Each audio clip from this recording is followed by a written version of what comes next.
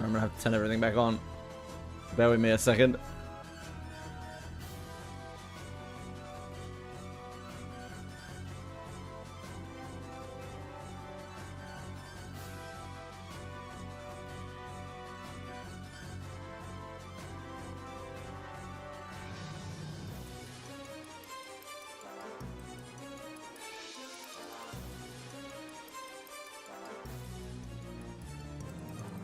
Yeah, I had a power cut, Bellico. Ah, no, not like that. Absolutely not like that.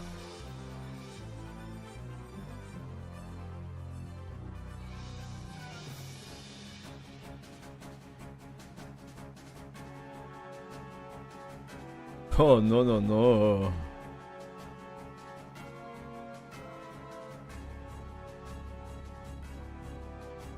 Come forth, steamer. Mighty steamer. Heed my call.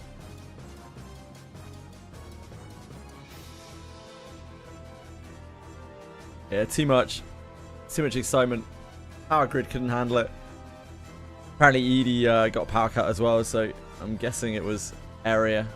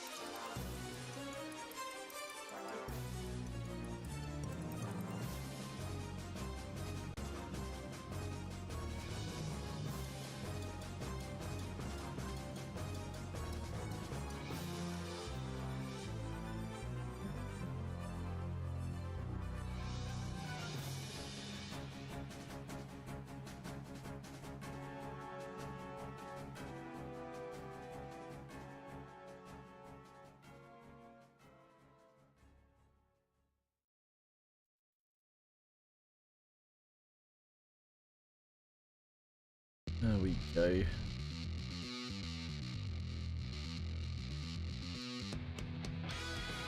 Hello. We're back again. I think everything's working.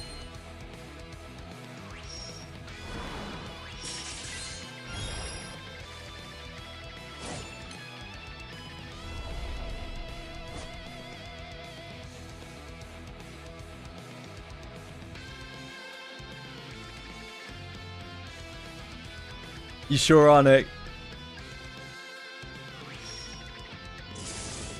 I've heard you're off and early.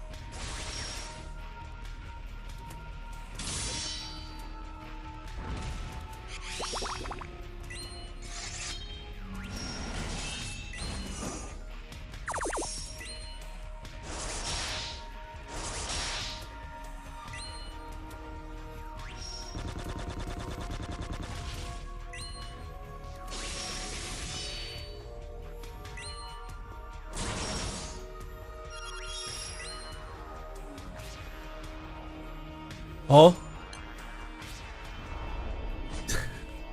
What a treat. What a true treat.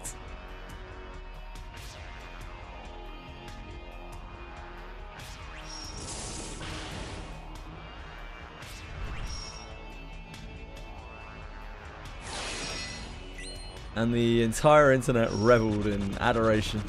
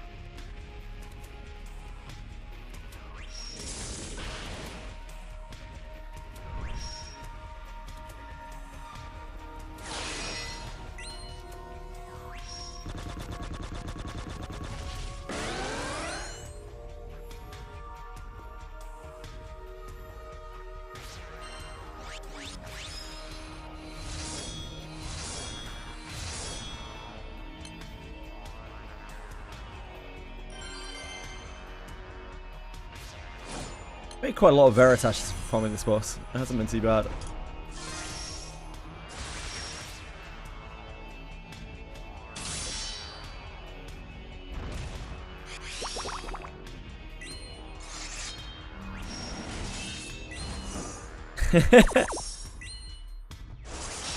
That'll happen sometimes, Nick.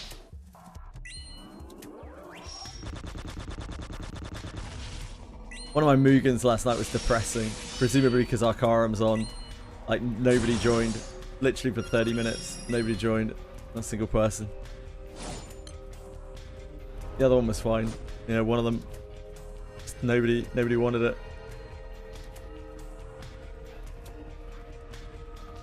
Mugen's kind of a more annoying to do than Cosmos. I have a much higher success rate on Mugen, but like, with Cosmos, it's over very quickly one way or the other. Like, either the attempt bricks or like you're gonna kill it. With Mugen, nobody wants to join ever. People hate that shit, man.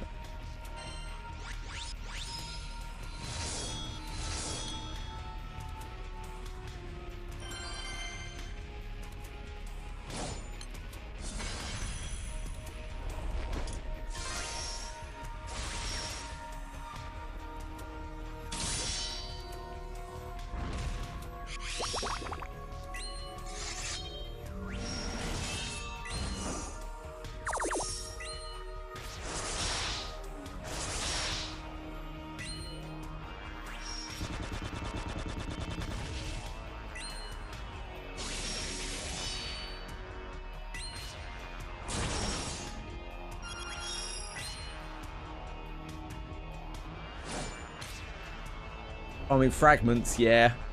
It's not really great. On the upside, you need a lot of Verum proofs generally, so you spawn the defenders just by farming the Verum proofs.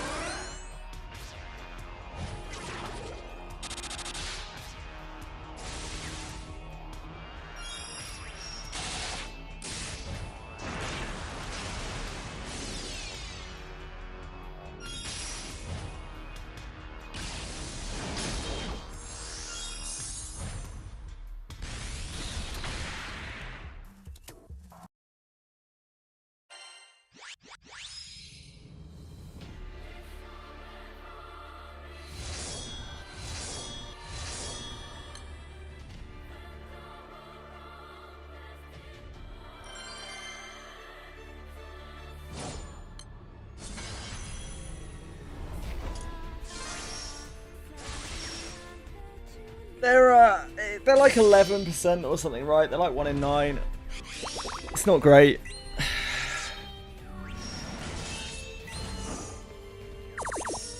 Could be better.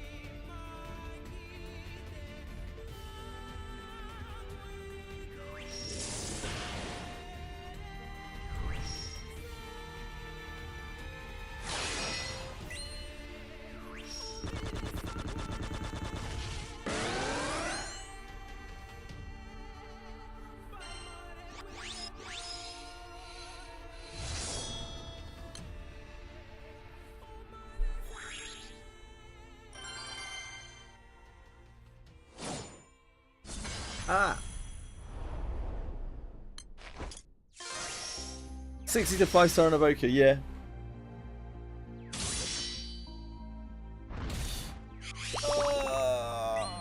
It's like 540 heralds, I think.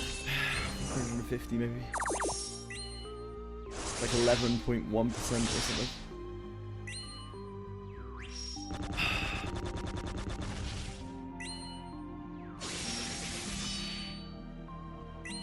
You can augment it with various different things. You can get a few drops here and there. You can use your sweep ticket things on the regular Arcarum.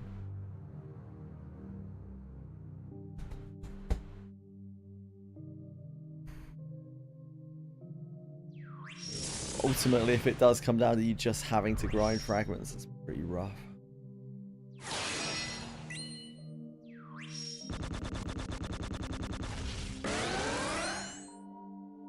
Just buy fragments with your new world quartz, it'll be fine.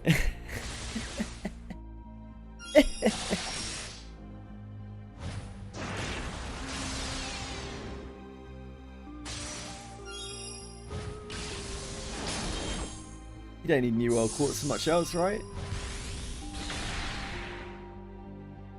You did that before you knew any better. Ooh.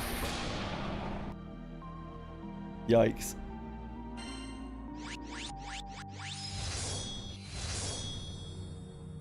I know. I won't say who, but I know someone who exchanged a bunch of it was either for Idians or Astras, I can't remember, a bunch of new world quartz to them because they just couldn't be bothered to farm them. I don't know if they still feel that way now, but they would do that again.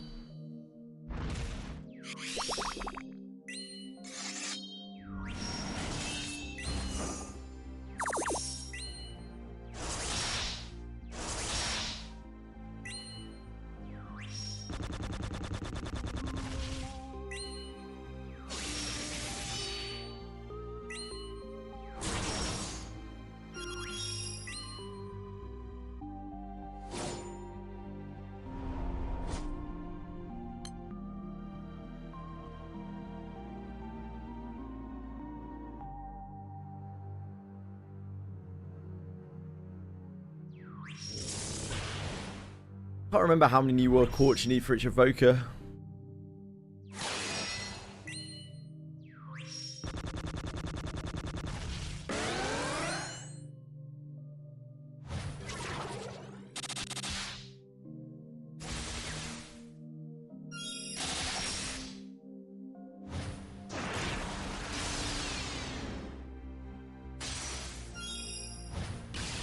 Uh, 120? Does that sound right?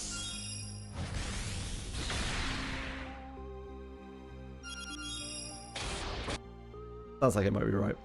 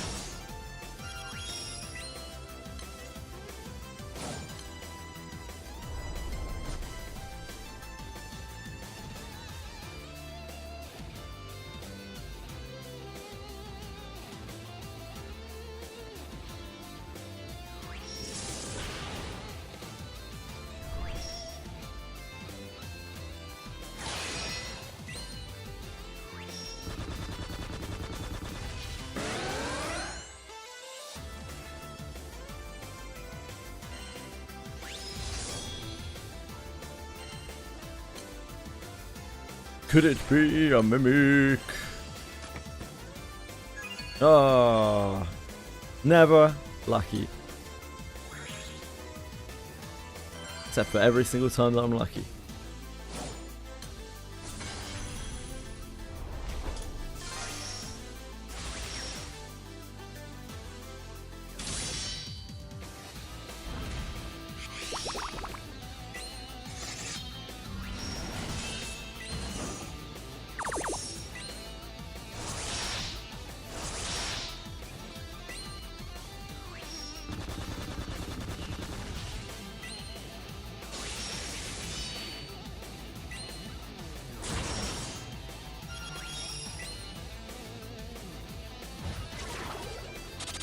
Damn, Nick's rank 187 already.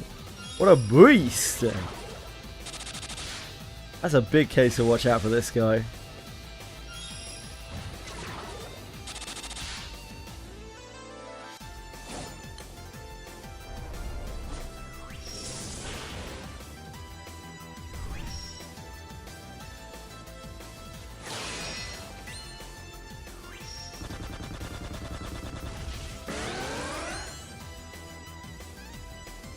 Well, that'll make one of us, Nick.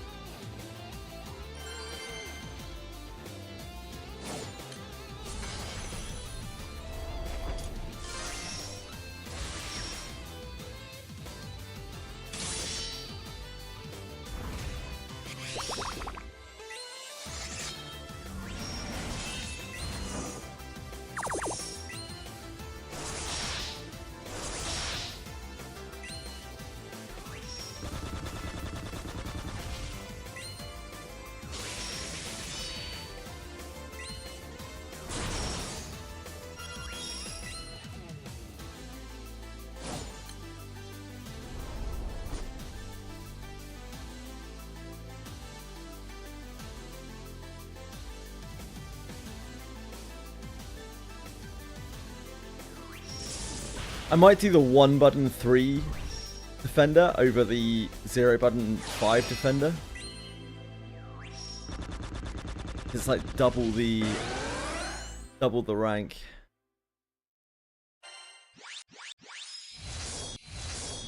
And obviously we still need rank.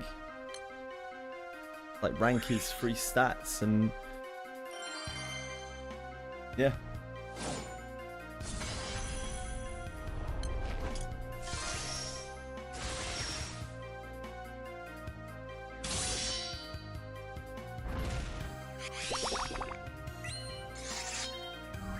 I feel like it's not really that much slower and you just get double the rank points.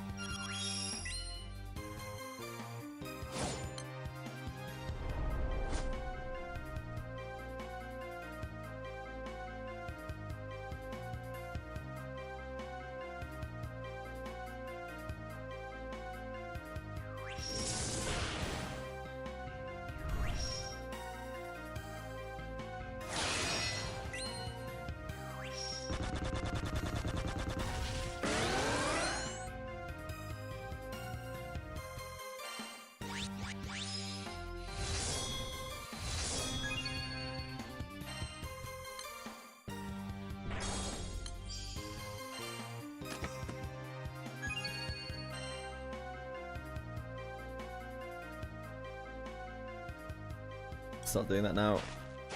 We do Elephant Stomping Ground. I'm pretty sure we 1 button this. I don't think... we definitely don't 0 button it, there's no way.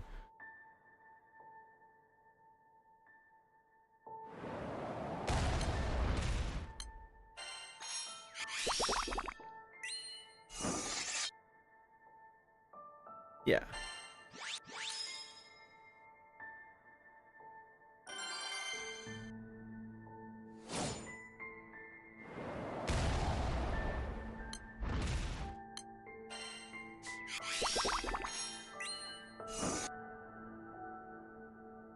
Cool, and that gives 16,000 rank.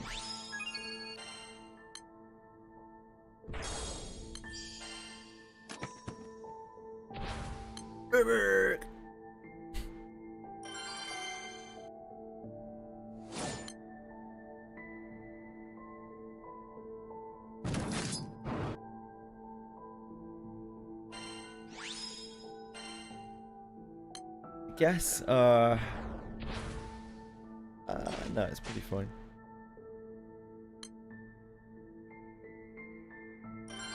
This is 0 buttons.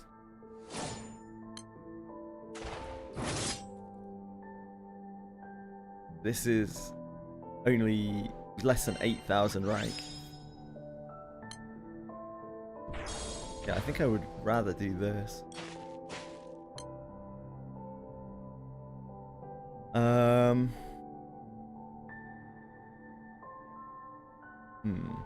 Oh, we can swap cats, can't we?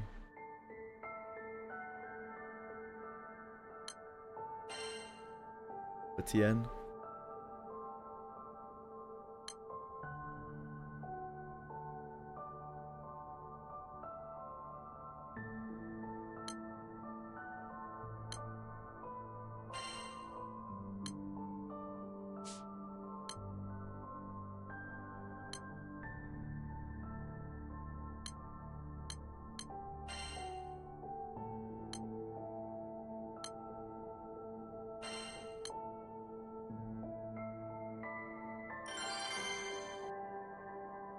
we're not putting up charms anyway, so it doesn't matter.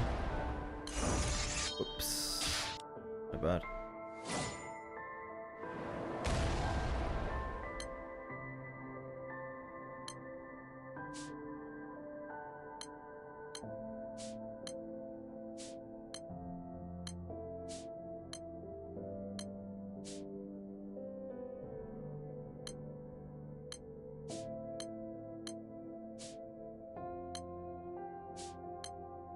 That is what we want to leave on.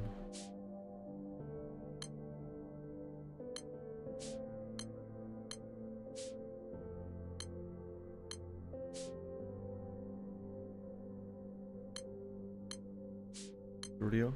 No. This is already off.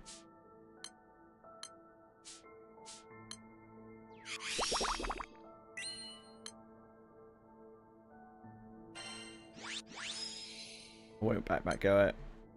Lazy.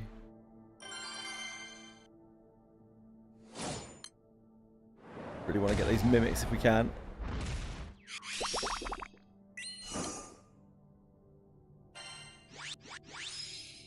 This is still really fast, but like we just get double the rank points.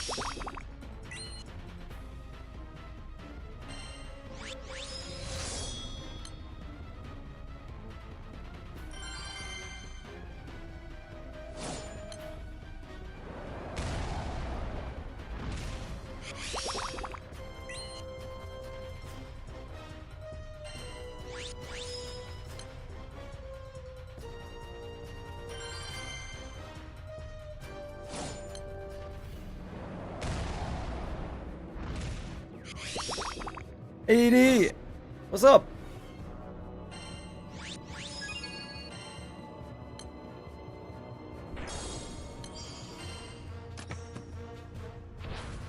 America.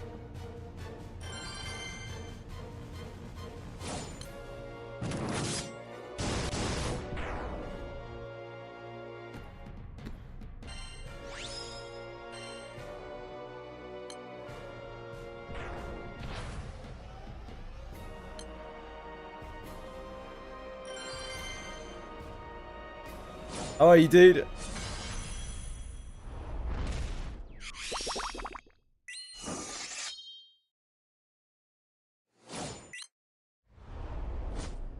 Oh, I'm on the Militus. I don't know how I did that. Oops.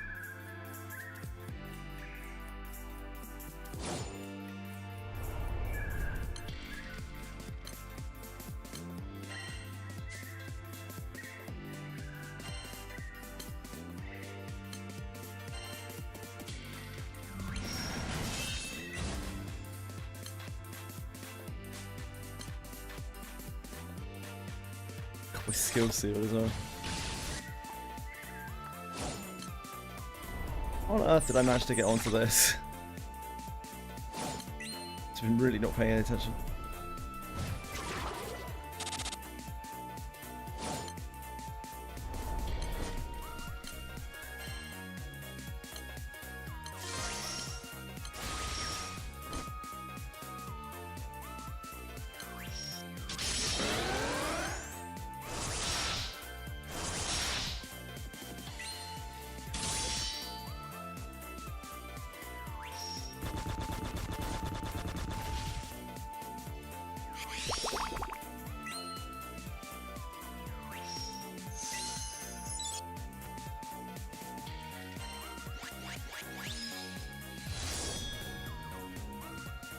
Oh, okay, it was worth it.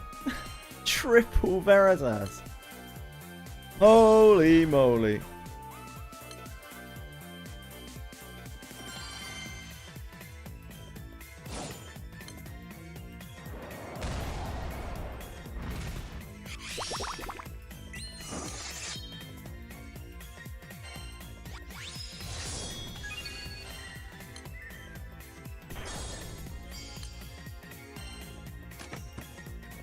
And a meek.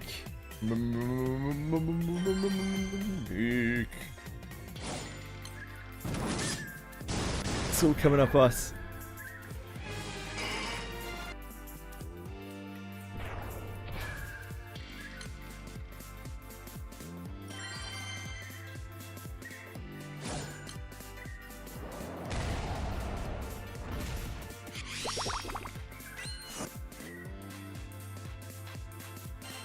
I don't know how people can one turn Ultimate Bahamut.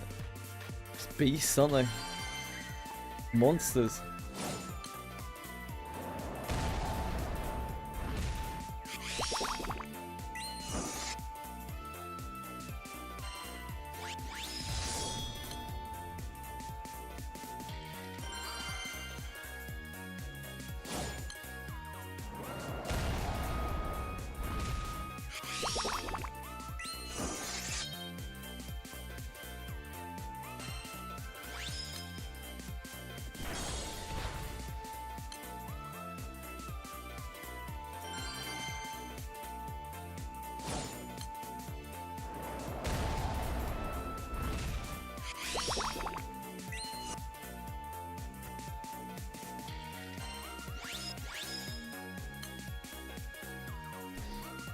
Skill issue, Edie.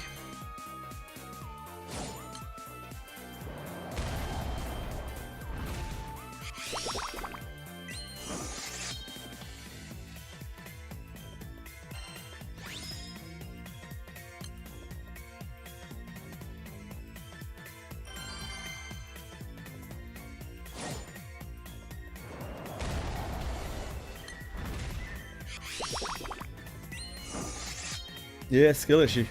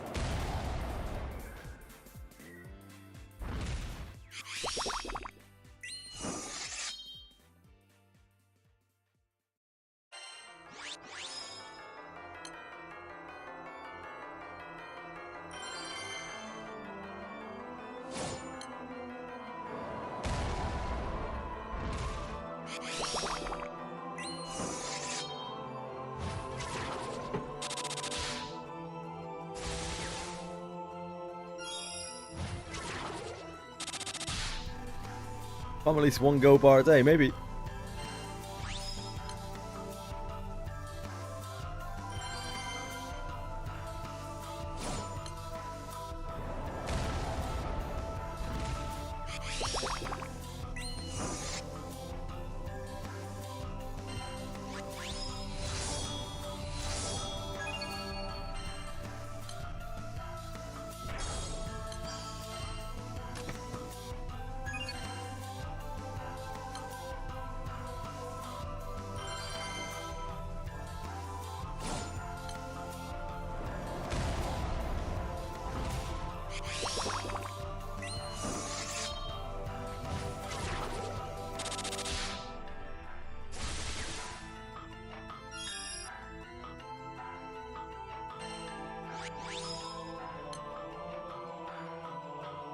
Create a fire team for Seraphon Ray. Cool.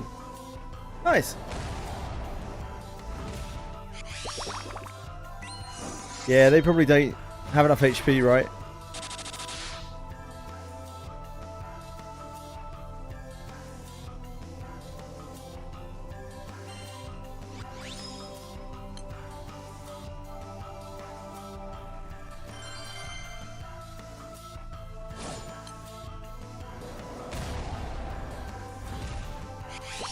What's wrong with my Omega 3 grid? I don't know, man.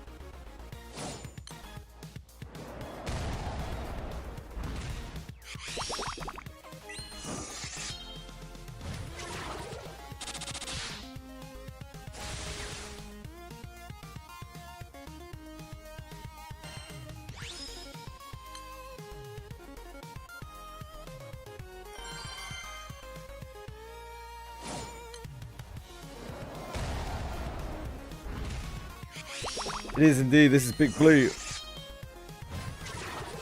Probably the most iconic F-Zero track.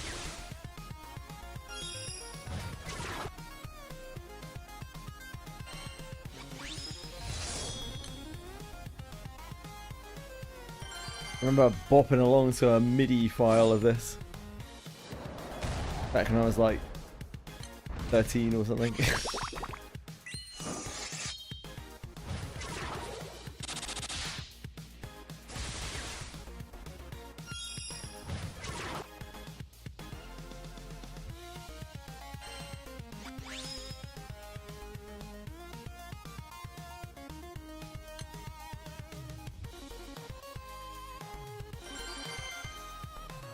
Running the free F-Zero game on Switch before coming back to Granblue Fantasy. Cool. How are you getting on?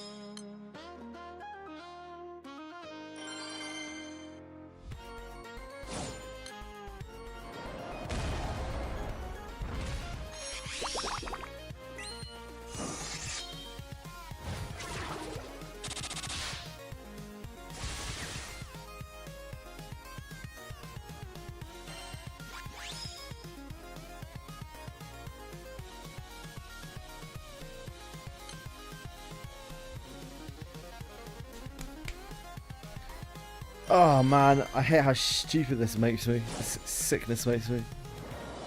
Sickness? Heat? I don't know what the hell you want to call it.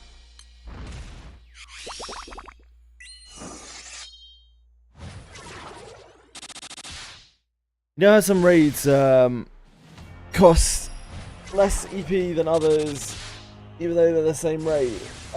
Yep, it's based on how long it's been open for, mostly. Hello, Rupert. How are you?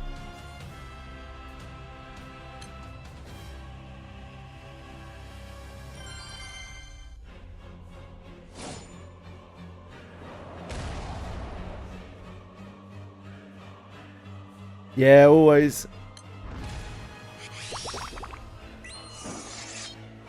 I am indeed, Rupert.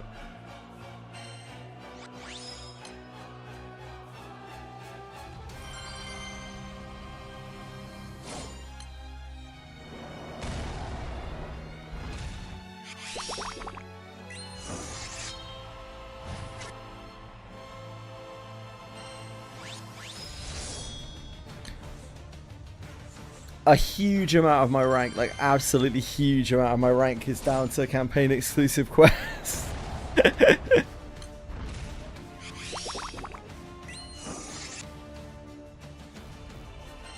I need everything pretty much still for Kime.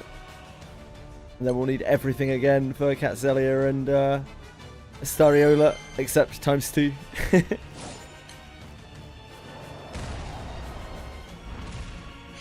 Getting there though, slowly.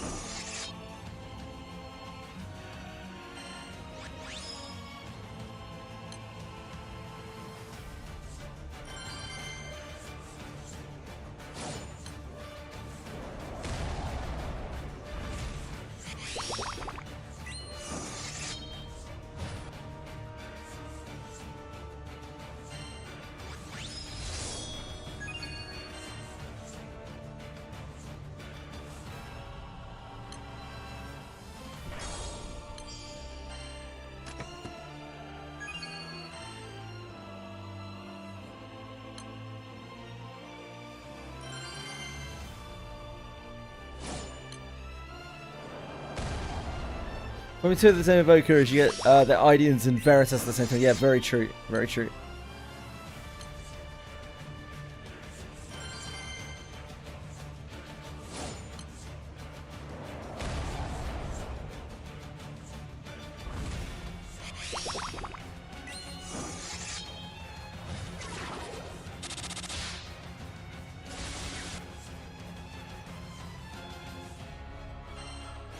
Work sucks, so I got laid off. What, again? Edie?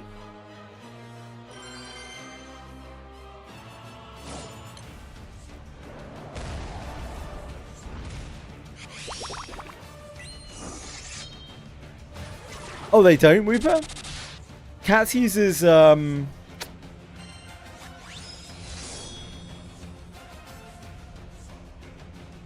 Killer Bellator. Cats uses Bellator fragments, right? Does Astariola use Celsius fragments? Celsius fragments.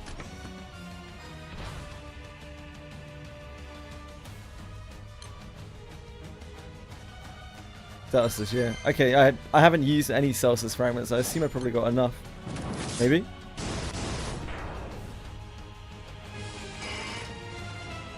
We haven't had one who needs Celsius fragments. I just assumed they both needed Bellator.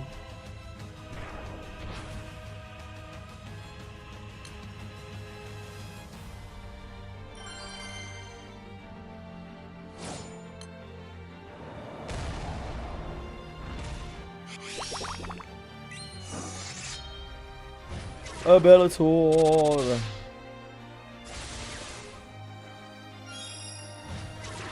Yeah, we're pretty good. Yeah, we're pretty good for fragments. We're kind of chilling for fragments. Gonna be mostly Veritas that we're missing.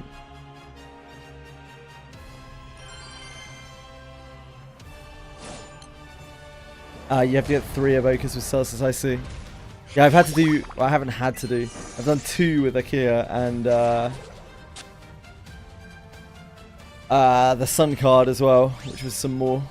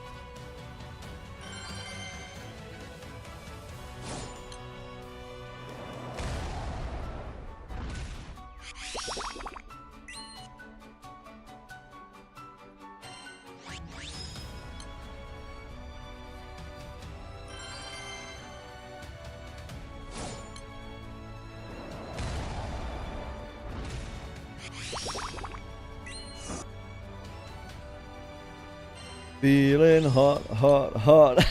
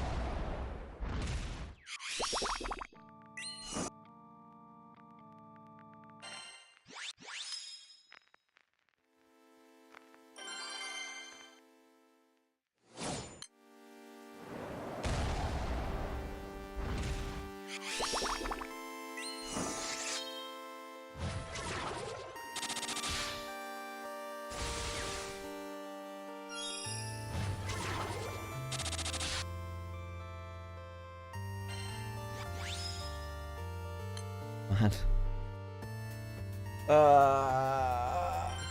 My feet doing? Ow. Oh, my toe's not doing great. Other than that, it's okay. Gonna have to hit the tread for a little bit, because otherwise I'm gonna fall asleep. Pass out.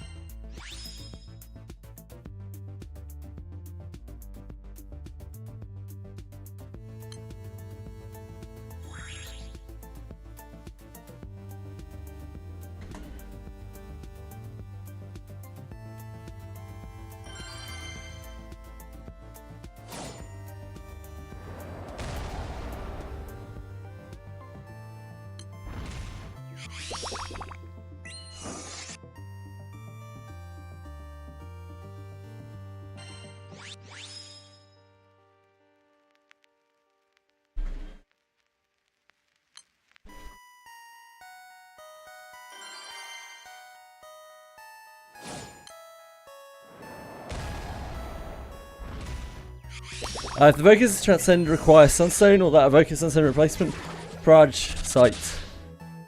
I hope they all come out alongside that item, yeah. Let's hope so.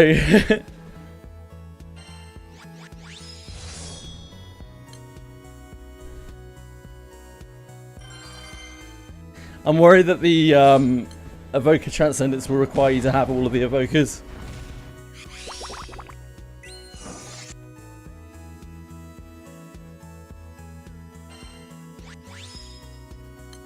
Because I really don't want to build most of the Evokers. Yep.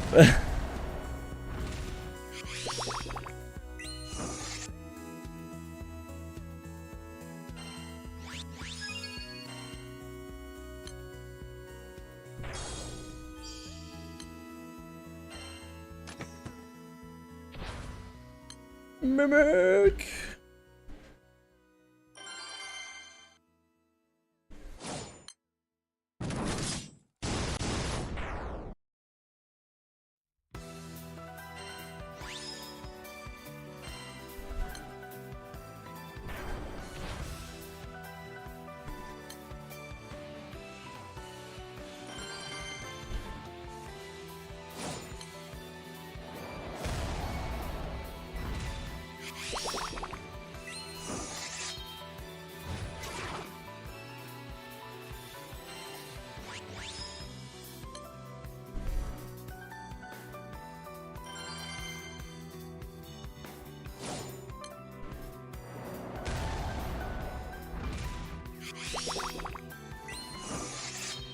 I certainly hope not, Weeper.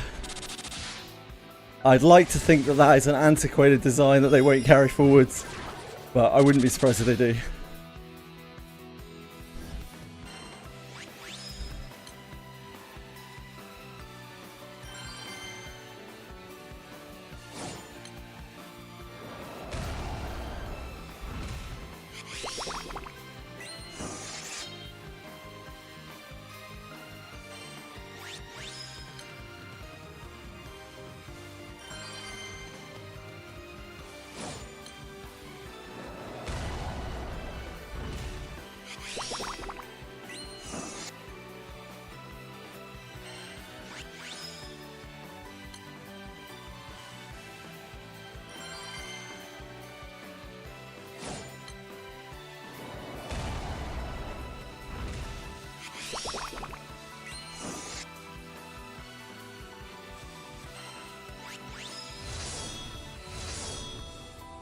I don't really know anything about stuff like that, unfortunately. My knowledge of anything is very, very lackluster still. Especially outside of wind.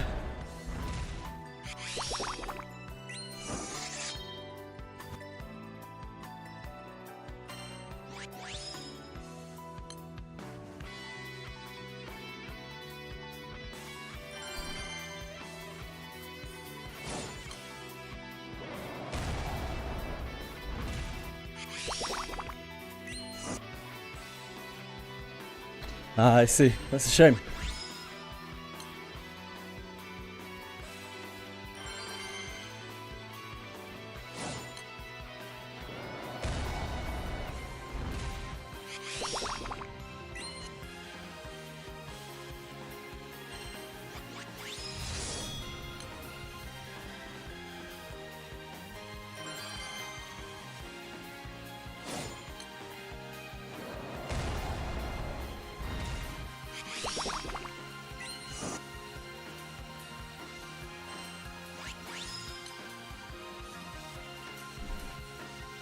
Hello, Fox. How are you?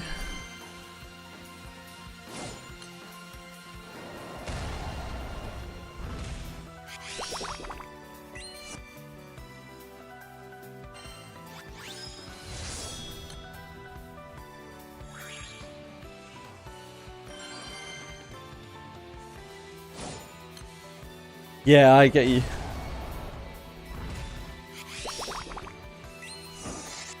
I mean, that's presumably why the Evokers are getting a Transcendence now, because power creep has gotten to a point where they're starting to fall behind a bit.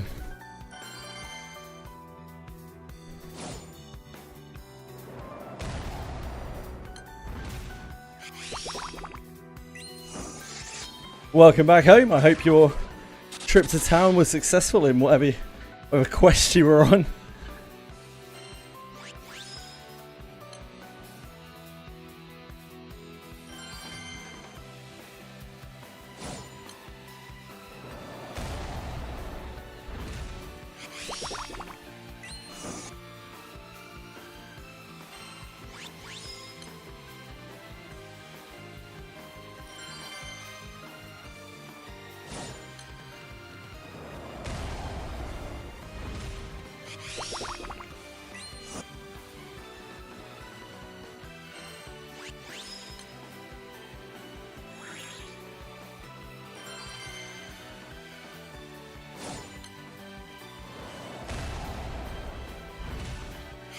Of course, yeah, it's just the nature of power creep, isn't it?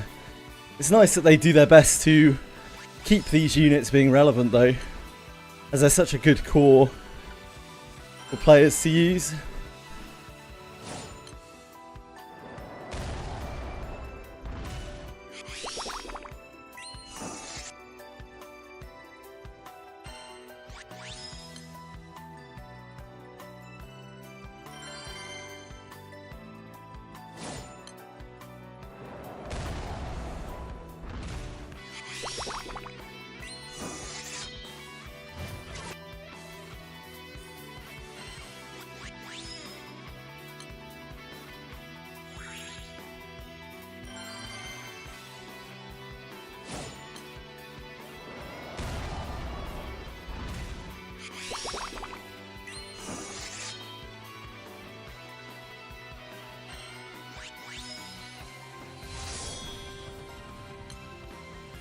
Yeah, we could probably level our shit here. Now that I'm thinking about it.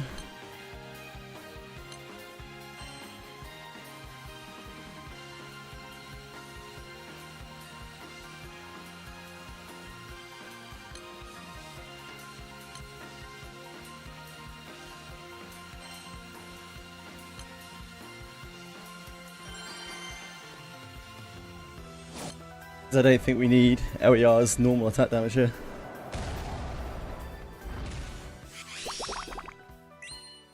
Ah, fuck. Fuck you, Zoe. With your abilities. Never gonna remember.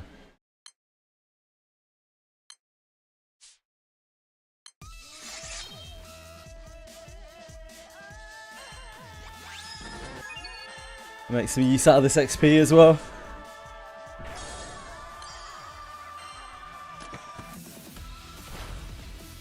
Mimic!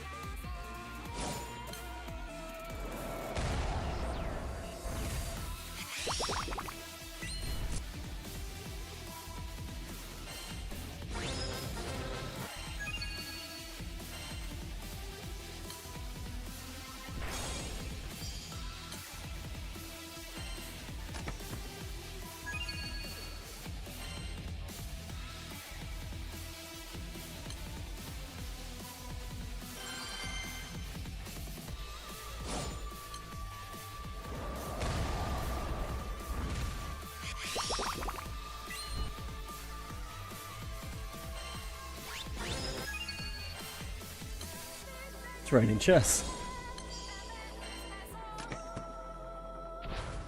Raining mimics.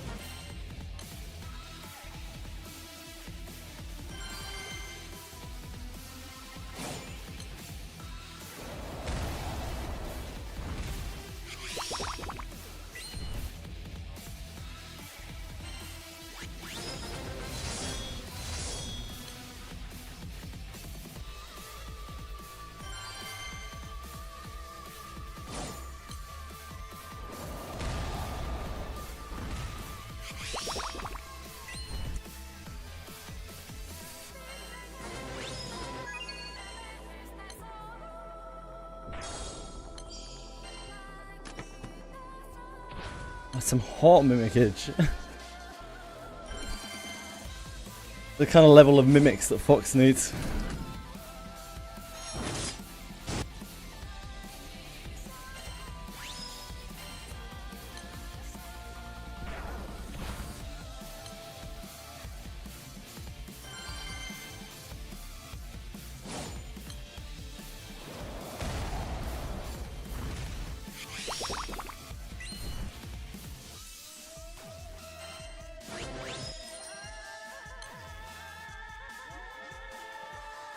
is this?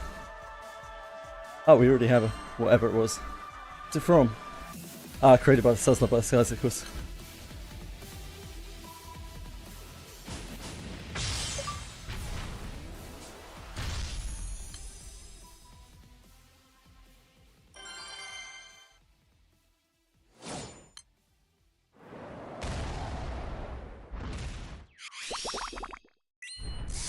One Astra in 2 hours. Doesn't sound great. A lot of your Astras and stuff are going to come from the Sephira boxes, Senna.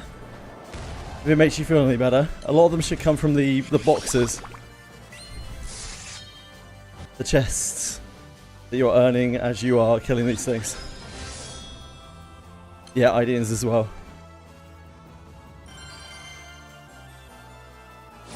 That does also still sound quite unlucky. You should get a handful from the things that you're killing too. Ideals indeed.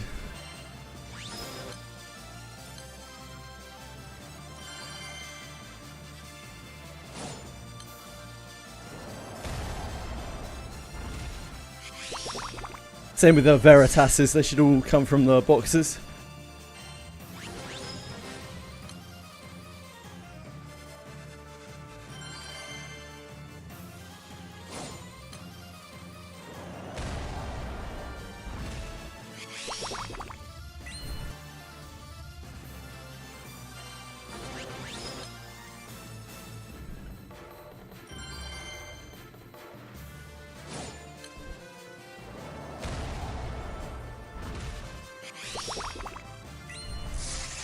I think it's, depending on which zone you're farming, it's either 10% or 12% for a Idean from a box. Mundus is 12 and Swords is 10.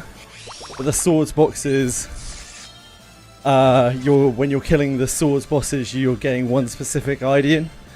It ends up being relatively similar. Just the Swords boxes are more focused.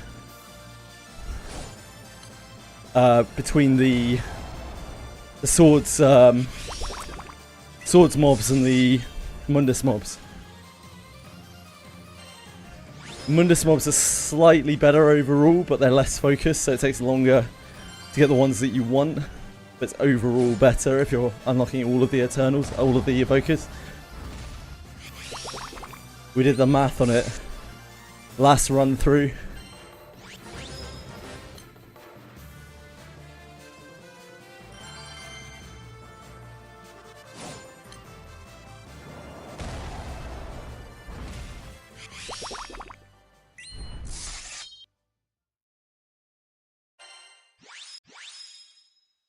Yeah, you need Kime. Kime for FOMO. So, you could, if you want to specifically farm Kime, you want whichever mob it is in Swords that gives Hanged Man Ideans.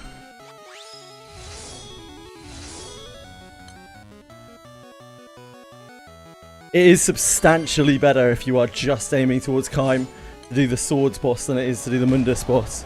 Not boss, sorry. I don't know the fucking name for it. The thing that spawns defenders. The 3 or the 5, depending on your taste.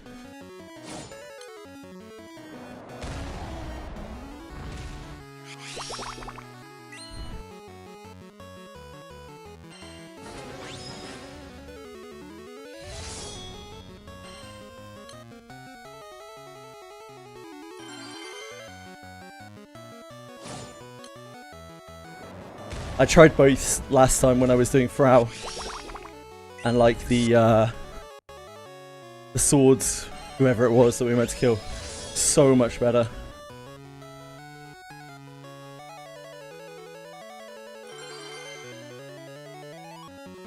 Tainted Hell Maiden in Swords, yeah.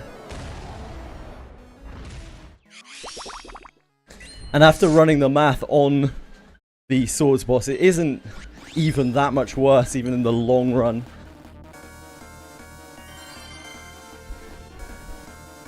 Even if you do want Lobelia in the long run and whatever the... It's the dark one, right? What the hell is she called? Brain dead. Even if you do want all three of them in the long run, yeah, near, it's actually not even that much worse, even in the long run. It's like maybe 10% worse in the long run.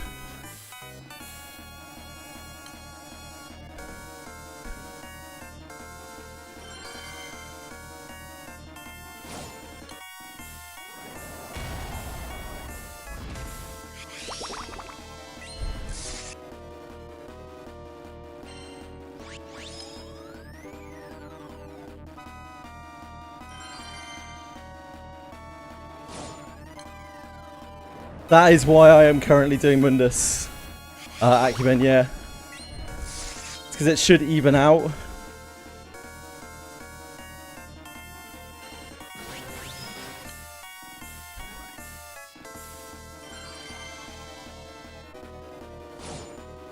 And in fact, I'm doing the 3 over the 5 right now because again, it gives like double the RP. At the cost of me having to press one button, which seems fine to me.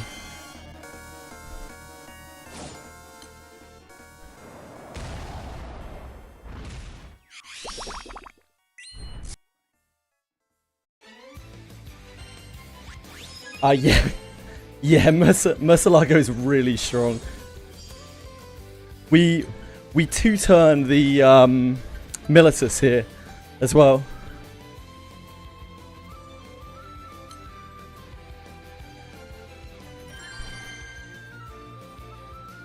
Yeah, I'm doing it while leveling Zeta. And leveling characters. Yeah, I would imagine so.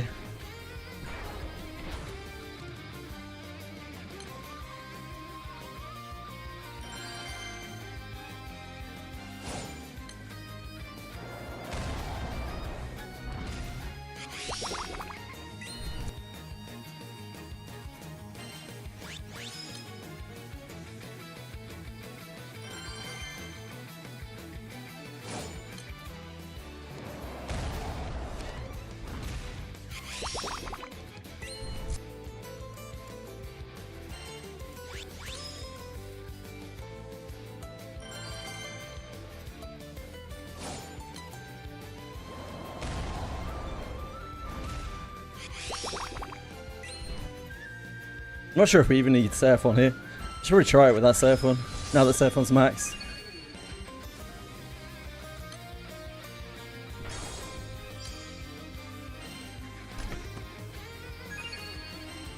We could bring Raphael into the front.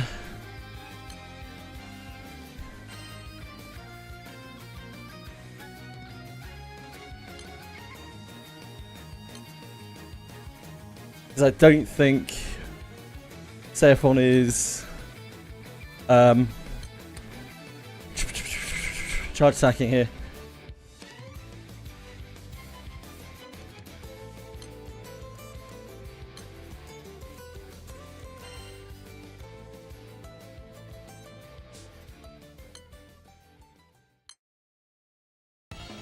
But he is giving the Dark Opus effect.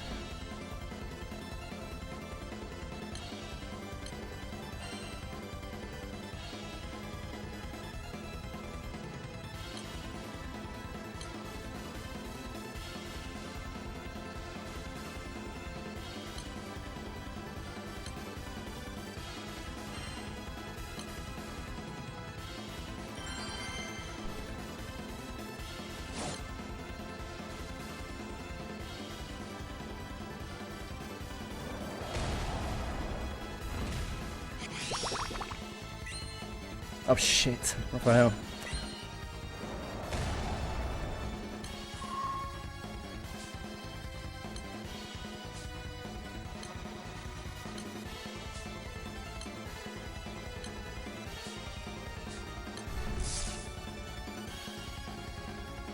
Yep, that looks good.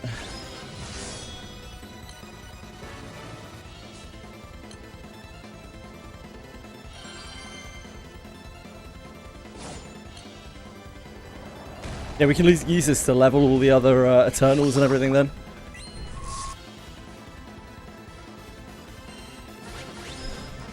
Because the XP right now is kind of insane.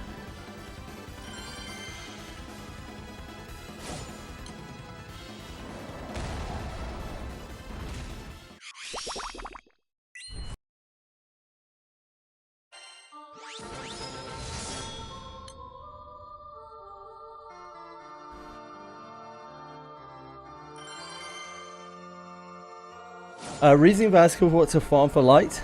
Apparently the light Militus weapons are as good. Are good to get. Is it good to get?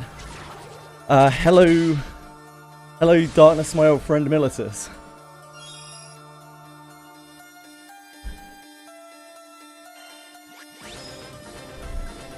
Hey Ratosh.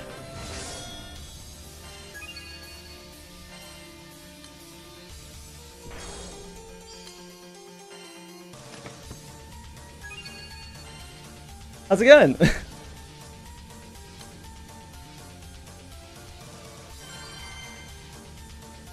Yeah, it's mostly the campaign exclusive quest. Bloat. Campaign exclusive quest. Set us up so well in so many different ways, including rank. Got like 30 ranks from campaign exclusive quests. Yeah, this is Guild of Gear, isn't it?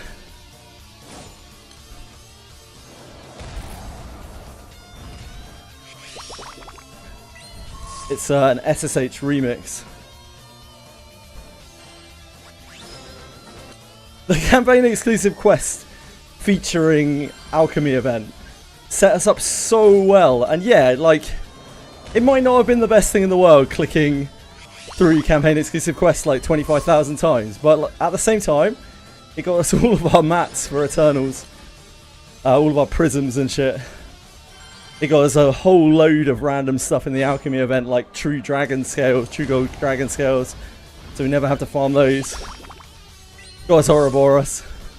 Got us like 30 ranks.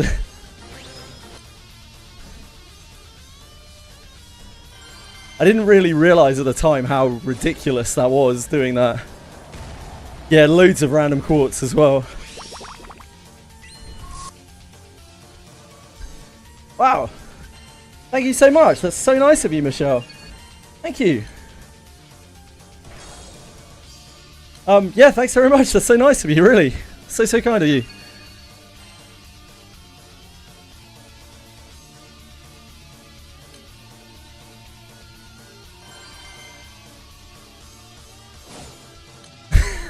The fucking Lyria scares me every time. I'm not sure whose bright idea it was, but... Whoa, yeah, as a sound alert, as a sub alert. Thank God I didn't just put it as a sound alert.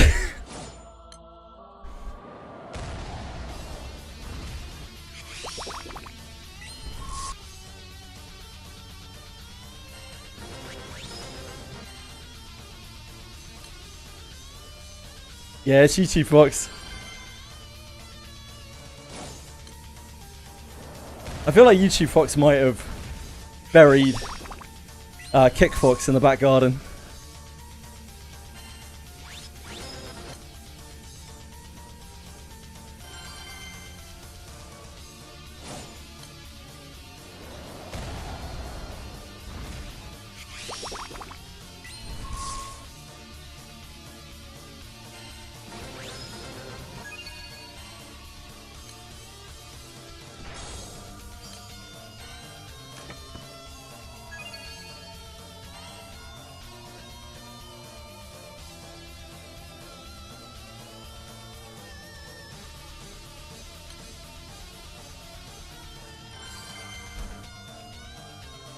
Yep, thank you again, Michelle. Really nice of you. I hope you are alright today.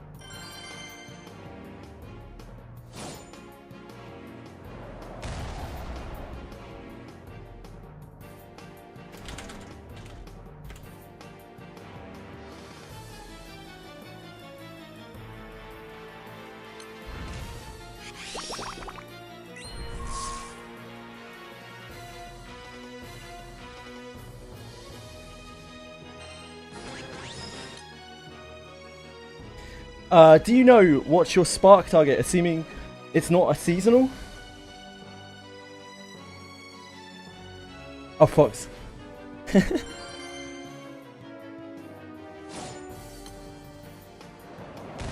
Good question.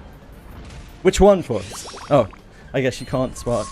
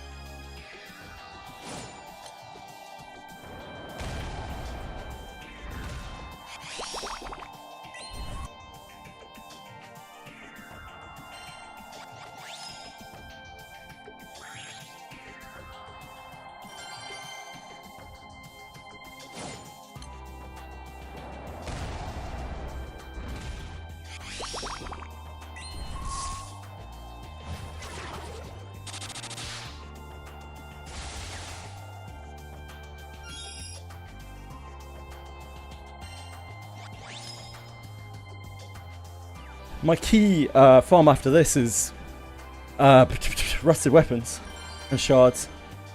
Rusted weapons and silver relic shards.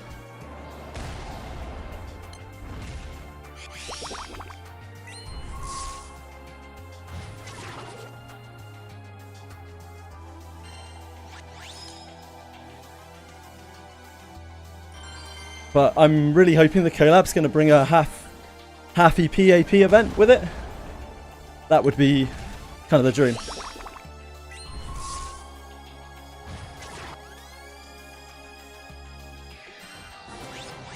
Doesn't help Fox, of course, because, you know, half of nothing is still nothing.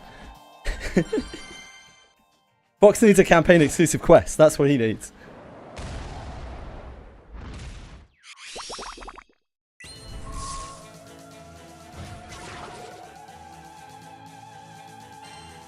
I guess a boxing event would do as well. End of the month boxing event. Maybe that's where Fox will be.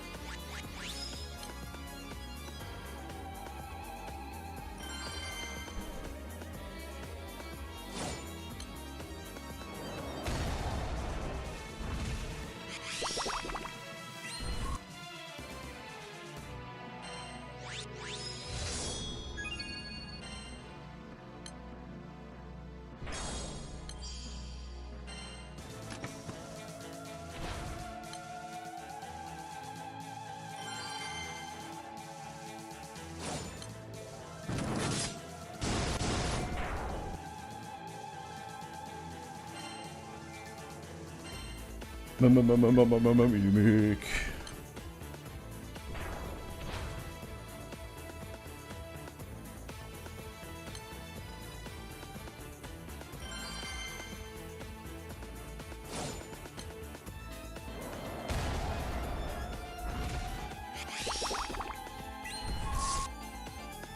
I wasn't actually paying any attention to Zoe's level. Was she maxed yet?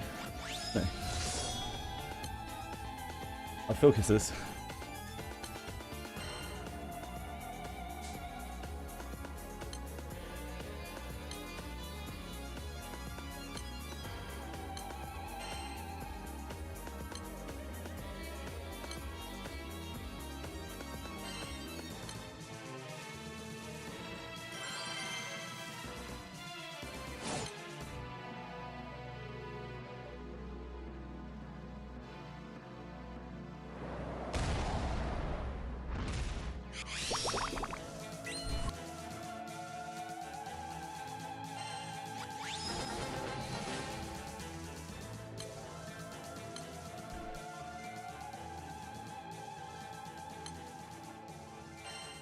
Wait, what am I doing?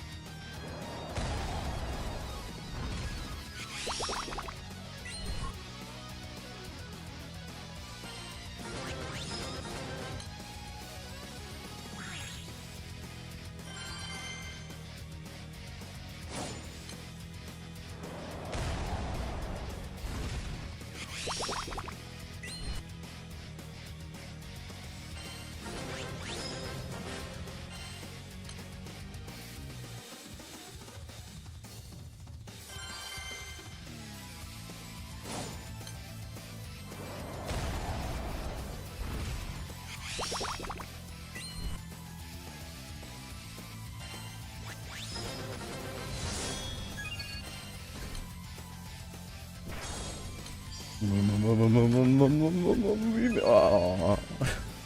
Oh.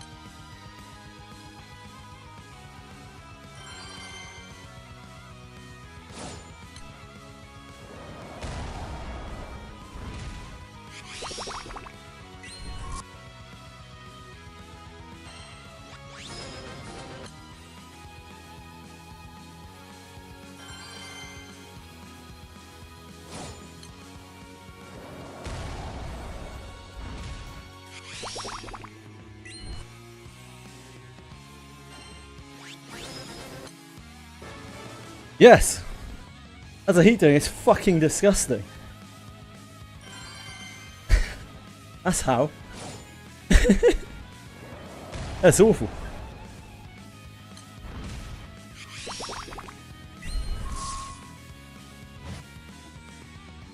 Makes me question anything, everything.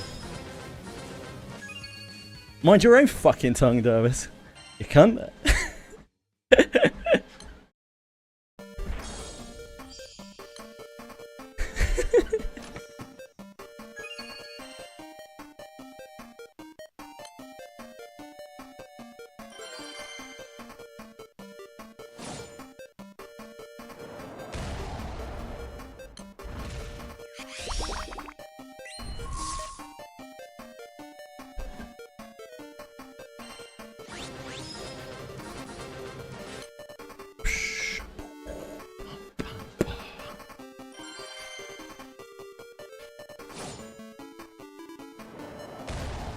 What's up? What's the problem, folks? What's the matter with you? What's the matter with you, boy?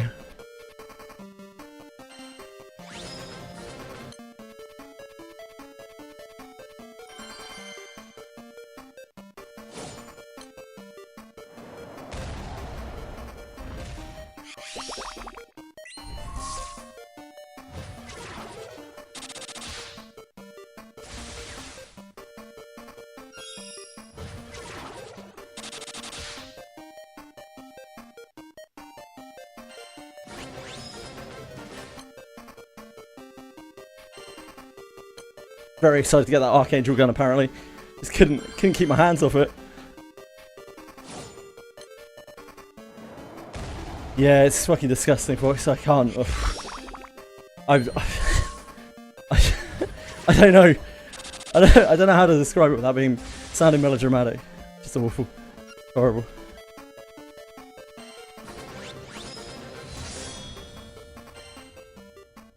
But like a lot of it is just because of the setup that I have here. Really. It's my own fault in a lot of ways. They don't feel too sorry for me.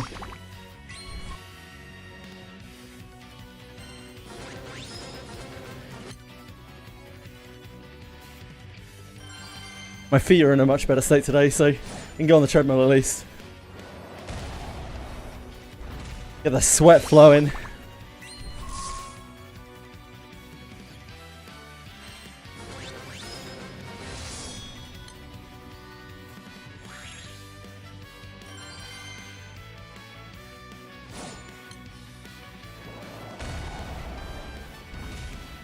You wouldn't want to sniff at my feet right now. They are blistered to fuck.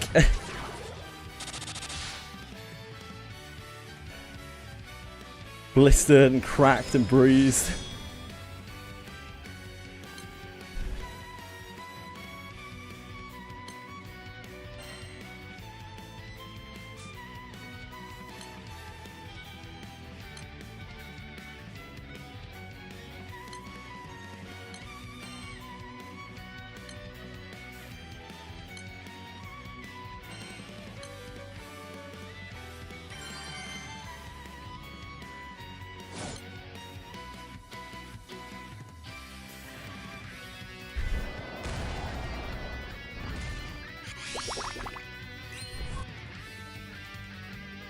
Time to ride to a pub. I was today. Cheers for England. Wait, oh yeah, England's playing today, isn't it? Who are England playing again? I can't remember. Norway? No, that was last time, right? Oh, Argentina, right? Argentina. Yeah, good luck if you're cheering for a team. Service. Enjoy the match.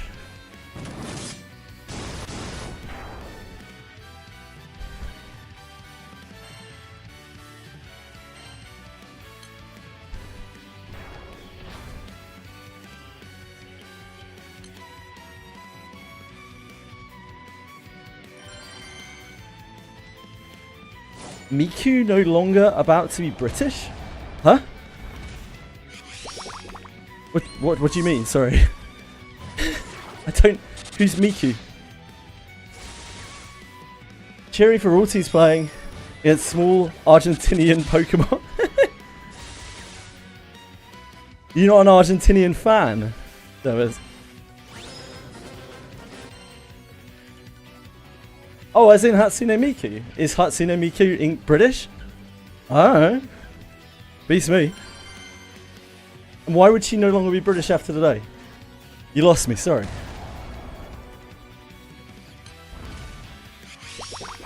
I mean, it could probably only be a plus for her if she wasn't British after today. If she is right now.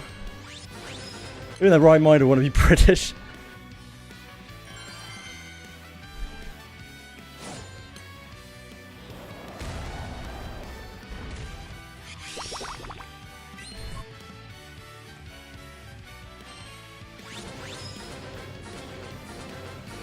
World Cup meme. Oh.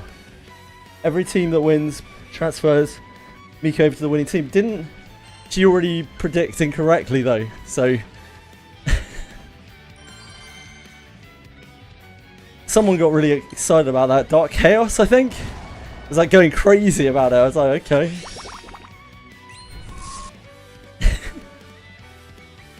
I didn't know it was Hatsune Miku.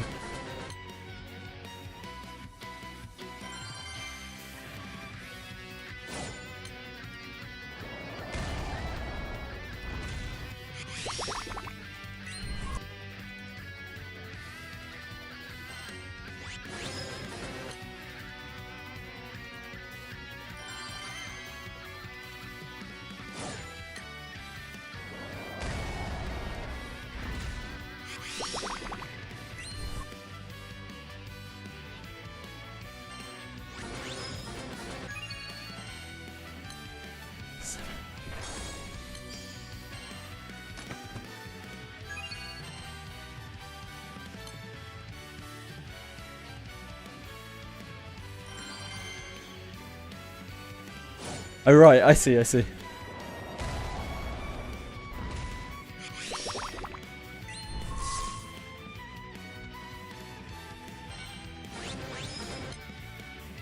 Maybe it was another VTuber or something that Dark Chaos was talking about.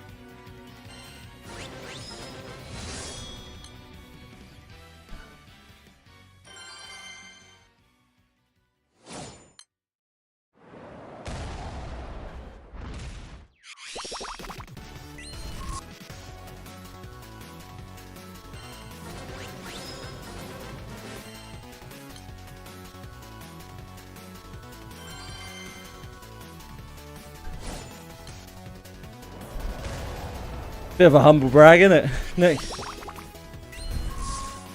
Bit of a hey, look at me kind of statement.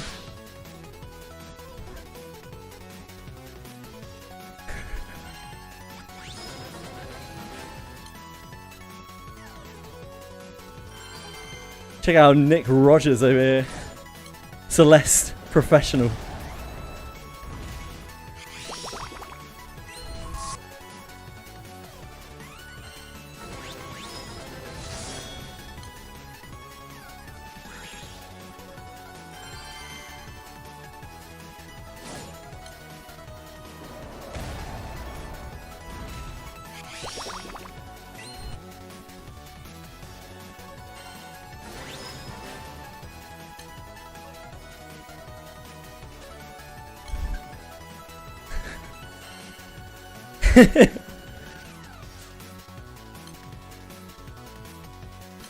You're doing great, Nick. You're the good work, brother.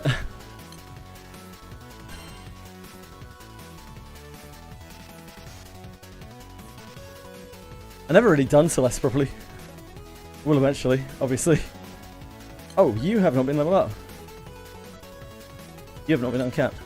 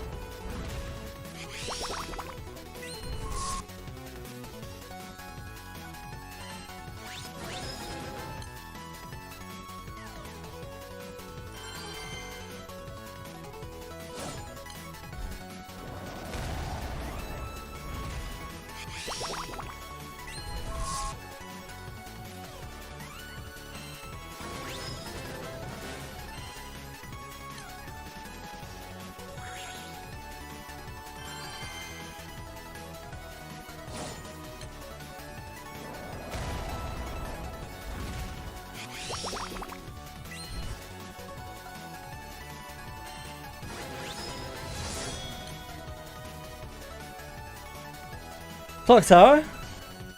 The last time I played I had a pretty bad time just because I was so tired and hot. I don't really remember that much about it. But it's been fun in general. It was still nice to hang out with people who I just didn't really have any idea what the fuck was going on.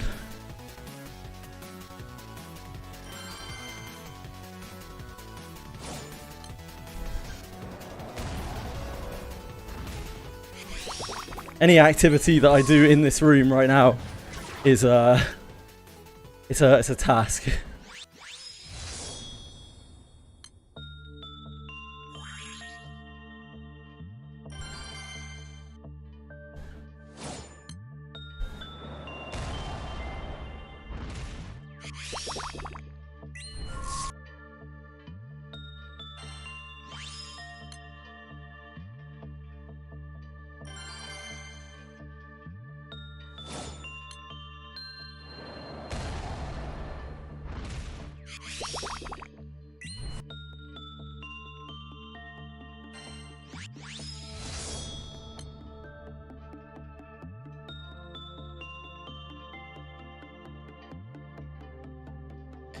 I did that last night. I was like passing out while I was DMing.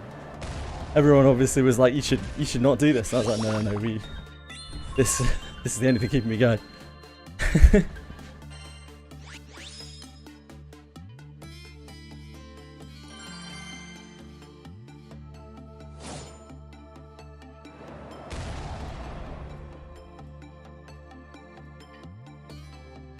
In Nevada.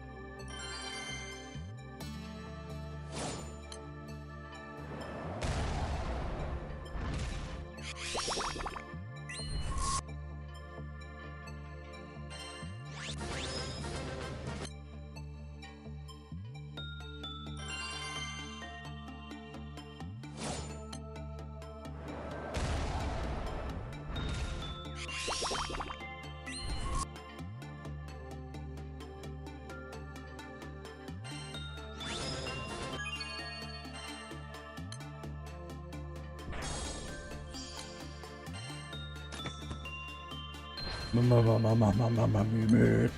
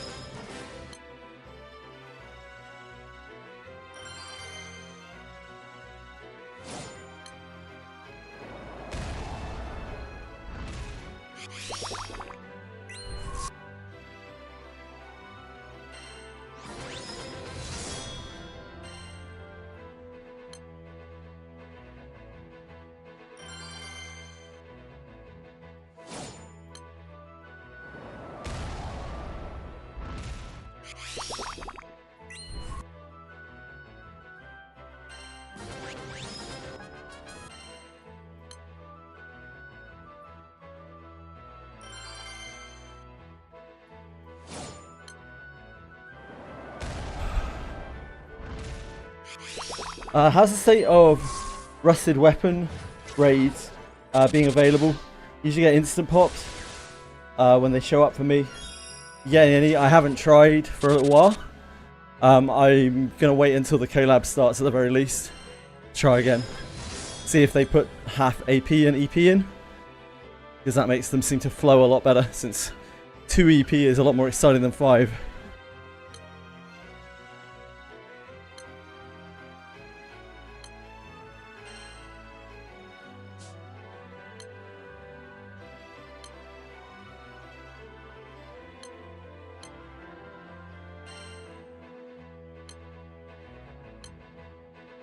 It's always a bit of a case of camping though for them.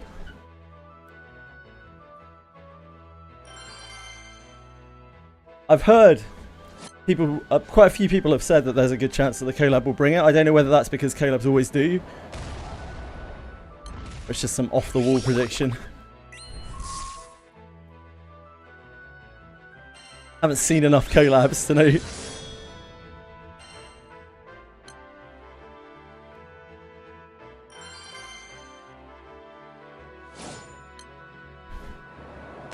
Oh, I see, I'm with you. Maybe.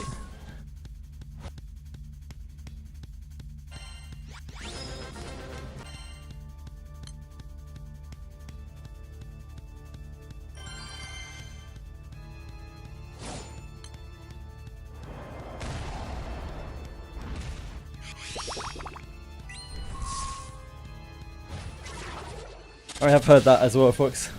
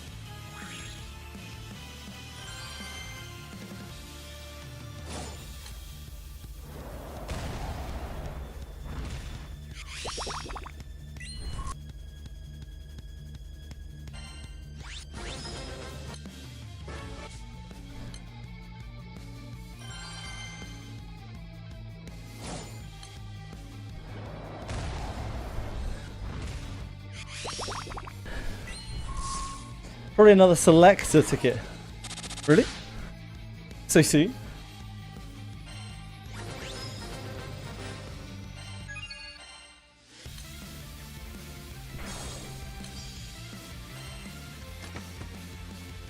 Mirror.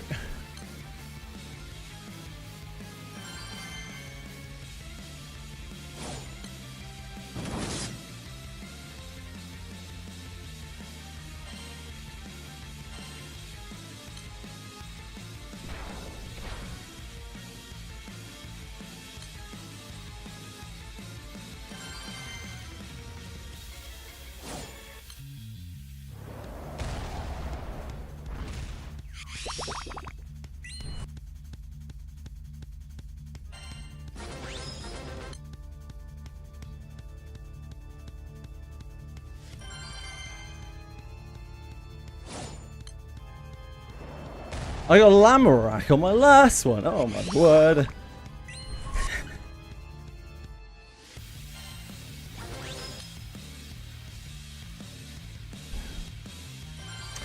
If I got another ticket, it would be probably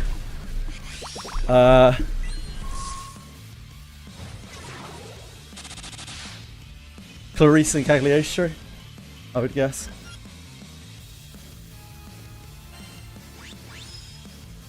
Or Alexial Sunstones.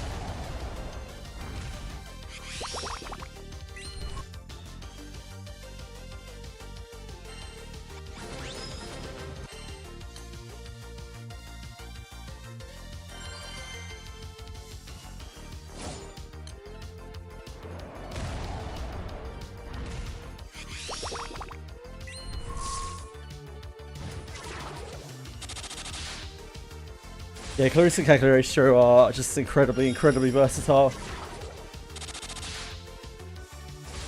They are really, really good for all sorts of like high-level situations.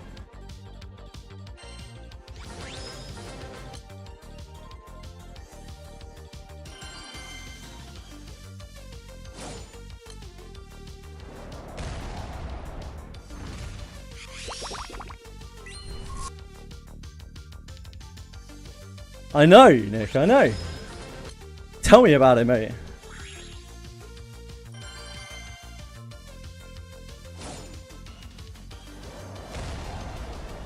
They're also cool characters. Some very few cool characters in the game, you know?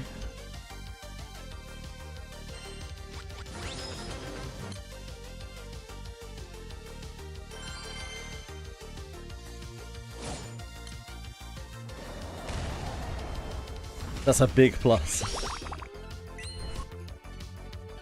Rather than random waifu 1, 2, 3. Having characters I actually like. Big plus.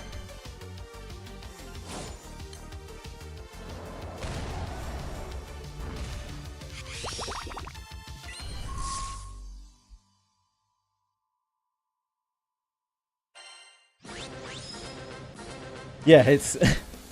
Wind is so accessible, it's crazy. Wind is so accessible.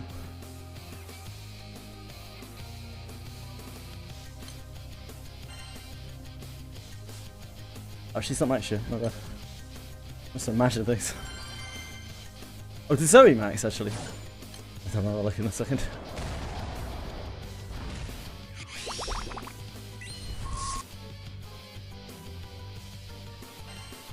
No, neither of them. Just my imagination.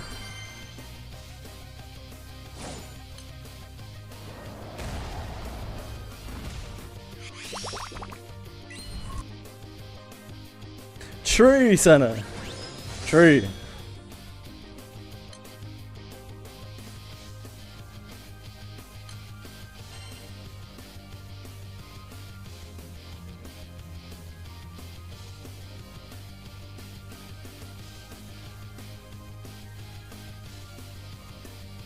Hikaru? What, the water one? I take it you must mean like some kind of seasonal one or something. Because the water one is not great.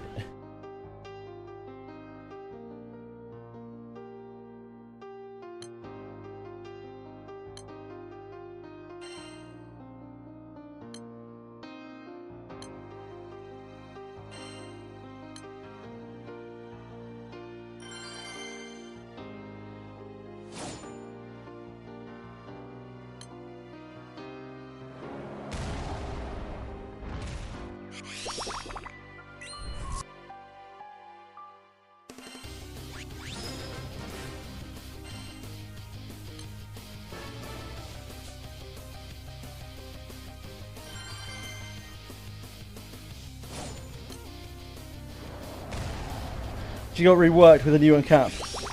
Scales on gun carriers. Oh yeah, sure. I have her. She's just useless. I don't have any gun characters.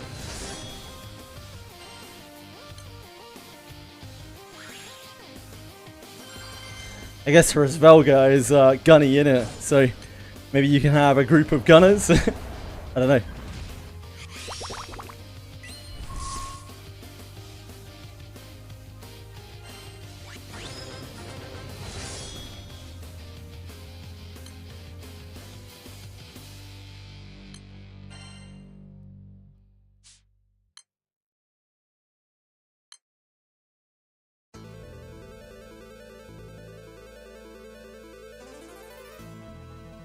Yeah, based on how many gun people you have. I was reading it yesterday since I have her.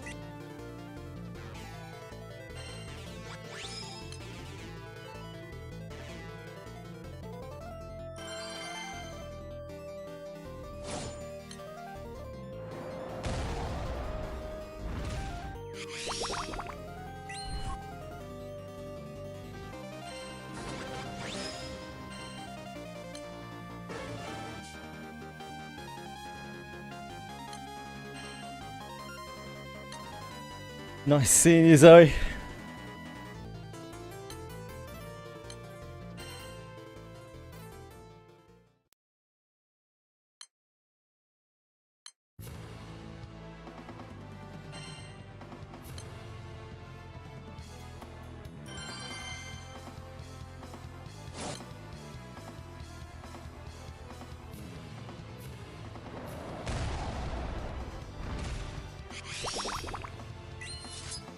Look at this little catboy twink. Christ. Thanks, Accubent.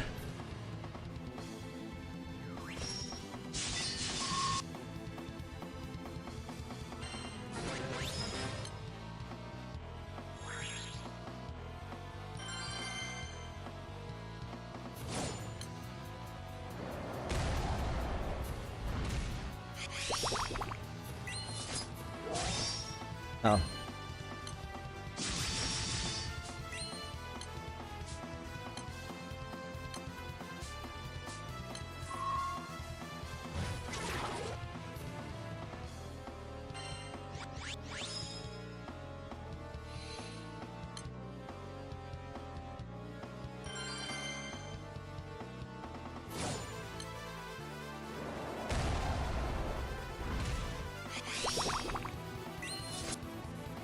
Ah.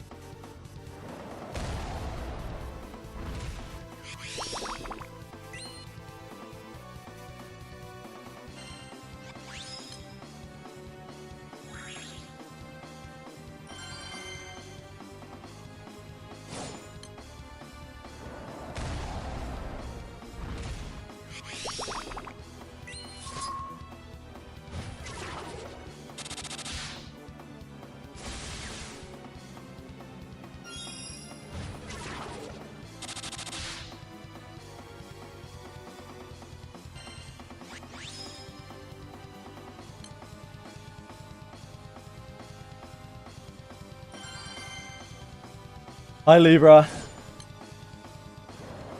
Is triple attack rate really that bad for Omega? Because the axe is multi-attack, right? See, it does like a copy of the or two of the axe, not shore up triple attacks.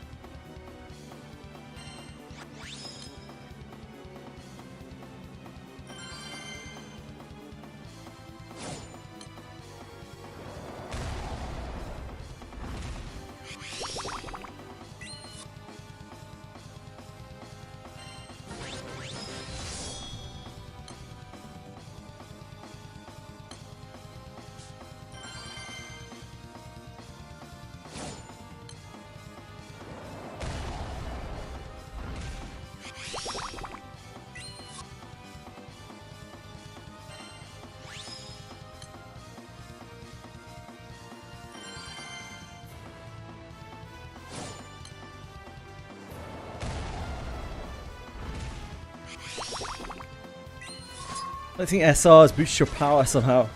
I think when you get a certain number of characters, you unlock a wonder. I don't remember too well.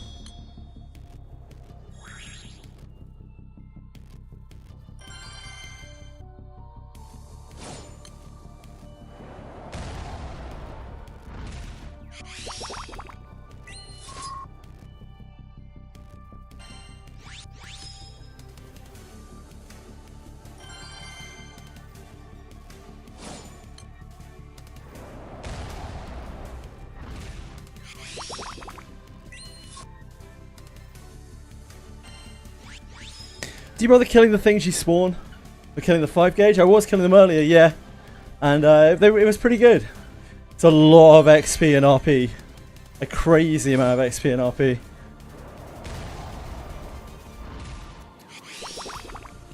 Also drops basically everything that you need. But you know, depending on how slowly you're killing them, it's not as well. It's almost certainly not as efficient as just getting treasure boxes.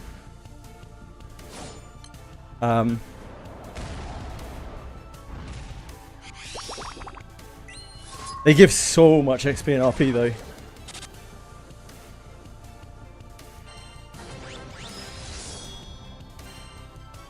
The only reason I stopped is because I almost ran out of them to do them. Maybe we'll get back to doing it. It's a lot slower though. Yeah, the XP's crazy.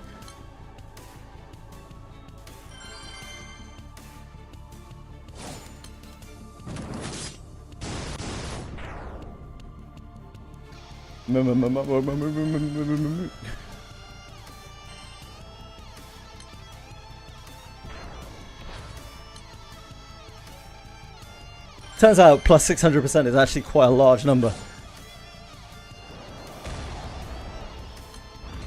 Because I was thinking maybe it wasn't such a big number. Like maybe it was actually quite a small number. But I was proven wrong.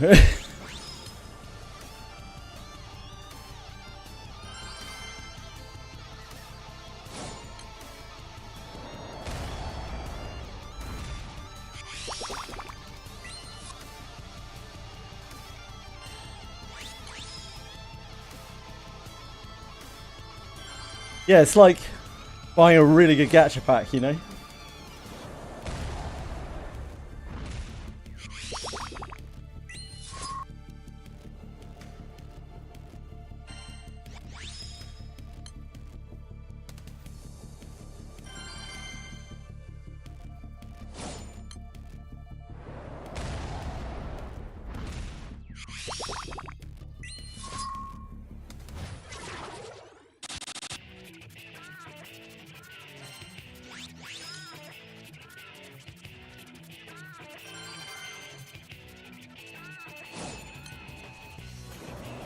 Get it now, yeah indeed, don't miss out. To really push home that FOMO.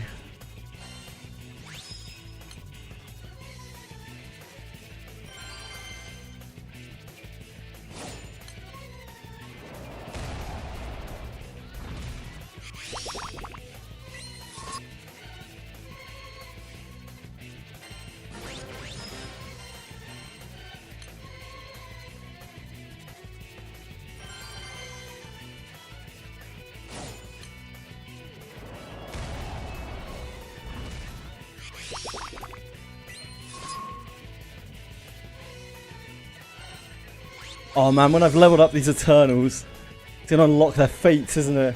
Where I have to kill through all the other 9 Eternals with each Eternal.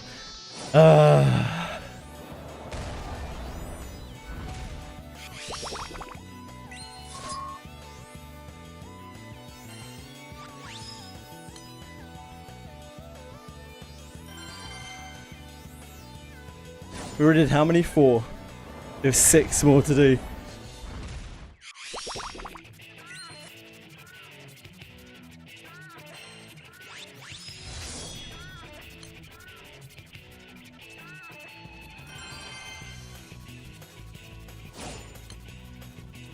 Some of them are gonna be so shit as well, like Henri. Ugh.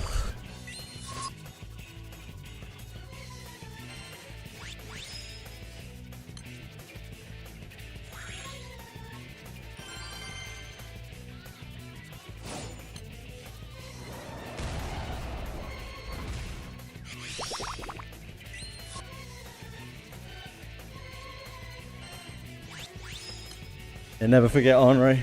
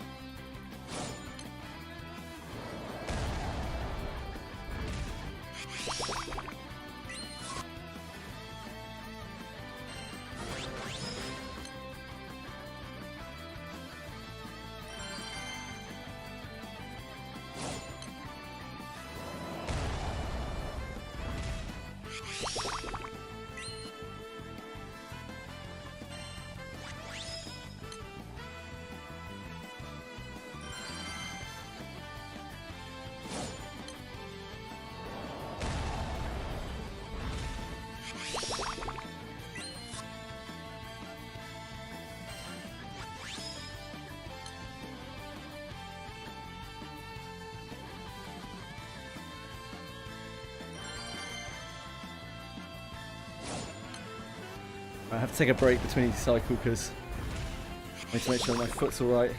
I really don't want to hurt my foot more. That's super doing a number on it. That's sweet.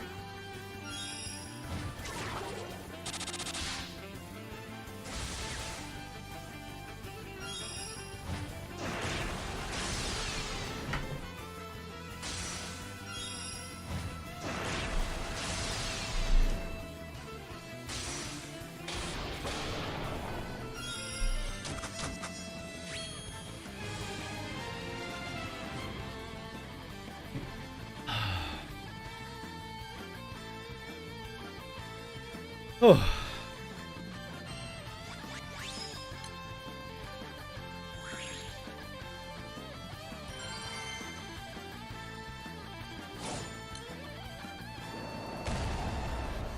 Rather make sure your digits are good, Lucy's.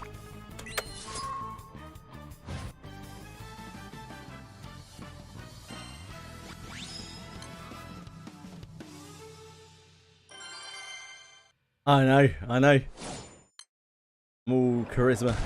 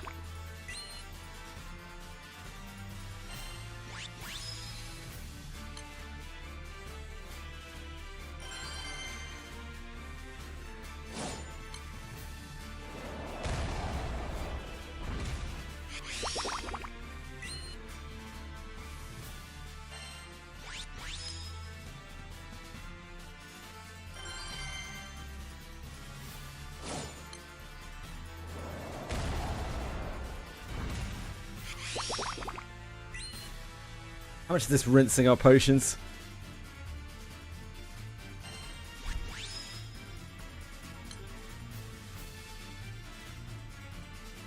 Only use about 200. I'm actually doing fine for potions.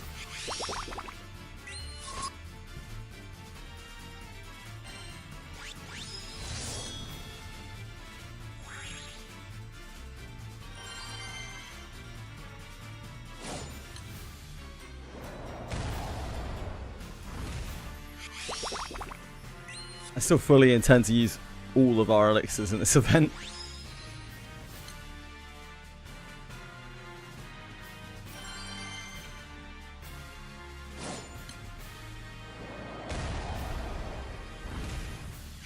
Collab will probably be a dark boxing event, right? Since Ichigo is dark.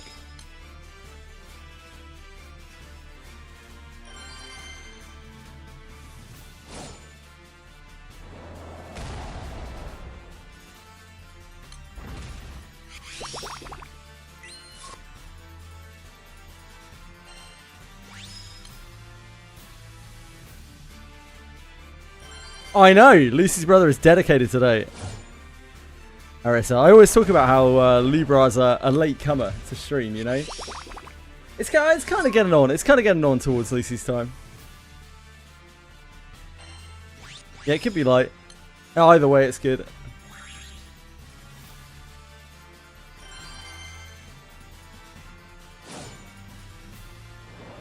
Oh. Not good in terms of that I have a team to kill it. More good that it gives a good amount of quartz. Let's be honest, I'll probably be doing it with fire. As is tradition.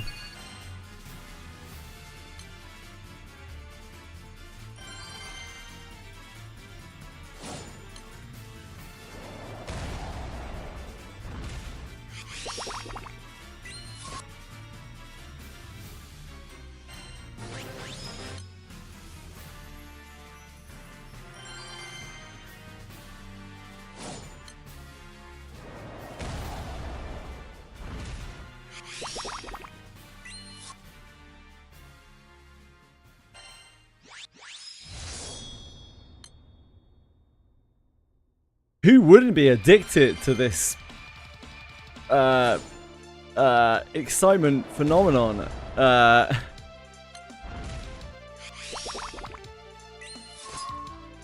This is the kind of gaming that the kids of today wish they could get into. Okay, just clicked Expedition. She.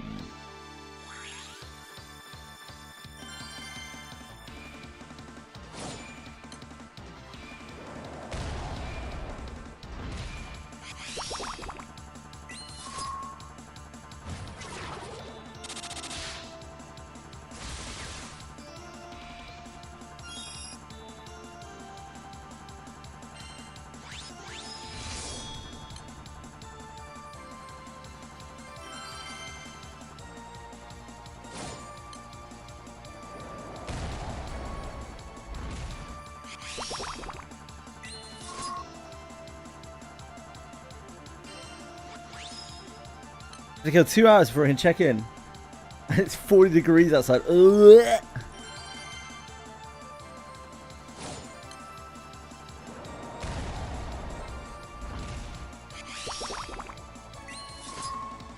That's disgusting.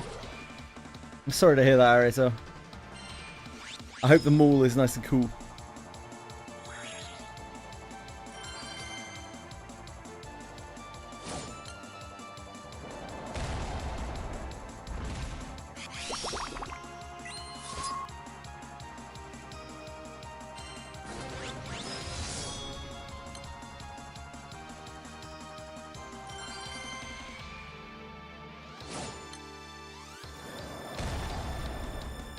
You feel like a loiterer even after spending money? What?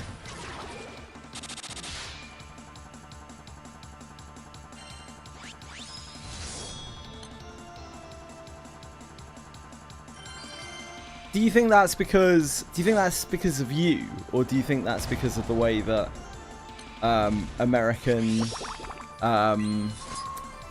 commercial areas are designed?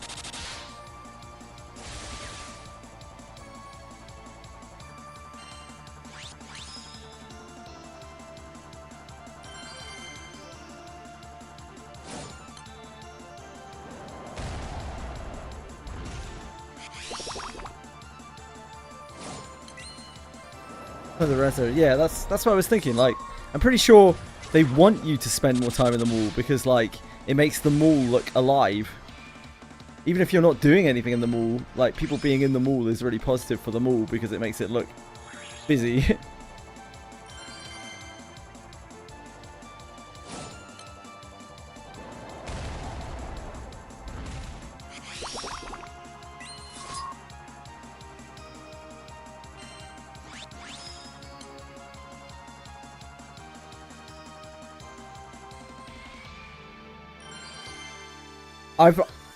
In my time leeching Cosmos, which has been, what, a few weeks now, I've seen some people, like, it's usually a struggle, it's a crazy struggle, and then every so often there'll just be a guy who'll come in and fucking just bust all over it, and and Cosmos will be gone, she'll just disappear. She'll get completely gooners added.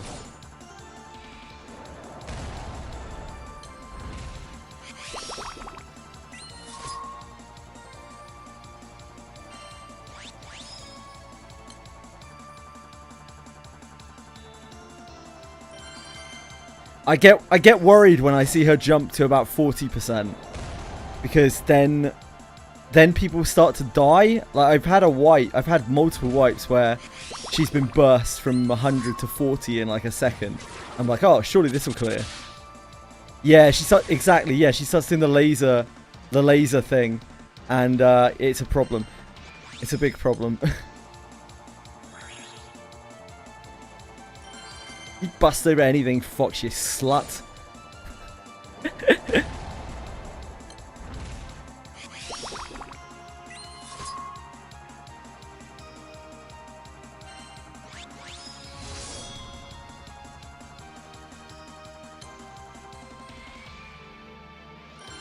Yeah, exactly, Acumen. Get how Boone feels now. In terms of what, mate? Yeah, if you don't like whatever damage reduction thingy you've got, then you're just gonna die. Into like Alexial or whatever.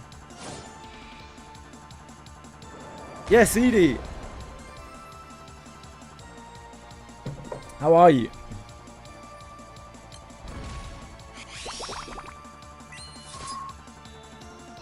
Battle of the Century starts in 4 minutes. Why? What's happening in 4 minutes? Oh, it must be the football game, right?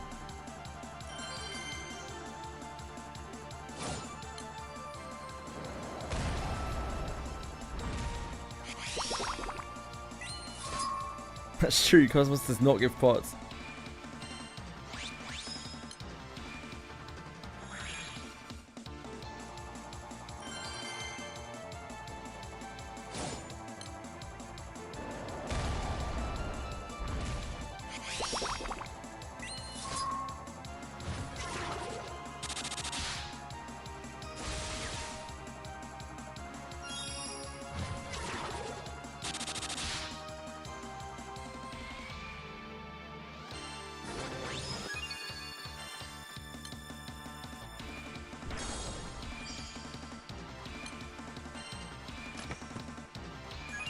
Yep. I genuinely couldn't get the slice of fucks, Edie. Probably better for me if Argentina wins so I can stop having to listen to people going on about fucking England.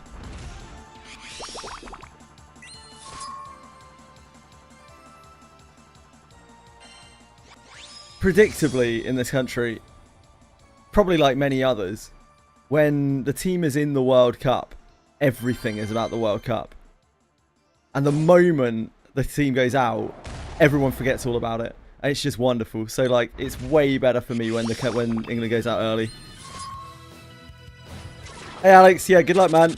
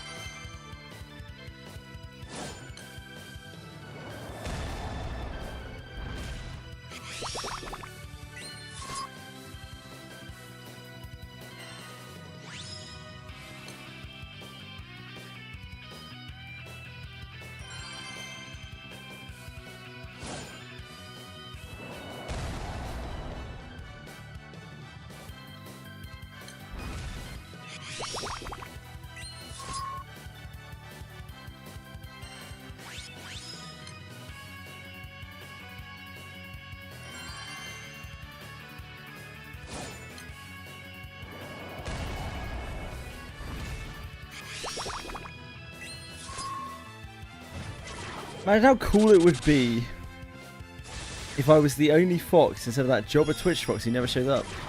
I think Twitch fox has some pretty big positives.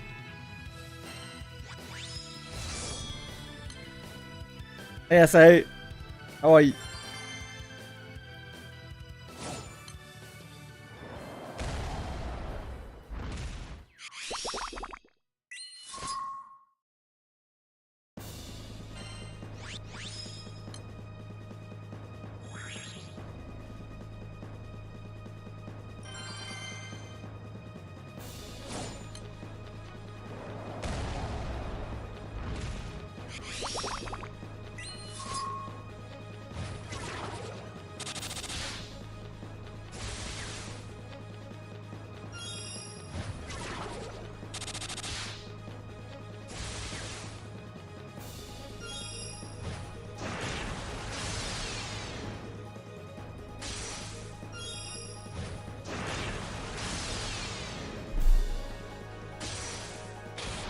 Hey Zynex! How have you been?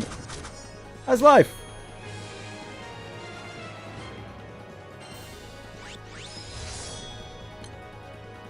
What's going on?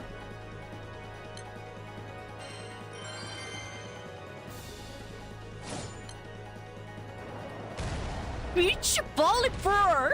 Classic Twitch, classic YouTube Fox causing trouble.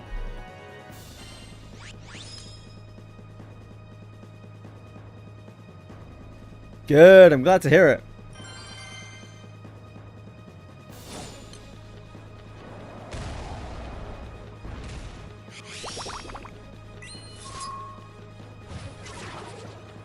No worries, Asa. Hey, you take care of yourself, man. No, I'm not on a treadmill. I was a little bit earlier. Zynex. My feet are a bit cut up at the moment, so I have to be a bit careful. It's also an inferno here.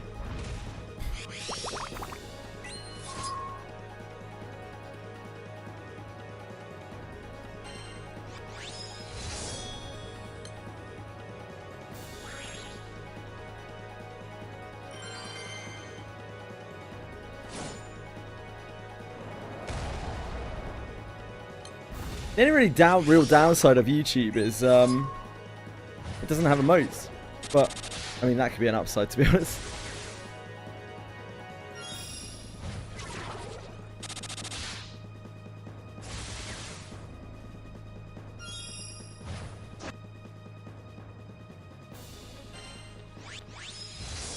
As long as you're having fun, Asa, hey.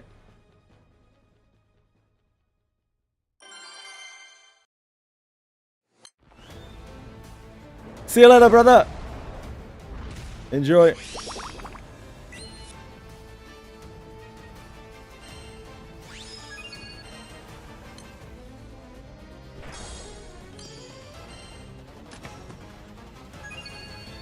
Yes, I have a Murcielago.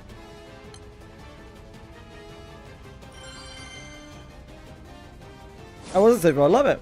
Yeah, it's absolutely awesome. Fits with all of the characters that I have on my account, so.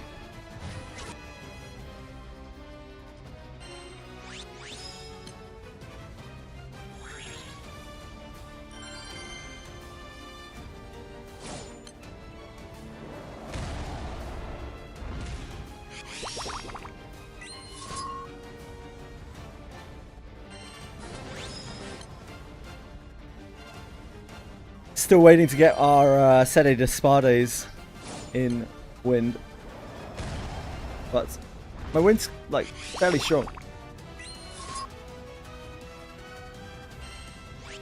and Missile is a pretty big part of that.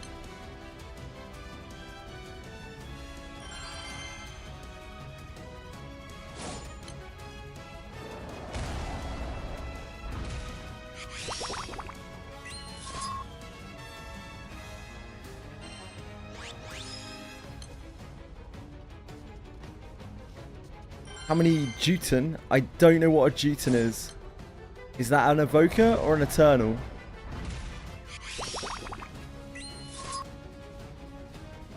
Eternal.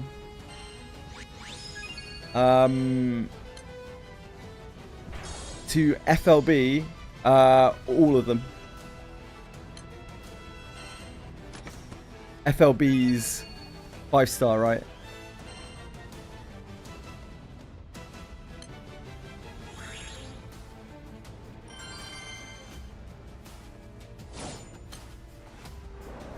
Yep, I did.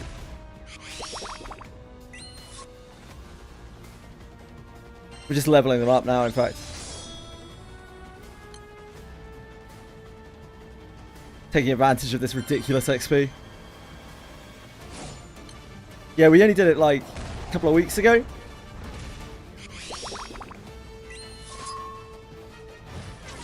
Hell yeah, Zynex. We just got Seraphon to 150 today. The lad that he is.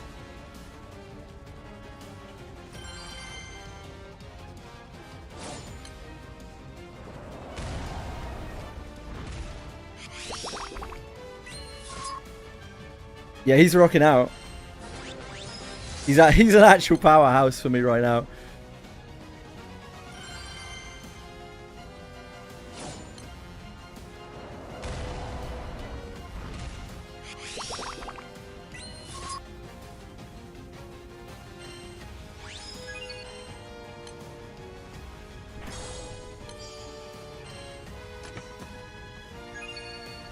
We're trying our best. We got targets, you know. This is our next one, Evokers. We need to do Kaim, Estariola, and Cat's Elliot.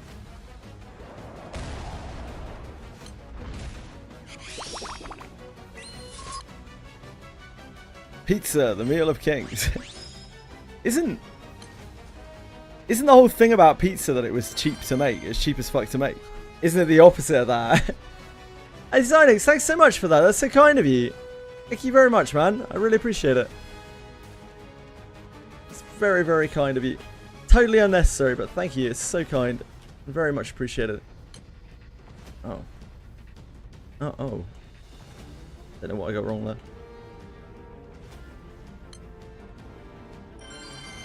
Captures are hard.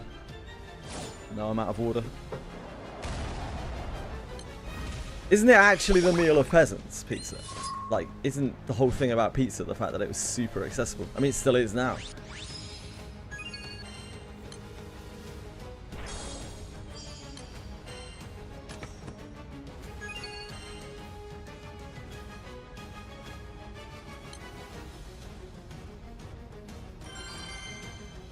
Hell yeah, penguins. Hell yeah, mate.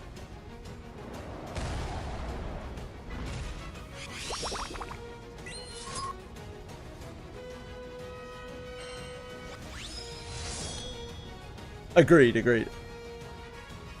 I mean, that's exactly why it was like a meal for peasants, right? A meal for. What kind of age does pizza come from? Pizza, when invented.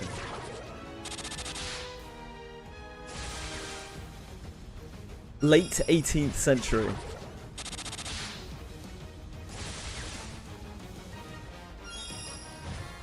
Although apparently it was first recorded in 997 AD in Gaeta, Italy. An early variation without tomatoes.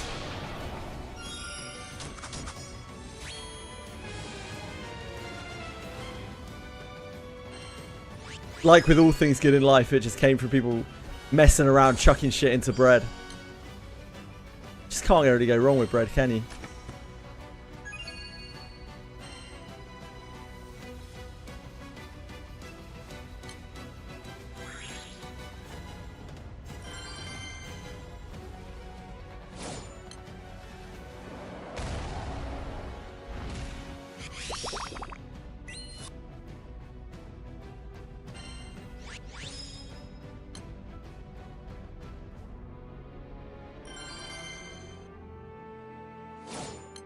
What a Razor Death Adder.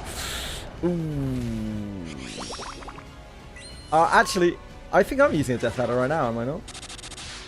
It is, it's huge. Bad boy. I think this is a Death Adder, isn't it? Oh, maybe it's not actually. No, this isn't. I don't think this is a Death Adder. Oh, no, this is my Death Adder. The Death Adder is so big. The Death Adder like fits my entire hand, and it's like, don't know why they make this so big. This isn't even Razor.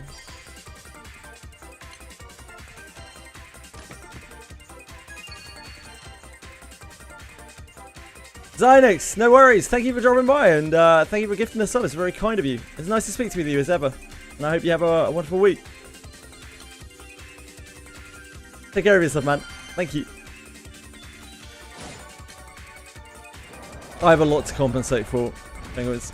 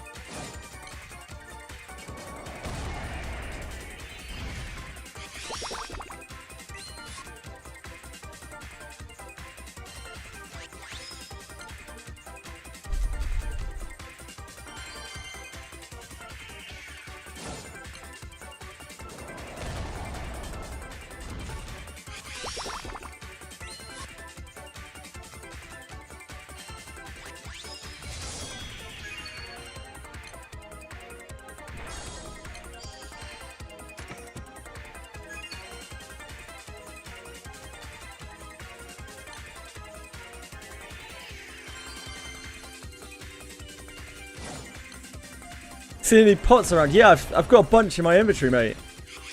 There are loads of them. Thousands. How about you? You see any pots around?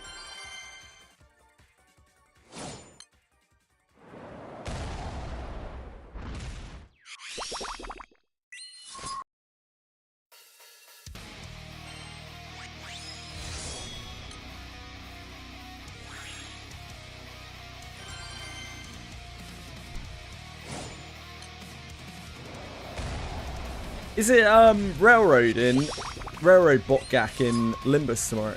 Anyone know?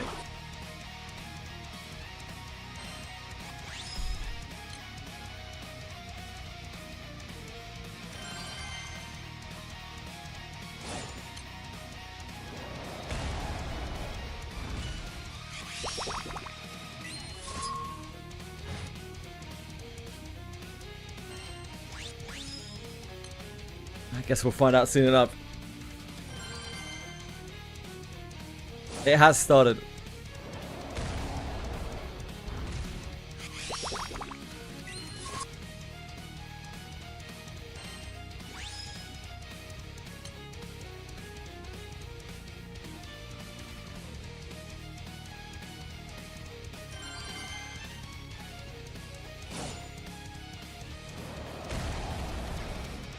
Set the music in lobbies. Oh, really?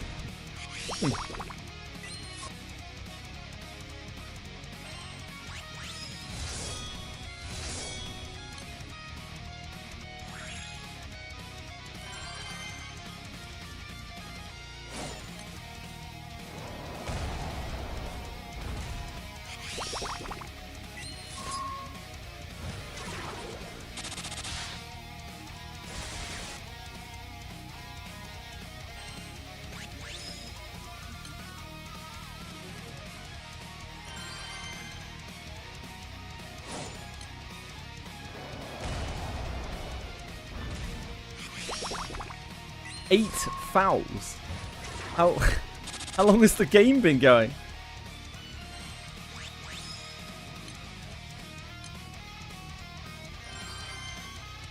10 minutes.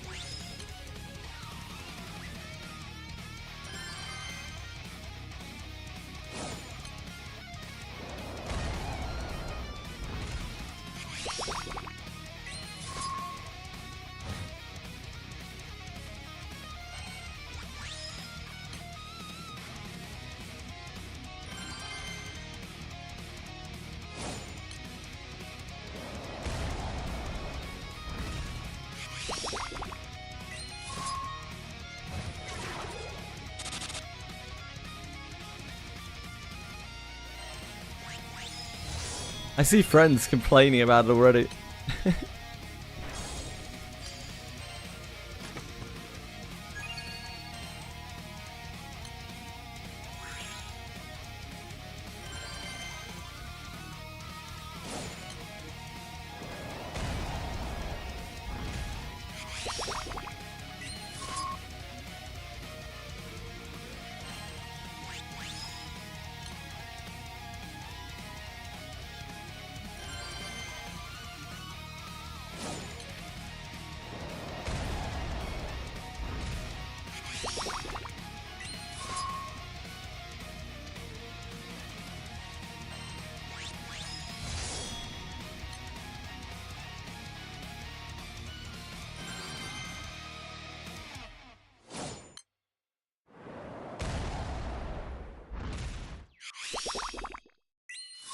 They sound great. Alright, so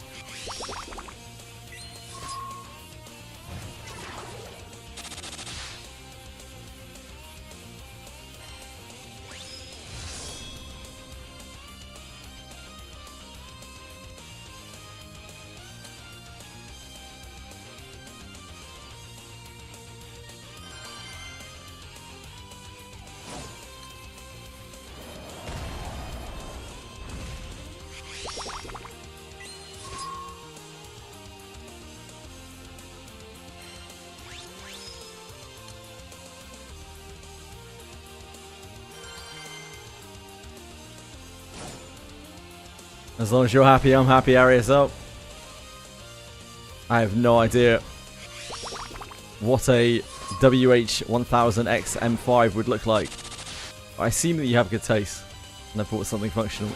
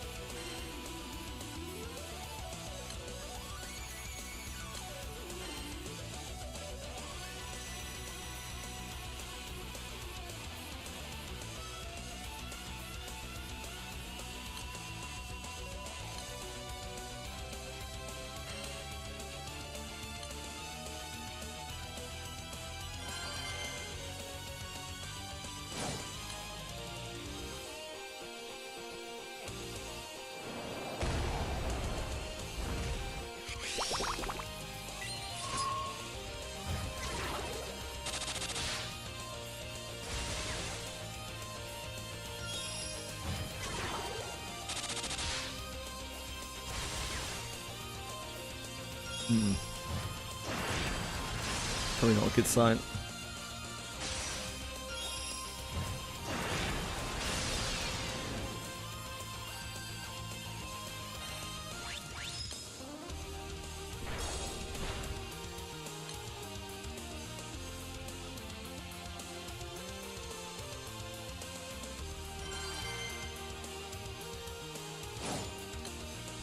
Right, be right back a second. Feel the energy sapping out of me. Gonna go and get some more water. For a little cool off.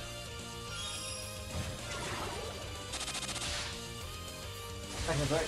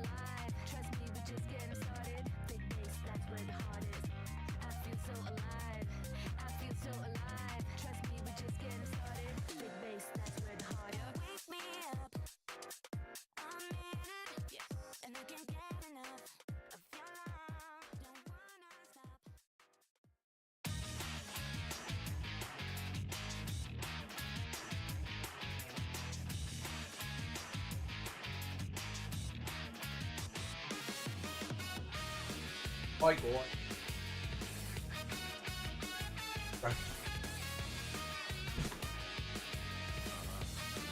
Manage works on stream chat? Huh?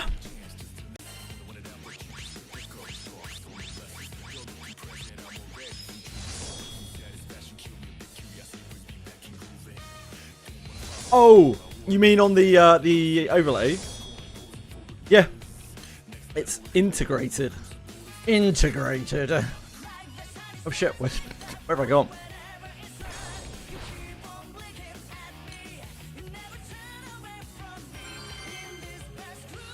Head so good, I call her Sloppenheimer.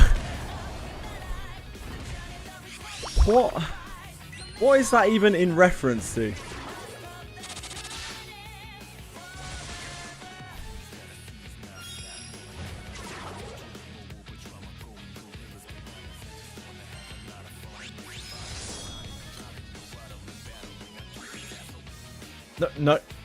No. I mean,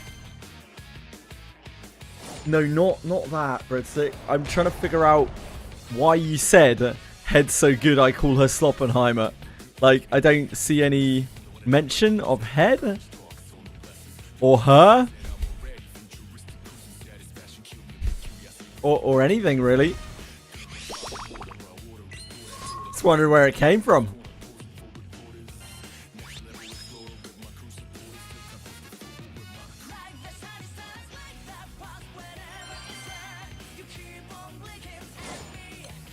The magic of technology that I don't understand, Ariel.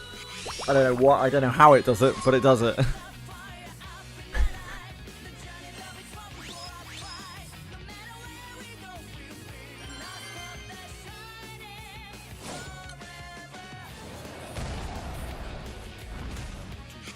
I imagine it's because it's taking it as a source.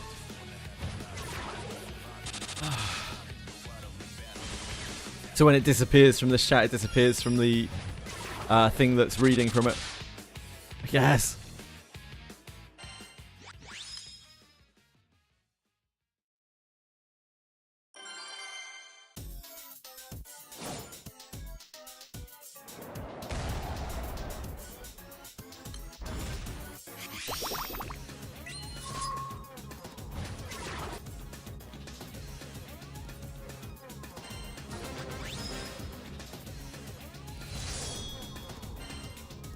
It was Dunzo.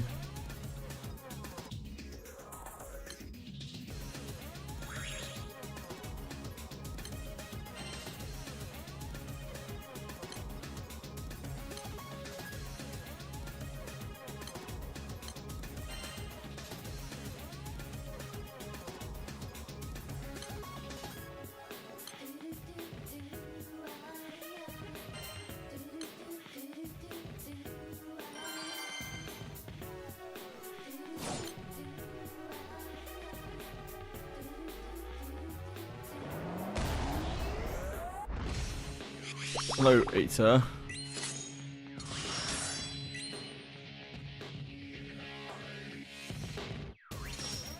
But I hardly know her.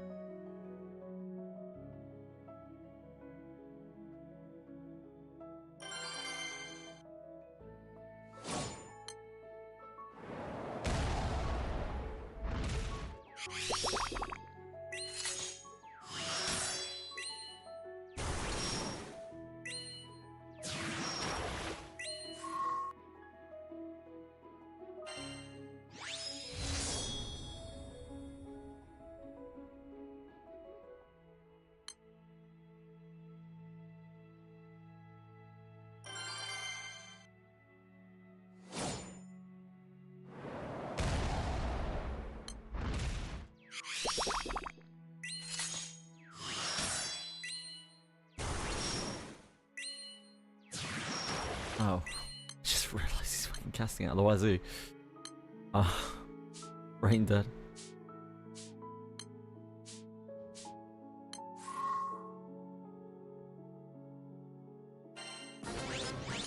Can't really blame that on Ada.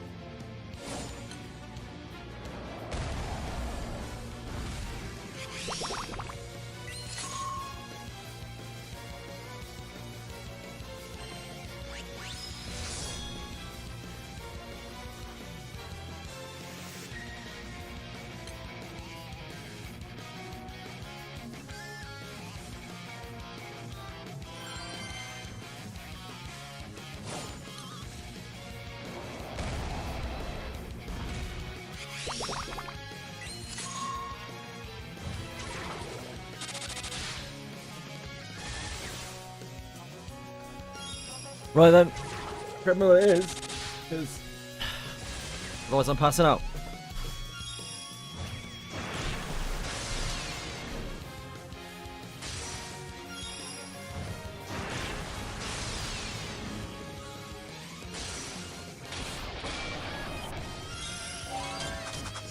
Any plans for the old game schedule? 28th, EverQuest Legends. It's probably the next thing on the agenda.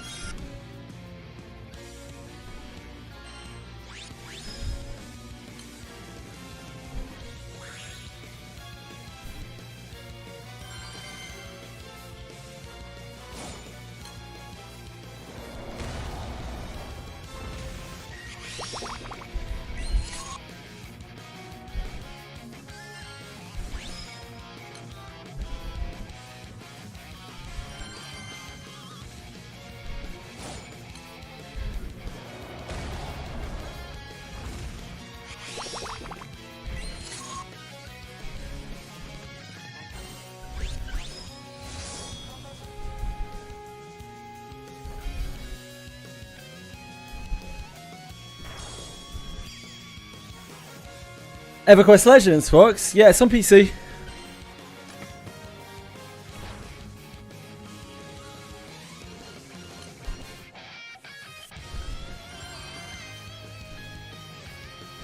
It's just a private server, really, but it's an officially endorsed one. It's like a kind of solo server. It's weird, but it's got like quite a bit of buzz in the little niche, that like little niche community. I think it's pretty cool. I'd like to log in and give it a try at least.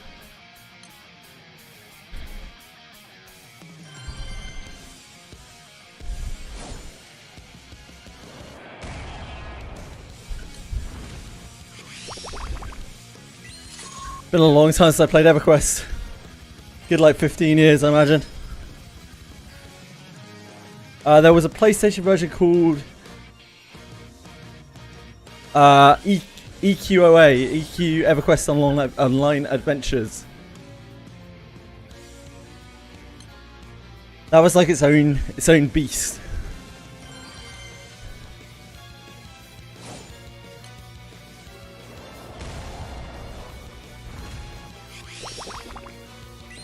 A lot of people really like that game too. It's quite different to regular EverQuest, but similar kind of vein.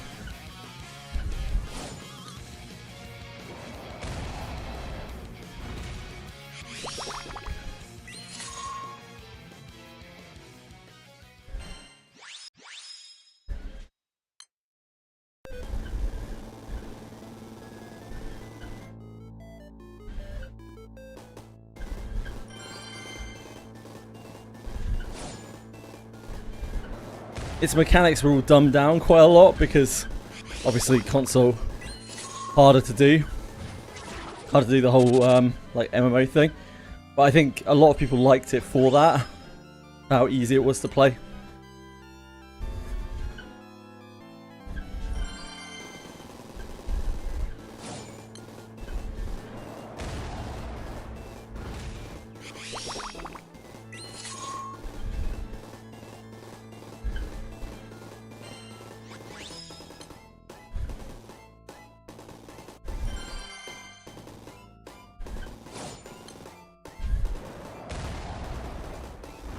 Yeah, indeed. It wasn't trying to emulate that stuff.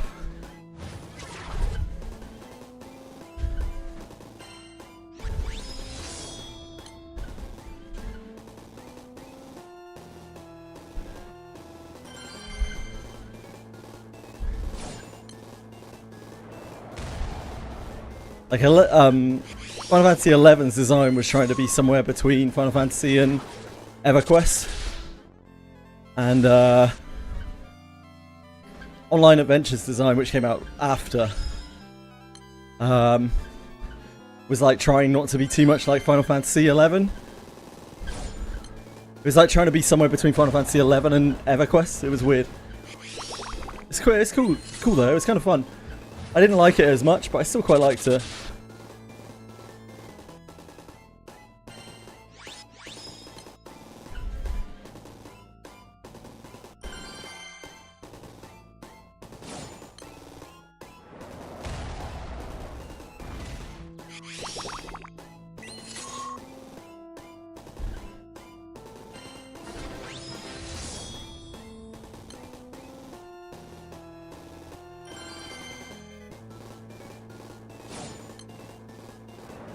The monetization on EverQuest Legends is going to be disgusting though. It's like, it's box price plus sub, plus microtransactions for like non-pay to win stuff. Although it is kind of pay for convenience, which is kind of pay to win.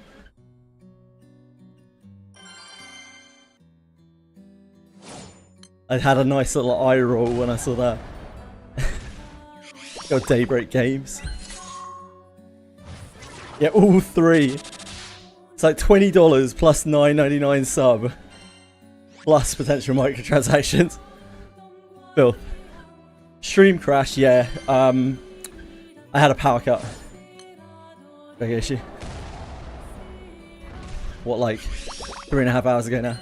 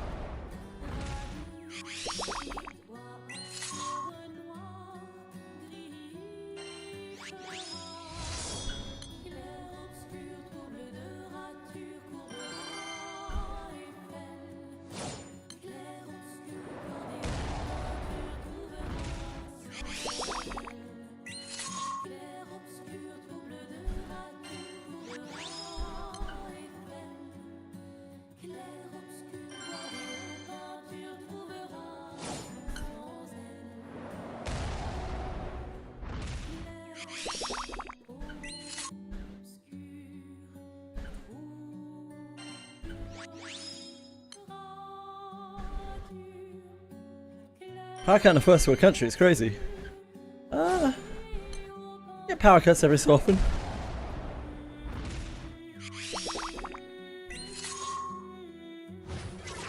Not really that crazy.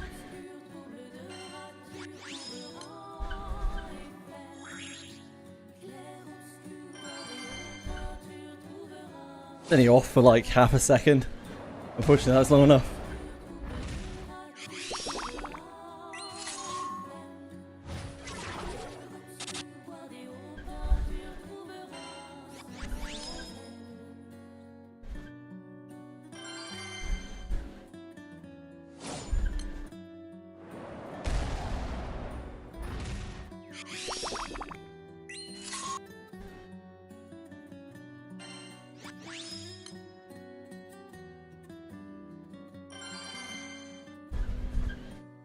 Not a little while, I was in the Wizardry Discord. Oh, you yapping in the Wizard Discord about the player power difference? Sure. What were you chatting about? Who are you chatting to?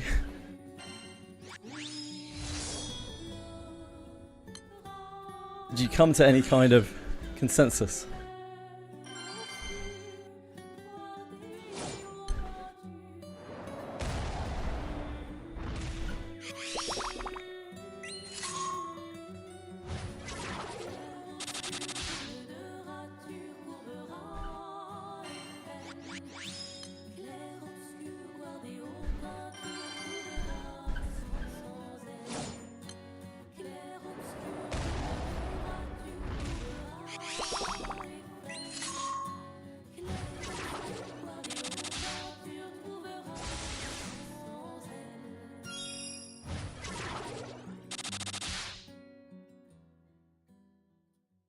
Live in a third world country where power cuts are a regular thing. Just to live with it, yeah. And we have maybe like 1 or 2 power cuts a year. This happens sometimes. Very rare though, and it's only for like a few seconds.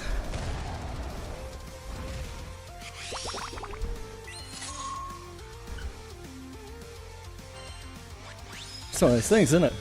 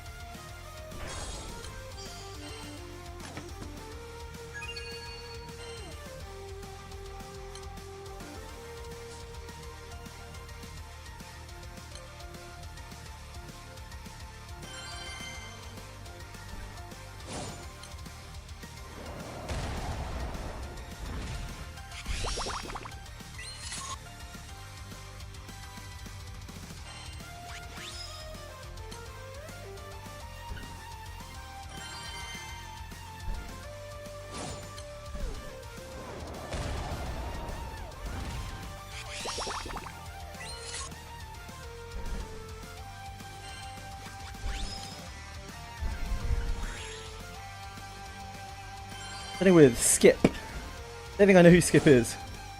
About how he is a whale, I have better gear than him, and how people who are stuck in Abyss 3, usually trying to play offensively, but don't know how to get full, how to roll gear. Or they're only trying to use the highest tier gear. Yeah, I agree. It's a knowledge thing.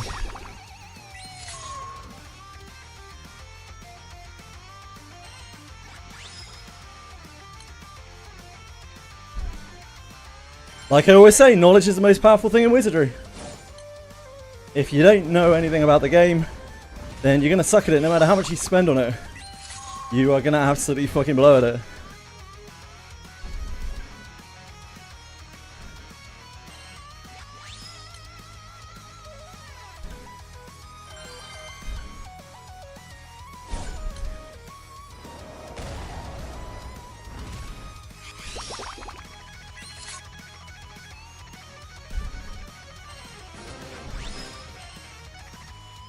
Ada coming in hot.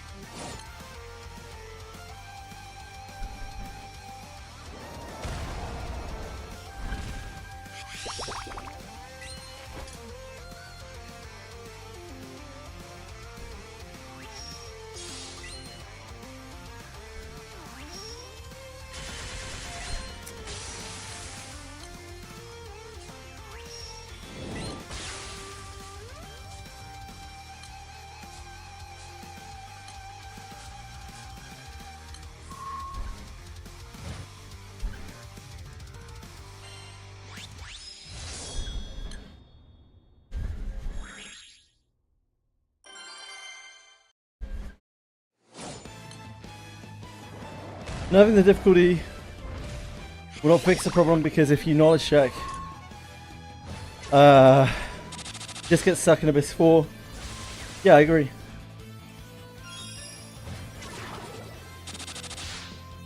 Yeah, it's something we've talked about an awful lot before.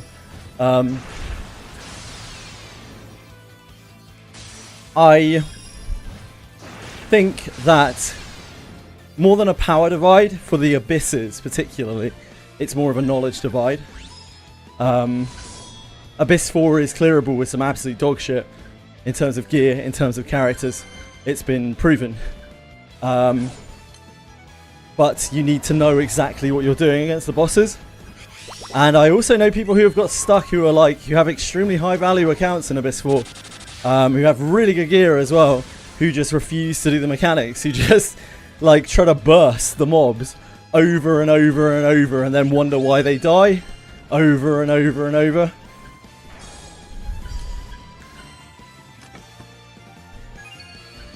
So I don't know. I think as long as they continue to design the Abysses like that, with mechanics that you can't simply circumvent by having better gear, then I think it will be fine. Now, in terms of other content, stuff like Dwarf Cave, for instance, that is much harder to get around, but even that, it's a knowledge check. A lot of it is a knowledge check. With that specifically though, you need to grind a lot because you need certain levels of action speed to make it all work.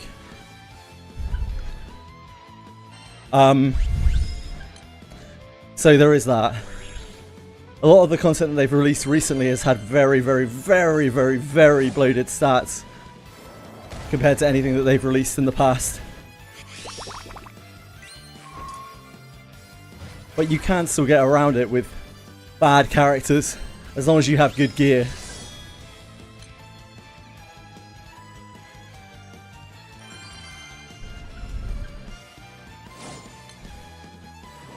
So as per usual, the flowchart is knowledge, time, and then way down here, money.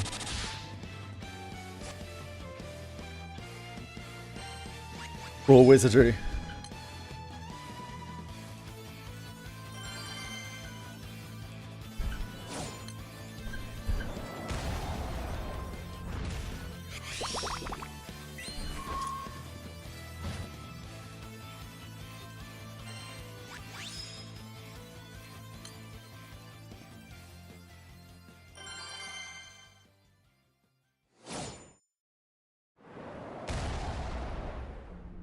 Need something to help with building gear? Yeah, they fucking do. The blacksmithing system is so dog shit, and like I know a whole load of people who have tried the game and have enjoyed it, and then have been completely put off when they've been forced to interact with the blacksmithing system, because the blacksmithing system is fucking appalling. So anything that they could implement to make it less unreasonable to build gear, I don't know exactly what they could do. Maybe they could make it so you get a baseline of gear, and that is good enough for you to clear whatever. Like maybe they have quest lines that give you, I don't know, a host of like 3-star blue equipment of current tier with good stats on it.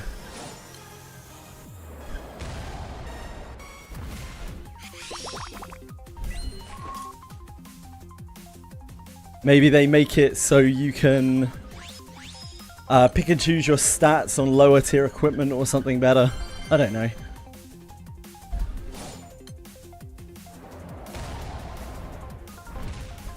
One of the things that causes the most problems at the moment is action speed. Action speed is an incredibly problematic stat. Problematic to the point that it literally breaks the game, as we've seen from the current Hero League with the way Lunaria broke the game with action speed. So at some point they have to do something about action speed. I don't know what they're going to do about it, but they're going to be forced to change it eventually.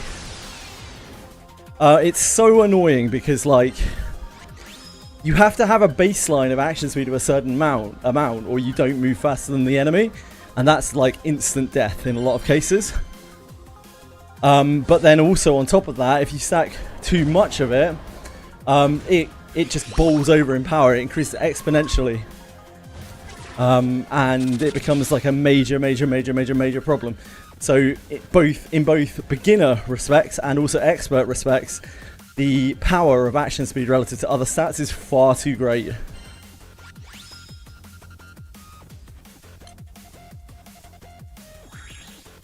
Perfect, thank you, that's so nice of you, man.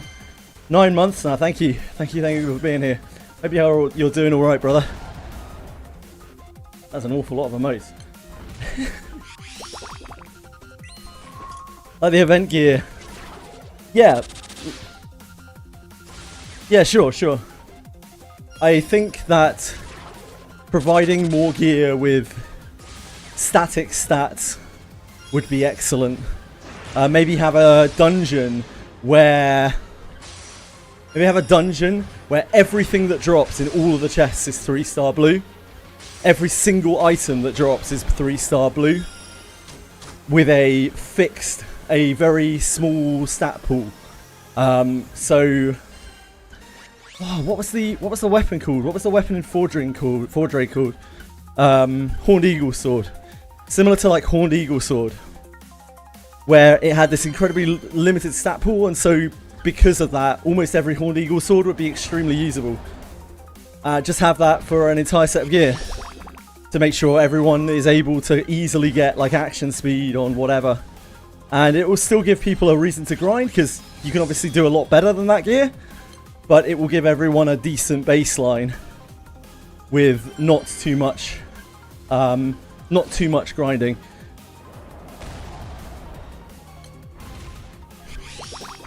Yeah, like stuff like the collab gear really helps as well.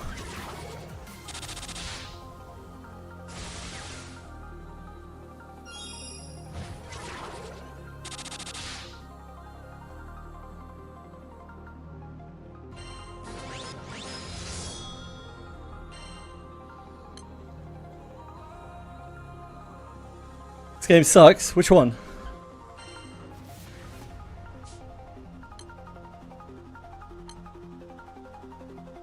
You suck very well. That's quite the compliment.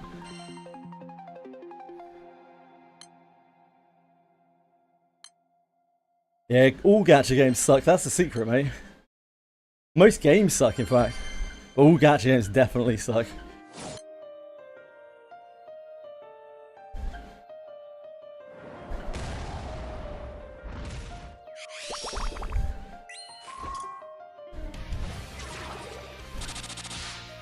Lies. Come on, be rude.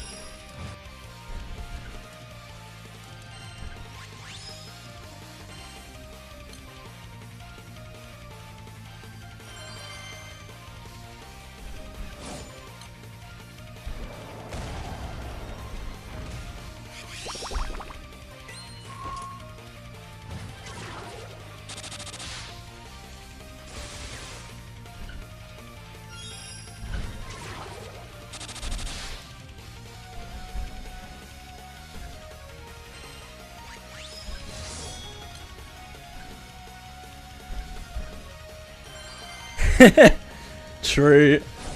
That's a good point, folks. I didn't think of it that way before.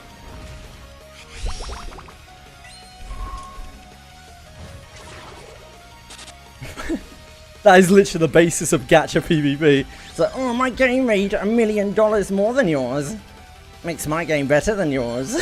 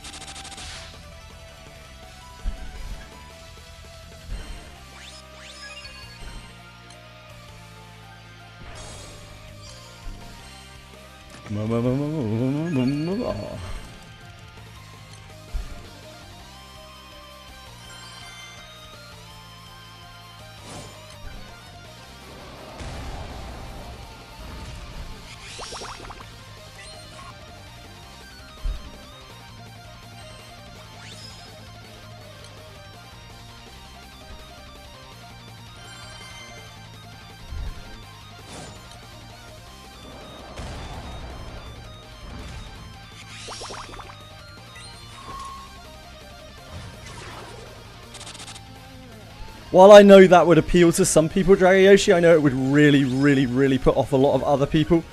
I think the arena is probably the closest you're going to get to that, compromise-wise. Because while there are some people who like to play with multiple teams, there are some people who just like to stick to one. And the game needs to cater to both of them. Which I think is why they did the arena in the style that they did.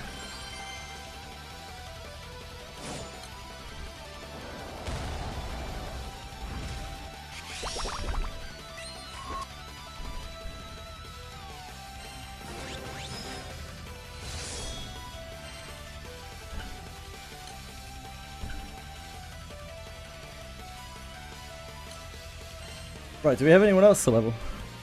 Don't think so, right?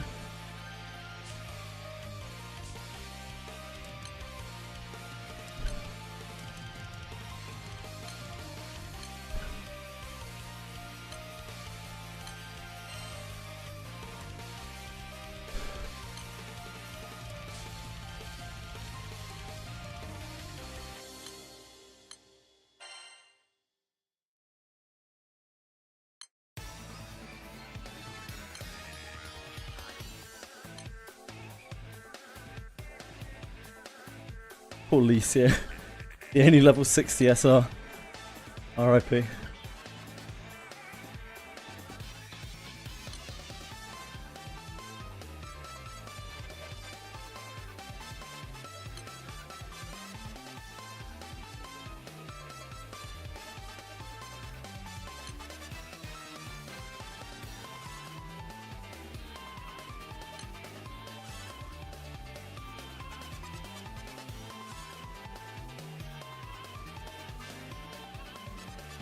Looking good.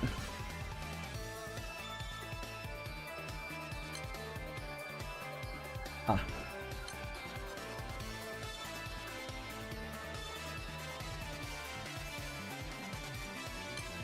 Forgot what Kime looked like for a second.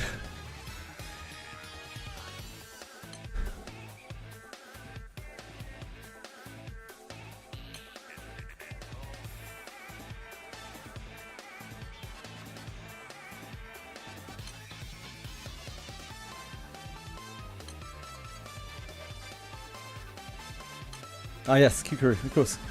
And her leveled up.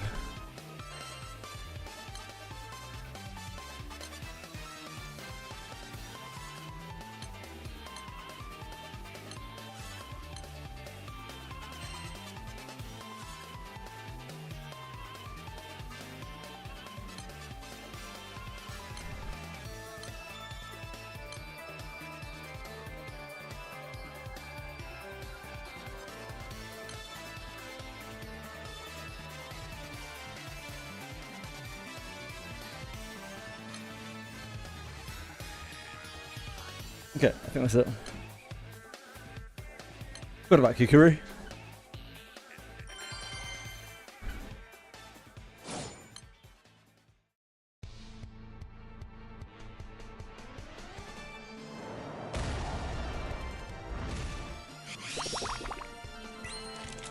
You can combine operation zones together. Yeah, you can indeed. Transmutation, I think, right?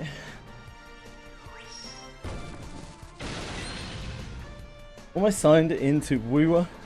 Gamble for the bird girl. The next 3 characters all have designs I like. Yeah, just a waste of time and money. Bother with Wooer. Good job. Good job, man. You love gachas, folks. I hope you get better, brother. Arena feels like it forced me to use certain characters. Yeah, I agree. But what you're describing, Dragayoshi, in terms of like forcing multiple groups, that's exactly the same kind of thing, right? You're forcing people to use multiple groups when many people don't want to. So it's like, I think Arena is probably the closest you're going to get to that. Because with any mode that makes you use multiple groups in any gacha, there's always an emphasis on pushing certain characters, usually the ones that have just come out on the banner. So if we can try to stay away from that, that would be ideal.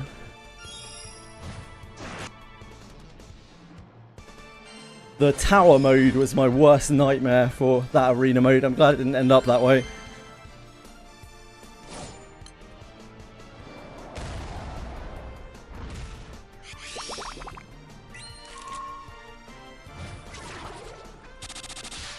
Yeah, I agree, Senna. Langris's PvE was really, really good.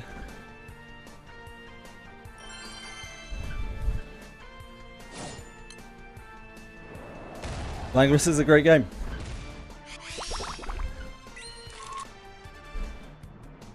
Langris managed to actually make it a strategy RPG where you almost always could use multiple different strategies to beat a fight, like quite a few different strategies to beat a fight. It was very rare for them to be anything, even like current banner wise, that you needed to be able to clear something. All of the other strategy RPGs that I have seen do not do things like that in the gacha space, sadly.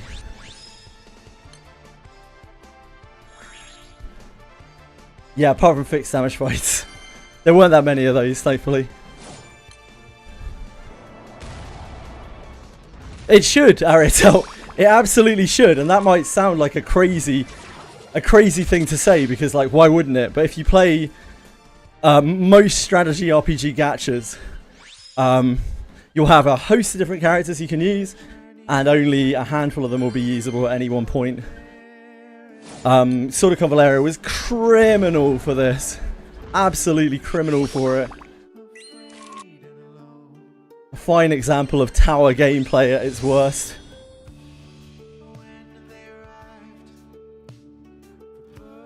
Well, it sounds like they're already looking at the arena to make it less, like, to reduce the stat bloat on it by the sounds of things. To make the content like less hard, as there was a lot of negative feedback about the difficulty of it,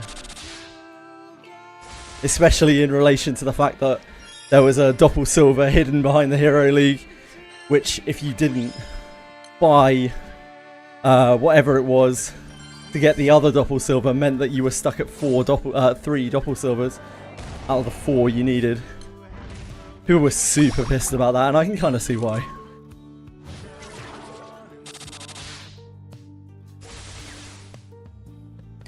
I have not enjoyed the last, I don't know, 6 months of Wizardry, their releases. It is all, like you say, it's all stat bloat. Everything is fucking stat bloat. There are no interesting mechanics or anything like that. It's all like, this has 1,000,000 HP, and it hits for 1,000,000. Have fun. Like, okay. It doesn't seem that fun. I said had fun.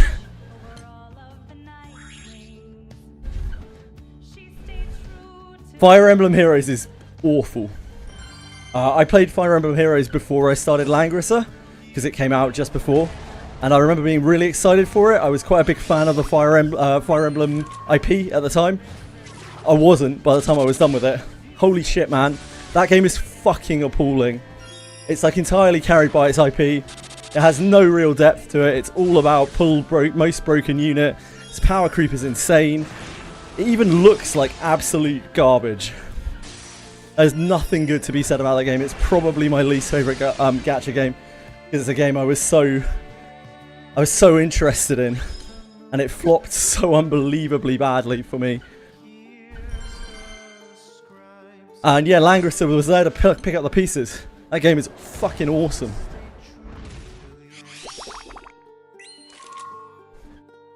Or it was. Nothing lasts forever.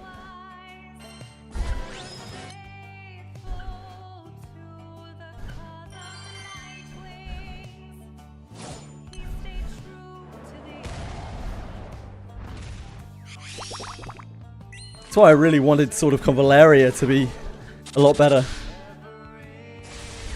I had no idea when I got into Sword of Convaleria what XD Entertainment were like as a company, but I swiftly learned. Yes, they're catering towards extremely high value accounts. We're not talking like 1% accounts here either, we're talking about 0.1% accounts. And I think that would be okay if it were just one thing, and if they included some other things that other people could do in the patches. But they had 3 patches that were almost entirely like ultra high level account focus.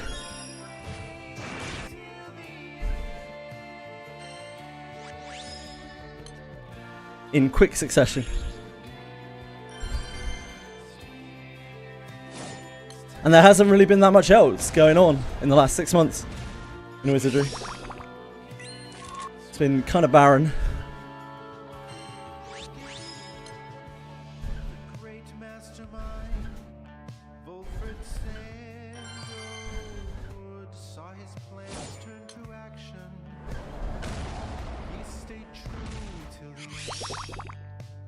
See, I'm the opposite. I had no real interest in Langrisser whatsoever as an IP. I never played any of the Langrisser games or Growlancer games or anything like that. But my god, that gameplay is so much fun. I've never played a strategy RPG where you can approach things in so many different ways. And also a game that has real legitimate PvP that is supported and is actually free to play accessible. Insane. Again, not anymore. Well, kind of still. It's just very different. Lasted for a good 4 or 5 years, where it went off the rails.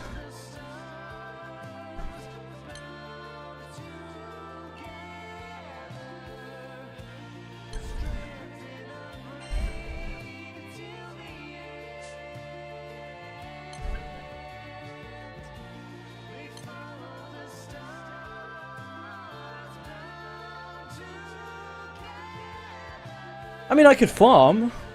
I could farm endlessly, Dragon. I just don't want to.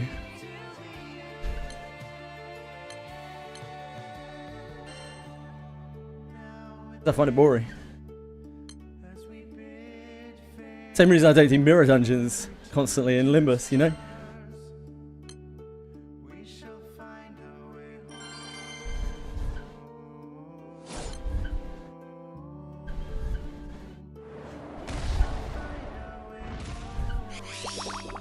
I only ever played the Super Nintendo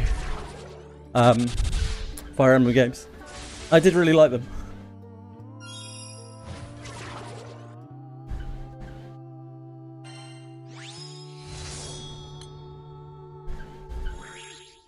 I tried to go back and play Langrisser 1 and 2 after I got into Langrisser. I couldn't stand them. Could not stand those games.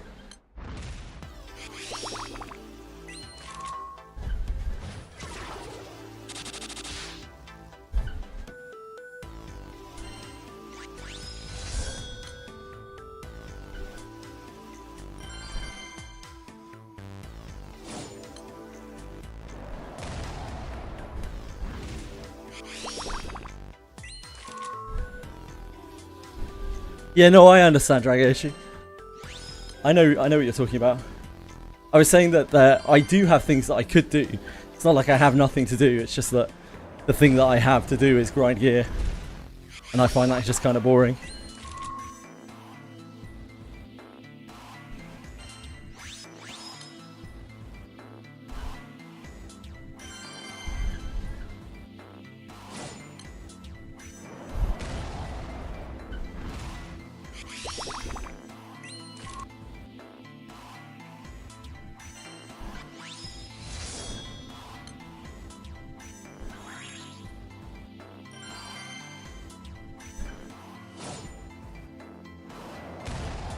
From the way things are shaping up, it looks like the Final Fantasy collab will be the first real piece of content we have had, like as an entire community, for the last like 8 months, if you don't count, I don't know, like fishing.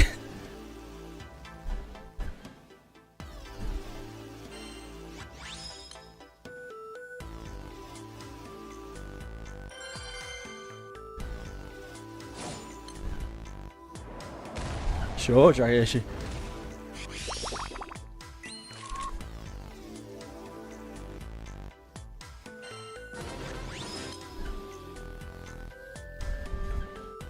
Yeah, that's how I feel as well. That we're on the same page.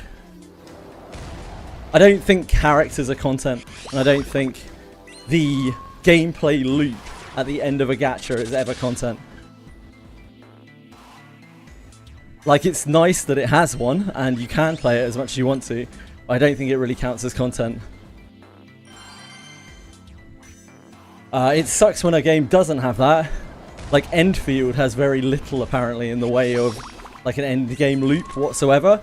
So once you're done with Enfield, story and whatnot, you literally have nothing to do. So I have been told.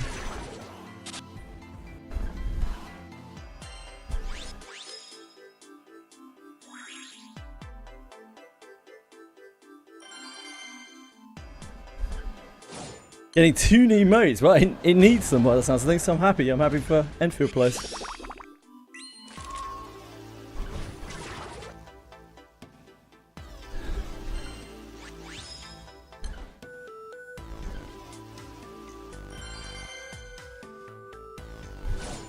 I just think every gacha is kind of as bad as the others in that respect.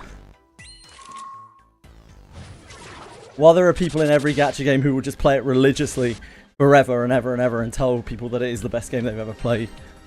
I think for almost all people, once they're done with like the mainline story, the game kind of goes straight on the back burner, other than maybe like dailies.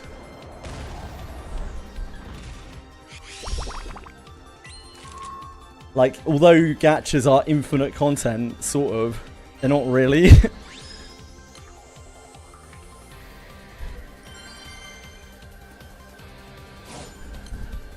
Yeah, I agree. I think, I agree with you, Fox.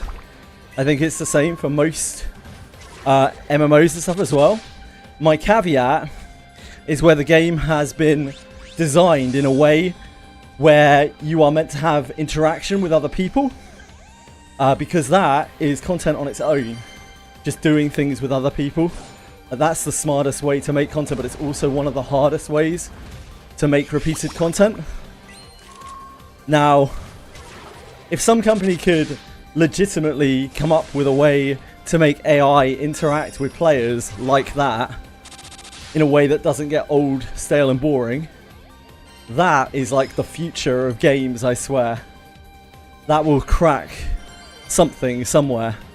The problem is, I don't think AI is there. So I would be very impressed if a company could actually do that. You can see that kind of thing in like Where Winds Meet, right?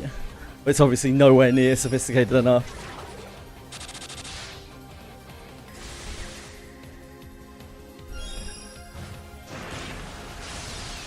Rate up tomorrow? No idea. Absolutely no idea. I don't really follow the banners because I don't really pull. Anyone have any ideas? It should be summer characters and Flash Gala, I would imagine, but that's about all I know.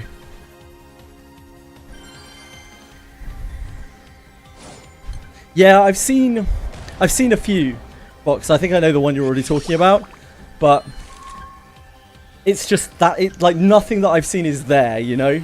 It's all like AI just isn't there right now. Like LLMs just aren't there. They don't have the memory and computing power, especially when they're integrated within a video game.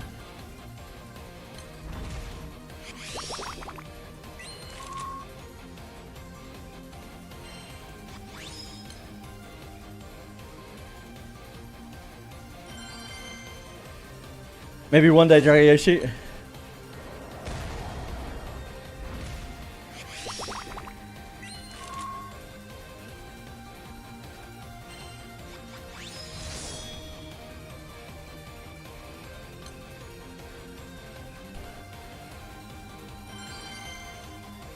Yeah. It will get there eventually, probably, assuming that LLMs are capable of reaching that point without them being too expensive to design.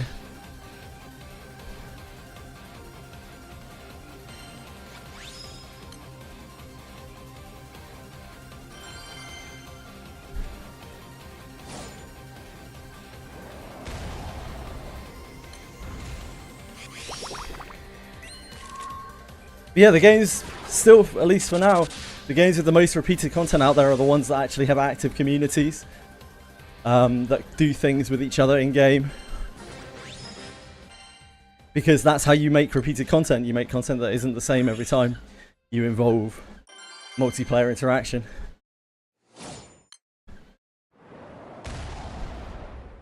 Oh, rewinding cadence has that?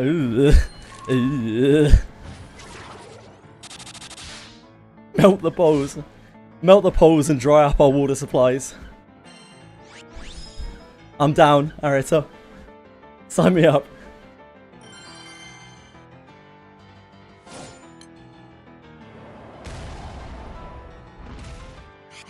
You need a lot more than the millions, I imagine, at this point, to improve on AI.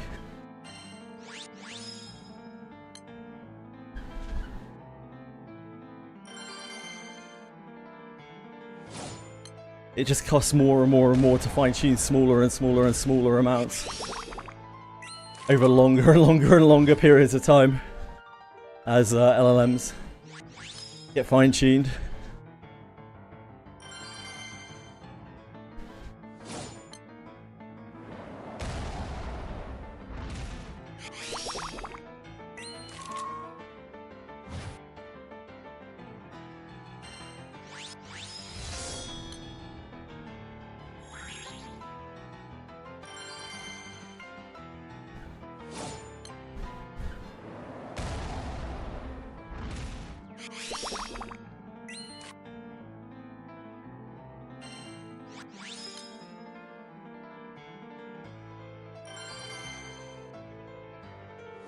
I'm making SAO. I see. I'm with you. Good luck.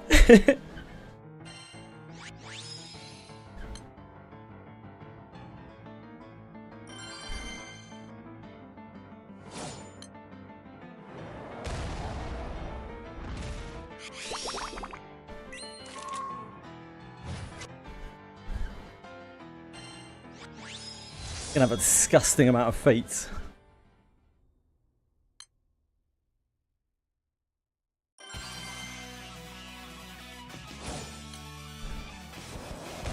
Yeah. AI companionship is a very, very real thing.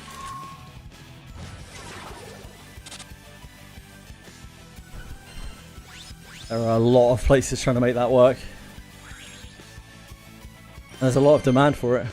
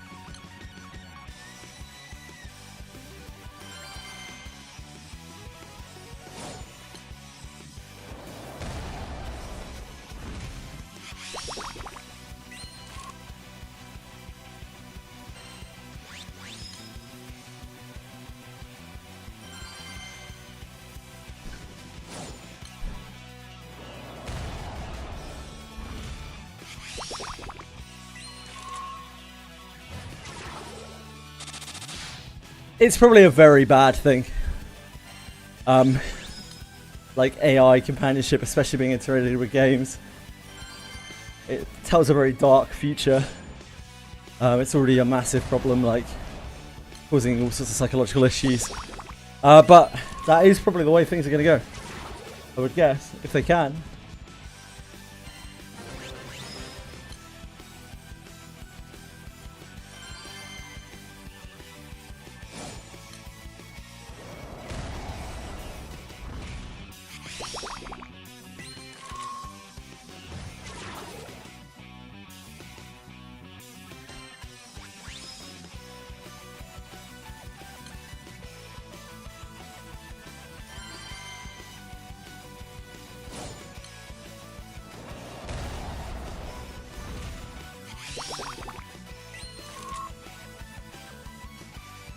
Big into immersive roleplay. He was a character Mud, sure. But my current job gives you some small interaction with how being absorbed in AI characters is dangerous in a multitude of ways. Yeah, absolutely. It is. It really is. It's very, very dangerous. It's. I mean, people are currently losing their lives to it, quite literally. It's like people are using AI as like a psychiatrist. People are using AI as a girlfriend or a boyfriend. They're using it as a trusted confidant.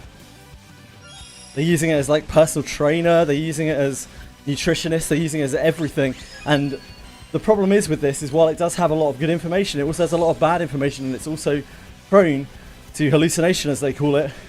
And we'll just make shit up.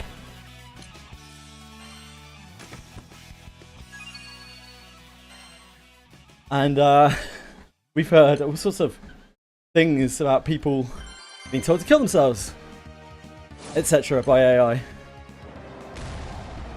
It's not great.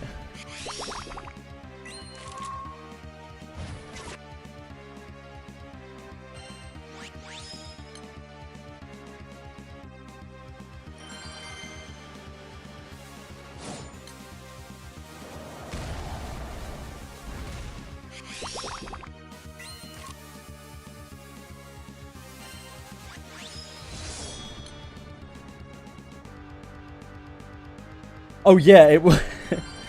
Even sometimes it isn't. It doesn't even support your worldview. It supports a worldview in which you are the greatest mind of your generation. You know, where it's like no, you shouldn't think like that. You should have more confidence in yourself.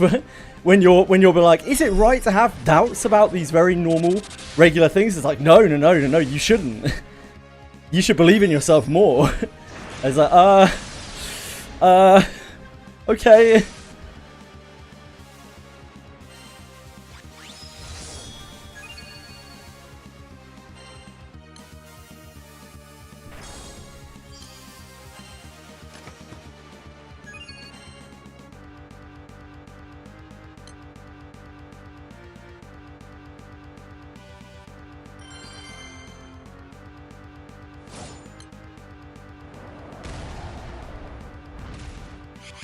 It does all sorts of questionable things, and it's not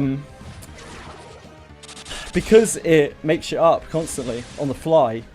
It's not predictable in how it's going to be damaging, so it always finds new ways to be incredibly controversial in the way that it talks to people.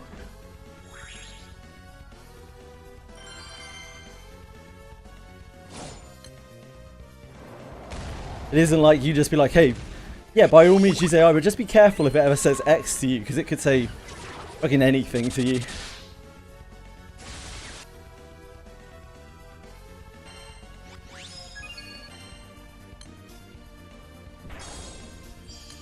It can be harming in a number of different ways.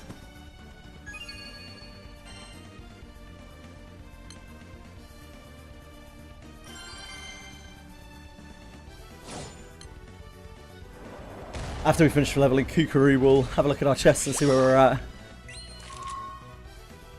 And if we still need more, we'll go back to farming the Militis for a while.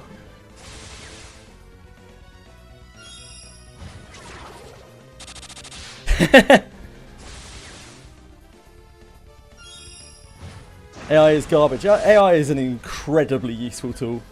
That has taken the world by absolute storm. It is dominant in all sorts of corporate environments, and it's not going anywhere. But yeah, AI can also often be garbage, even in those roles. But it's cheap, and it's quick. And it turns out companies don't care if something's garbage if it's cheap and it's quick.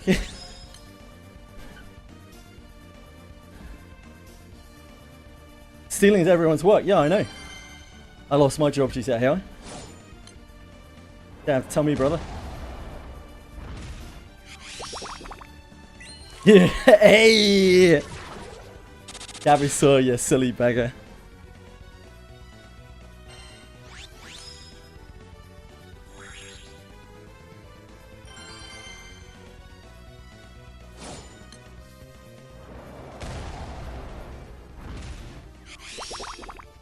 Glorified librarian to look for information. Give it data. Tell it to only use that data to avoid hallucination. Yeah. Like, AI can be useful if you use it in the right way. It can really shorten tasks. Hence why it gets used in code so much. It's actually like a must use for code. You cannot get a coding job without being able to use AI.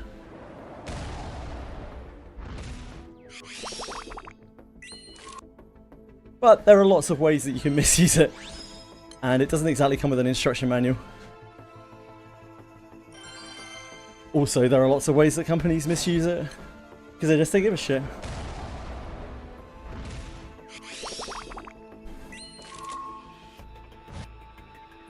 And they're so big, they can get away with it.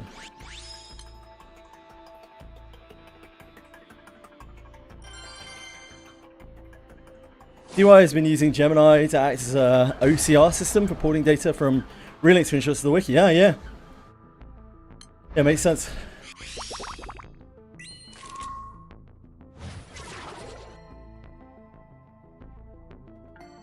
Yeah, I'm with you, Ariatel. Like, I'm not exactly a big fan of AI, but I do believe that it's here, and until there is any kind of meaningful legislation on it, which is probably not anytime soon if we're being realistic, yeah, you gotta move with the times. You get left behind.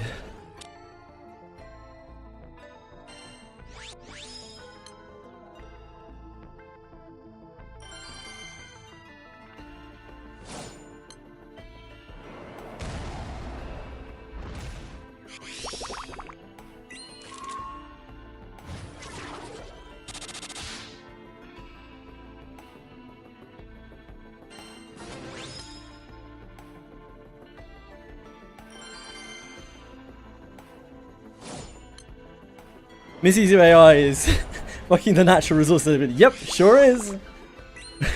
You guys like water? Better hoard some. Yep. This is what we do as a planet. We just destroy our natural resources. When we can't destroy our natural resources fast enough, we come up with really, really out there ways to destroy our natural resources. Which again is why we need legislation on this shit, but like, when are we gonna get that? Never. I will check back with you when you can afford food and see what you think about AI. Huh? What? Do you mean can't afford food? Is that what you're saying?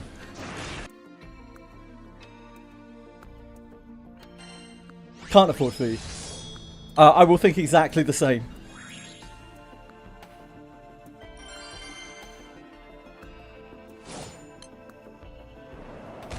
Because it will probably mean that I have not evolved enough. Like, I don't like AI. I can't make this any clearer to you. I don't like AI, but it's here. It's not changing. Like, you can't fight AI. We need governmental, national, global legislation on AI. And no country is going to do that because it puts them at a disadvantage compared to other countries. So if you don't, learn how to use AI and learn how to live with AI, all you're doing is you're fucking yourself. You're trying to stand up against something that can't be stood up against.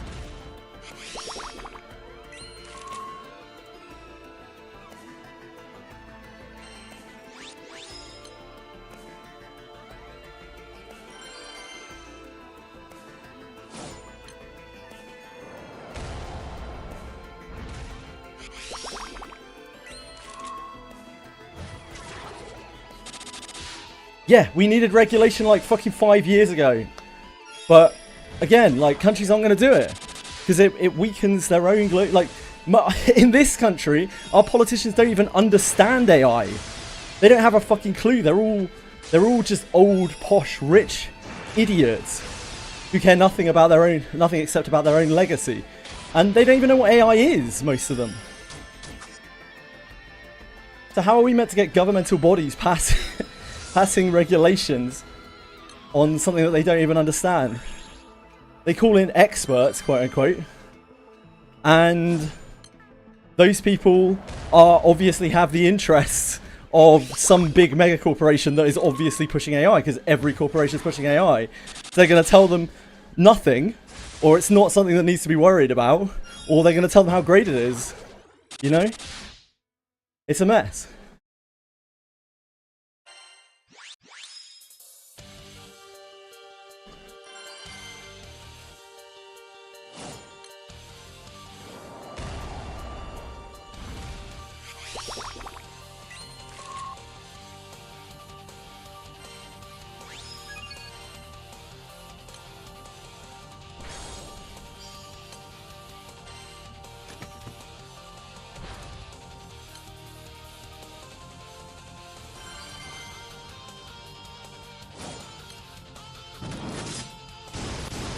Couple more degrees of warming, and it won't matter anyhow.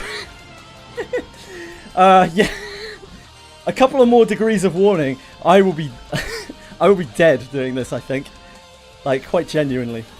So, yeah, I believe it.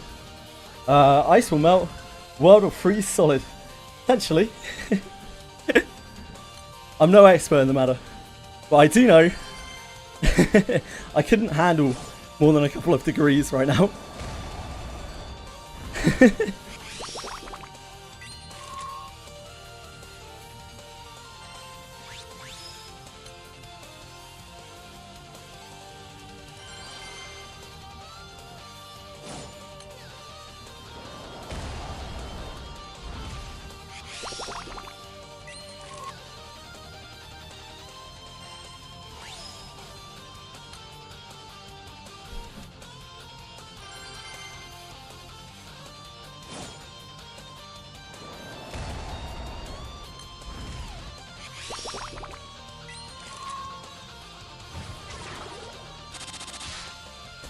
I'm sure those smart scientists will figure something out, Mythic, but it's alright.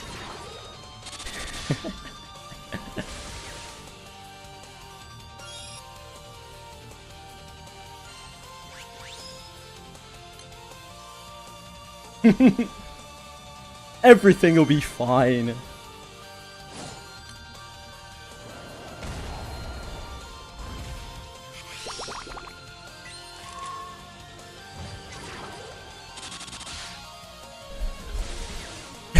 The thing is, nobody's looking past our next 30 years, because our next 30 years is so bleak.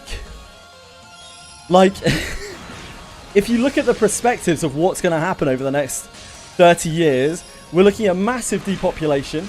I mean, some might argue that's a big thing, I suppose. A massive depopulation with birth rates plummeting. We are looking at huge unemployment with no current answer. We are looking at not enough money and food to go around. And we are looking at huge global crises with rising temperatures and all sorts of other issues at an incredibly accelerated rate, as well as the consumption of our current natural resources, like oil and whatnot, rising to unprecedented levels. Like, and that's just the next 30 years. There's a reason why nobody looks any further. It might not be worth it. Might not be worth the effort.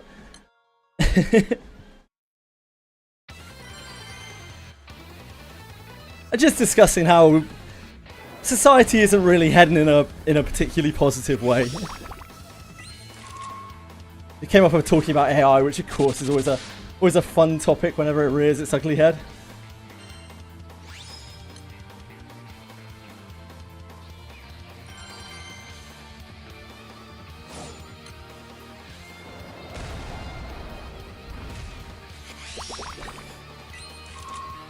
Human connection has never been as weak as it is right now. More and more and more people are turning to strange compulsions and purpose because their life is so devoid of it, such as gambling. Gambling has never, ever been as widespread as it is right now, as profitable of a business.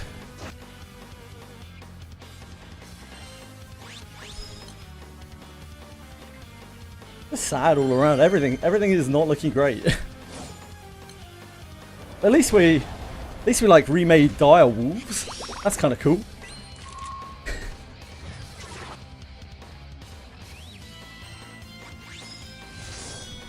Maybe they can feast on our corpses if they're not too radioactive.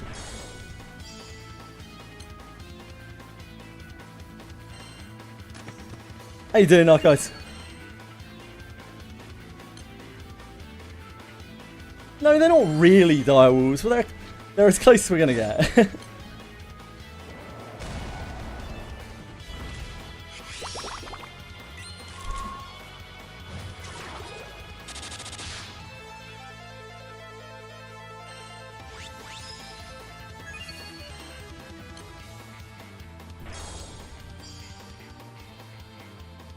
I don't know, I haven't even seen season 2 yet.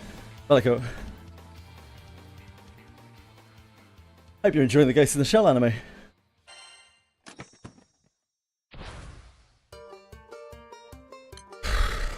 I wouldn't even like to guess. Things in the last 100 years, the acceleration of technology, as well as all of the bad things that are affecting the world, has gone absolutely wild. Like it's snowballed out of control. It's a increasingly speedy, out of control railway train, right? Is it going to keep accelerating? I don't know. I wouldn't even like to guess. Like, I don't know if it's within our ability, our average mental capability to predict where the world is going to be in 30 years, 50 years. And again, this is why we don't have huge projections for more than about 30 years, because it's it's extremely difficult to predict. Chinese sports betting and proliferation since it came out. For instance, apps came out. Yeah, it's so mainstream now to bet. I have been in real life company with someone in the last couple of years where they were literally on their phone doing fucking sports betting while I was just chatting with them, or we were sitting down having a coffee. That's how fucking normal it is. It's so odd. It's because people are just... It's not only that, it's like dipping into like stocks and shares and crypto. It's all the same shit. It's just people like trying to find this... I don't know, for some people it's like trying to find their golden egg, and for other people it's just something to bide their time that they can write off as being like investing in a financial future or something, but it's actually just gambling.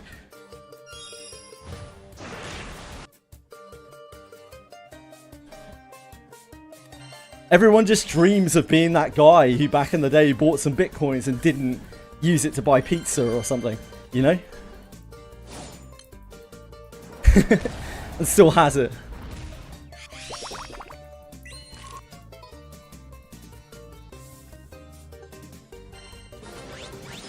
Burn is banging. I'm glad you enjoyed it, Bellicoat. It's so good. It is a genre of its own almost. Such a banger.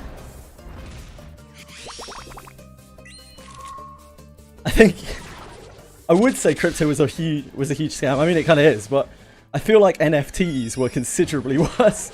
Luckily, like NFTs were too insane even for like insane people. They were like, wait a second, I'm paying how much for a picture? Which someone else can just have the same picture somewhere. Wait, hold on.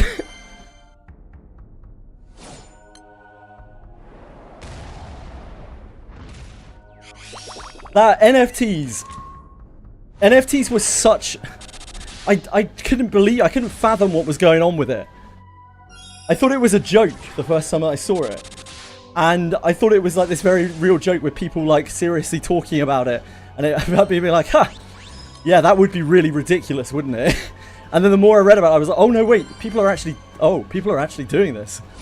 Oh wait, hold on.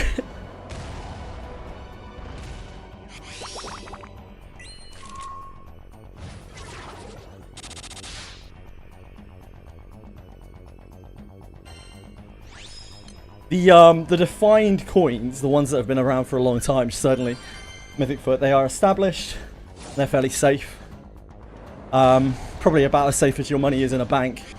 But the like meme coins, so they're called, and anything that is newer. Holy shit, dude.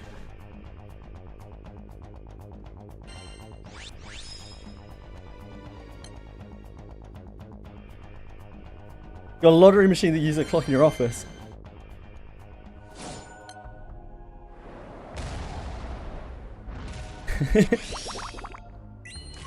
Sits there and mines bitcoins all day. Really? It's kind of cool. Mr. Beast coin. Well, obviously that one's exempt. Mr. Beast coin is a very, very trustworthy coin. You'd be a fool not to invest into it. Don't actually do that, thank you. I also do not have a huge amount of money in banks.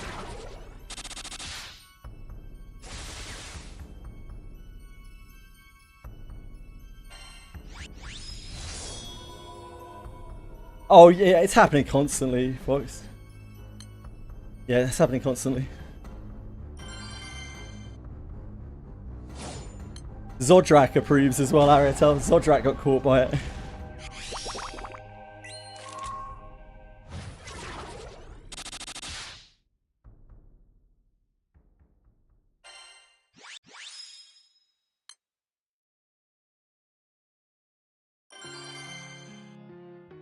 Oh yeah, Capisaur. Good for you, man. Keep living your truth, brother.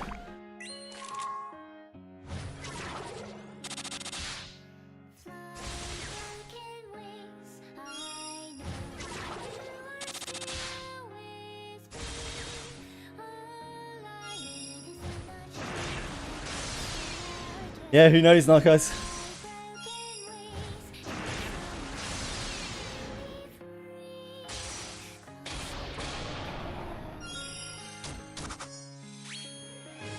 Yeah, it's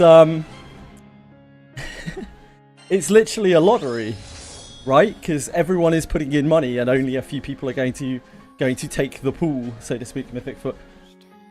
It's a lottery that is not legally classified as a lottery, which I do believe makes it illegal in most places. Although I am no legal expert.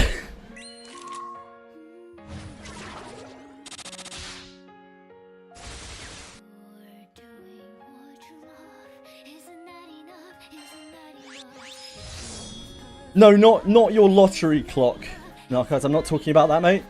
I'm talking about like meme coined things.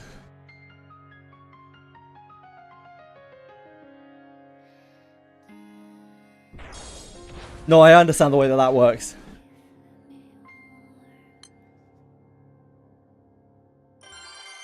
While I'm an old man, I do have a bit of knowledge about that kind of thing. Dogecoin, Foxcoin, Jujawoof coin. Invest today.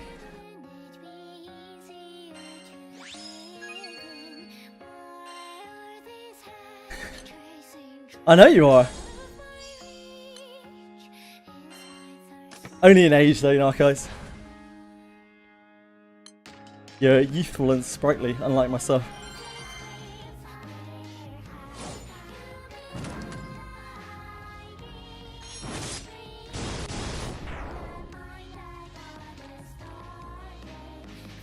Yes, I'm watching me on the treadmill. Wait. At the moment, I get more tired sitting down than I do when I'm on the treadmill. I'm fucking dying in my seat. Getting on the treadmill is like a gift from God. I'm like, thank you. Thank you, Heavenly Father.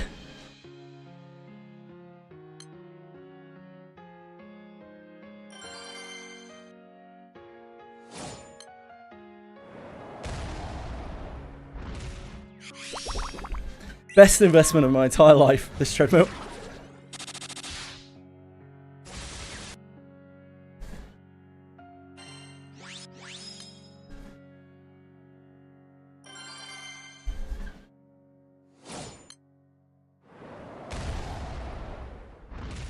In the Eye of Faith, heavy ST. Whew. Sounds like your enemies are going to be full of holies.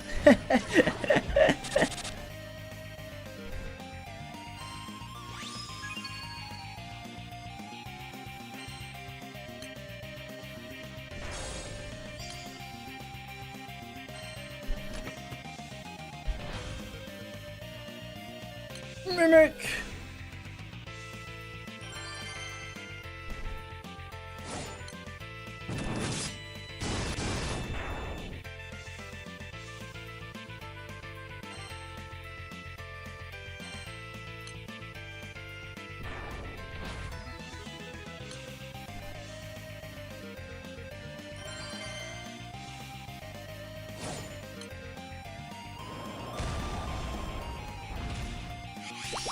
Apparently England's getting fucked. What I'm reading here.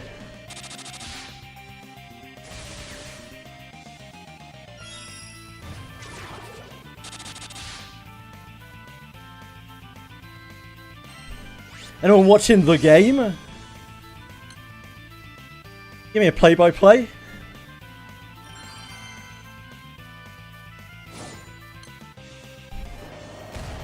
It's the game. That's what we call it here. Anyone watch the game? If you're a real fan, then you know. Like myself.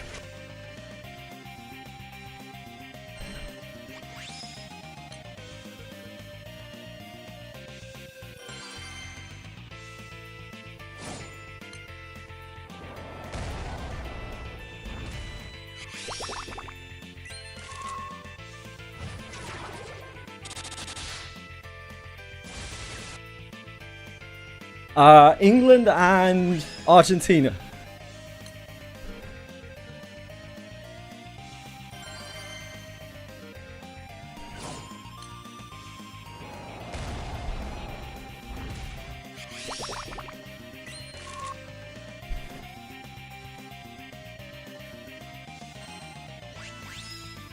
All I know is people were really mad. I was looking at my friends talking about it, and they seemed really mad like 5 minutes into the game.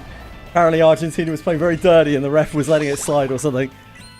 And I just flicked back there to see them be like, GG, we've given up. So I figured we were getting pretty fucked. It's fine, right? We can try again next year, right?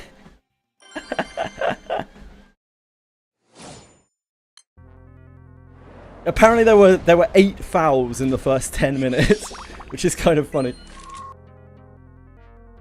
I know Argentina and England have a long track record of fucking hating each other on the pitch. And their fans off the pitch, no doubt.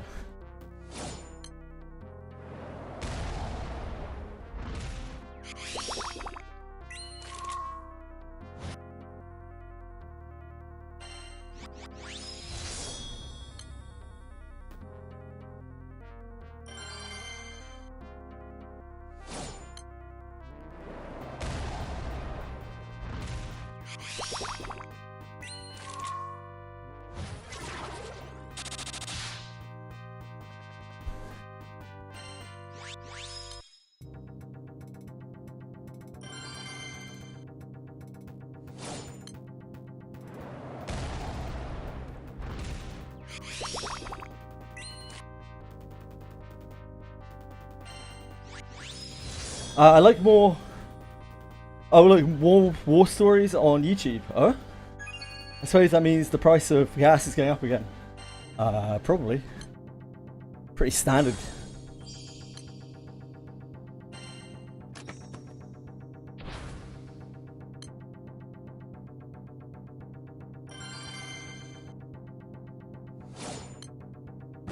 To the bullshit I'm working on. What in Mekarashi?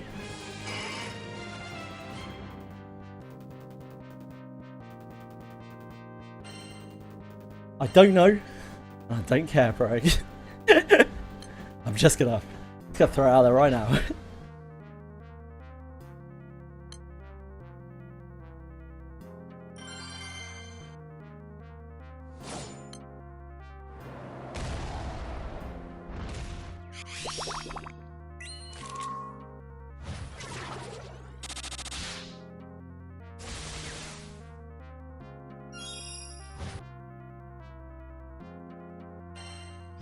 The only balls I care about are the ones between my legs. You know what I'm saying, brother?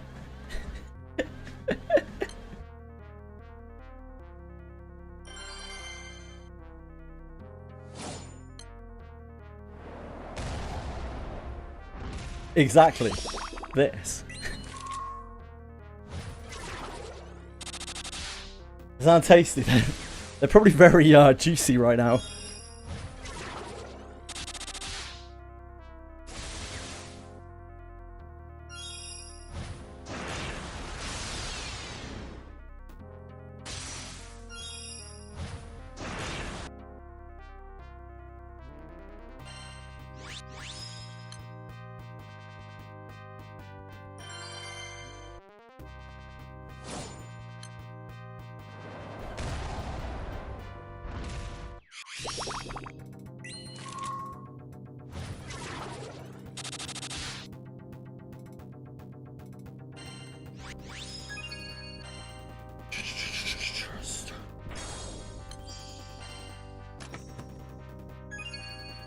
Call me a Nikkei gamer because I love chess.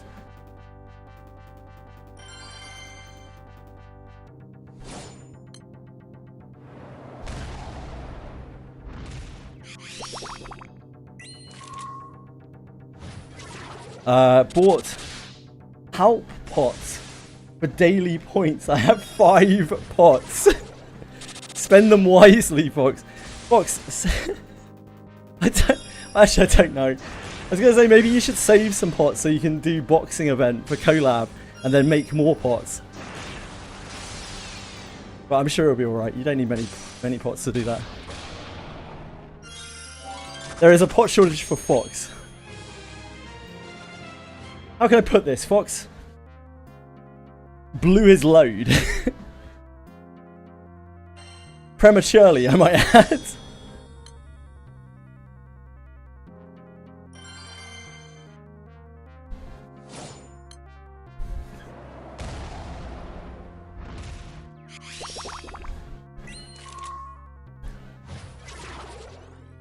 Yeah, you might as well just farm EP stuff, Fox. You probably got loads of stuff for that, right?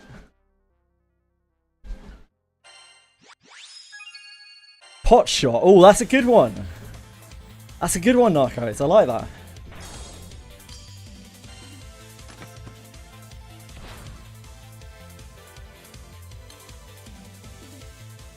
I'm disappointed I didn't think of it. Damn.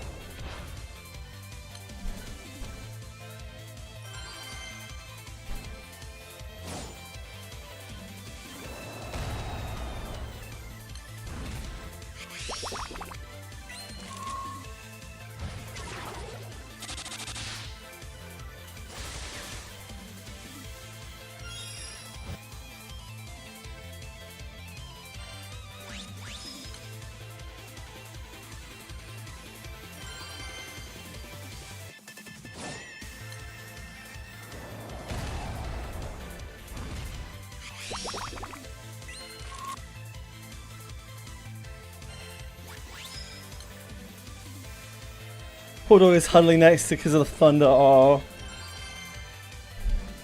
Give him some pats from me, Fox.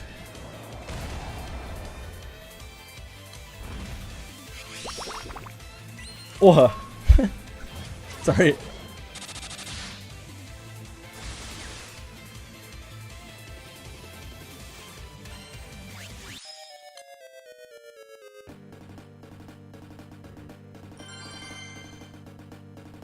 What's your dog's name?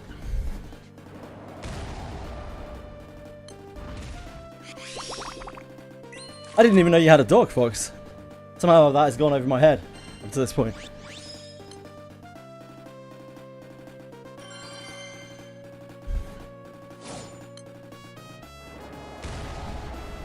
Panda? Is it a boy or a girl?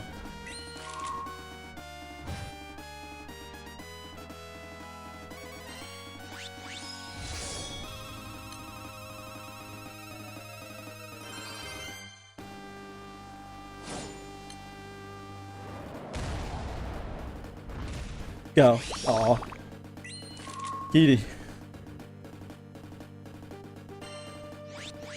Fuck Thunder.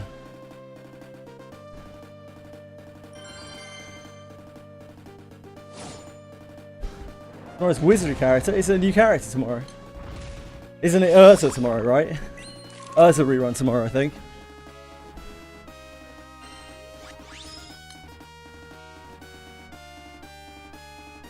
Yep, not even a class change for her. Not even a mention of a class change for her in coming months. Just plain old Urza.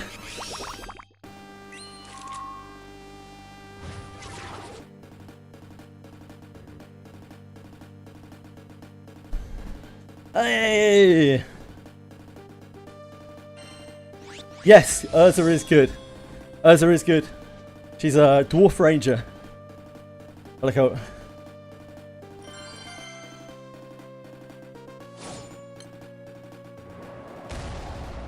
Time to pull, baby. She's quite good for new accounts. I think rangers are really solid for new accounts.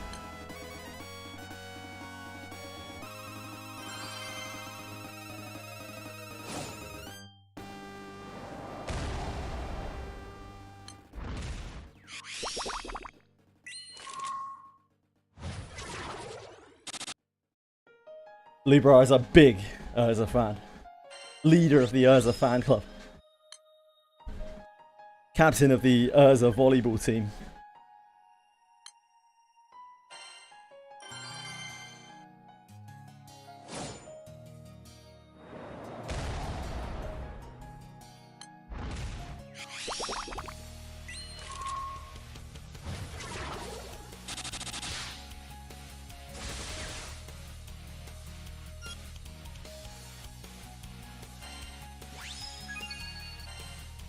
Kukri, you're taking forever.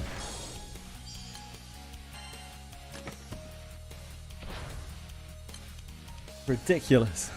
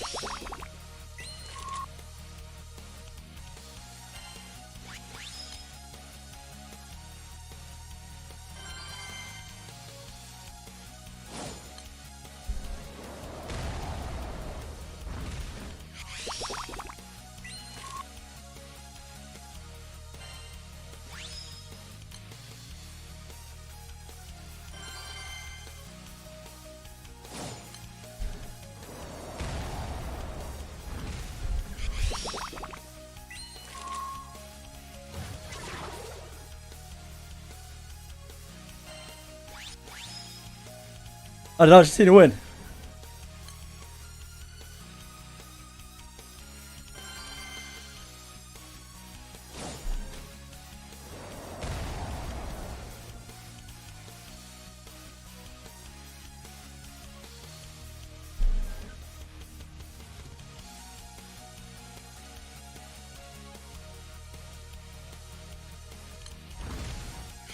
Even my friends are saying apparently England didn't play very well. It would seem.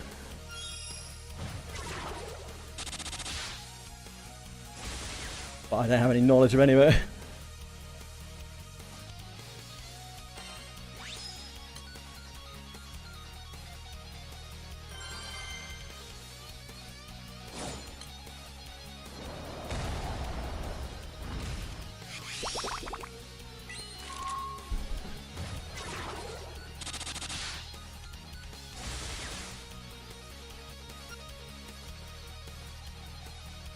What's a Rosa J?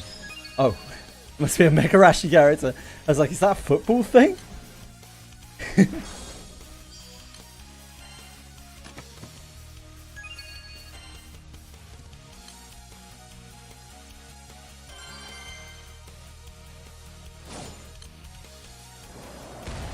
Must be the Rosa in Megarashi.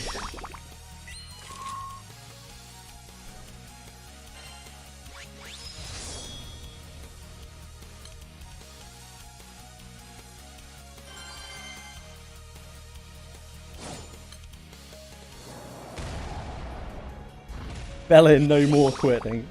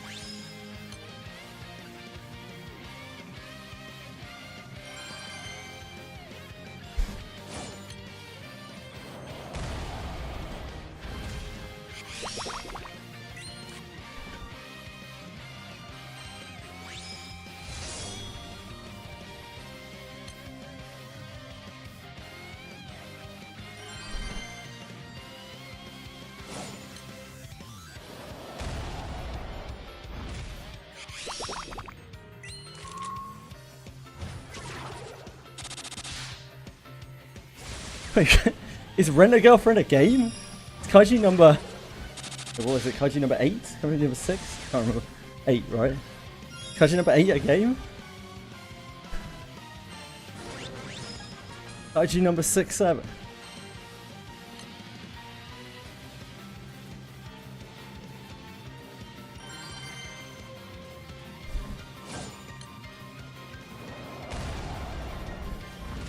Ah, I see, I see.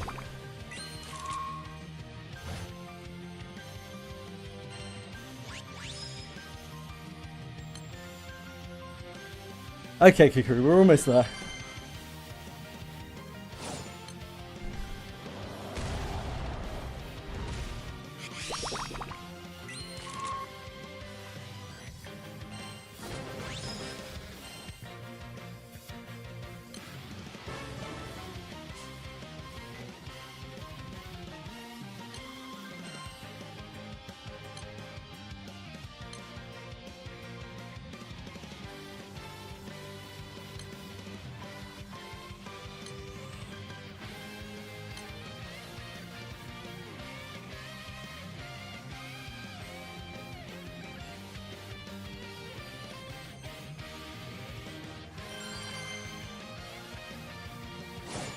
Oh, whoops. I kind of fucked up. I fucked it up.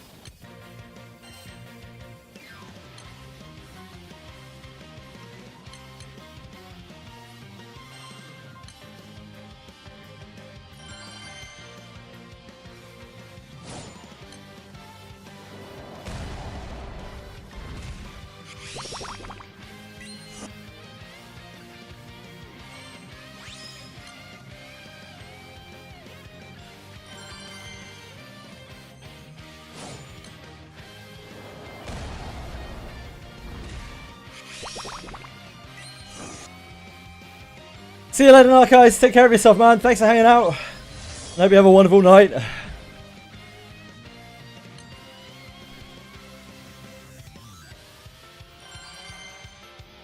You got this. Got this, Libra. I believe in you.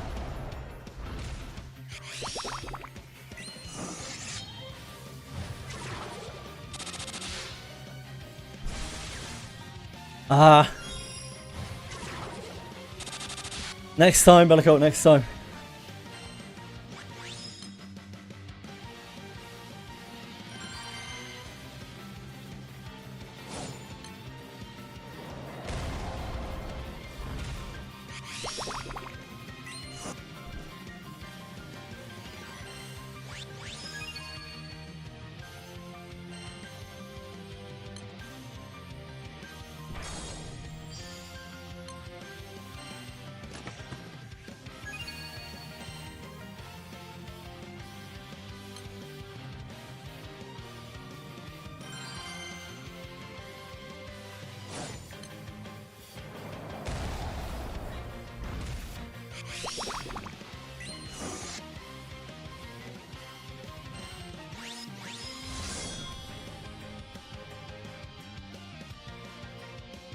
Really, Arito.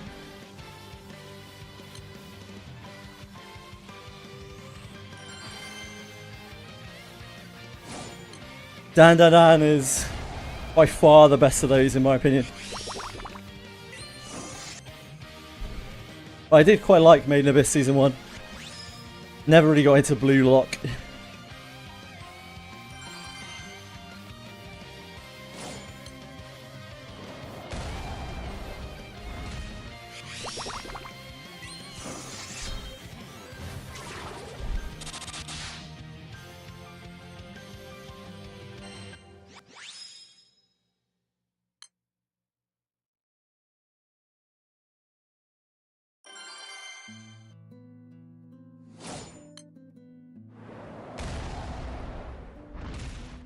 I like Season 1 of Made in Abyss, but I don't like Season 2.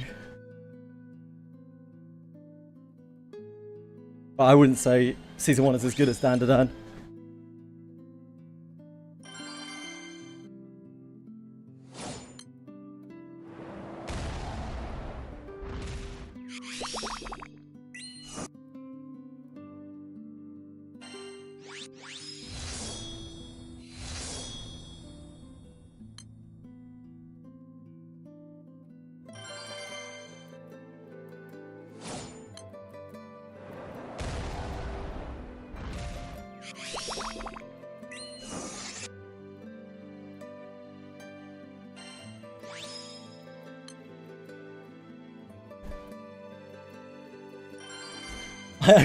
I'm only doing Cosmos for the material. You wouldn't catch me doing Cosmos. Even trying Cosmos. Otherwise...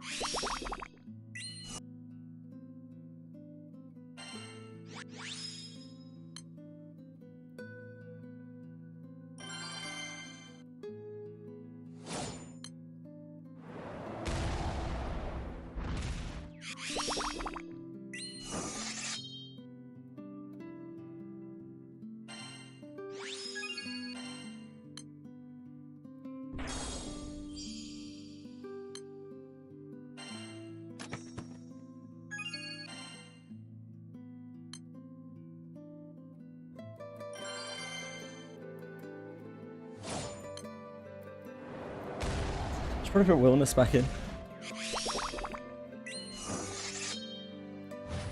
I might actually use Wilderness in fire. And he needs... what's it called? Advancement point thingies. Extra levels.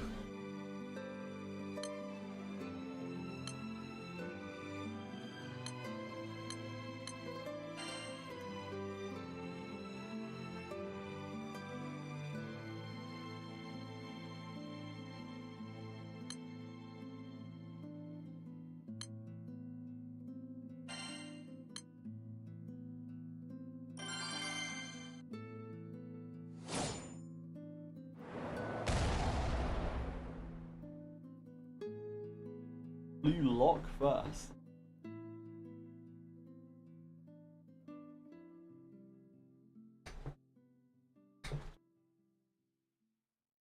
Everything. So.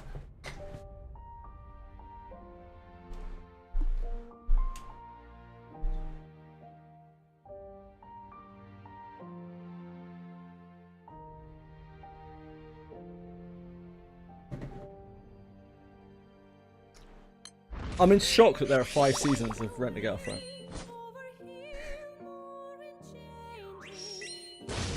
I remember season 2 coming out, and I never remember seeing anything about anything else.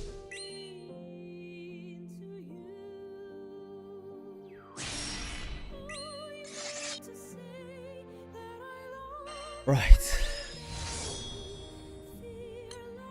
Let's have a look at our Sephora treasure boxes.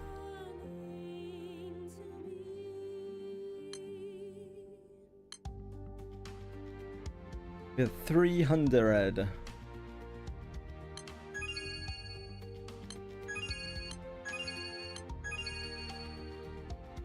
Okay. We're at 492. We still need another... Oh no, wait, sorry, that's Astra, is it? Right? We're at 483. Veritas. Still need 200 Ideans. So we're starting to get to the point where I might need to go farm.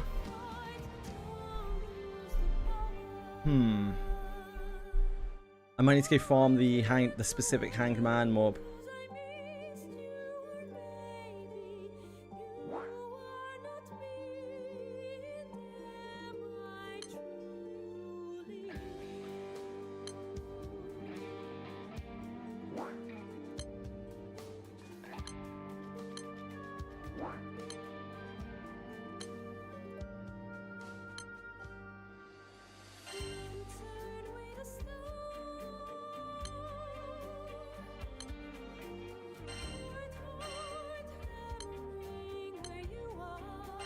Deal with that later. That's not for now.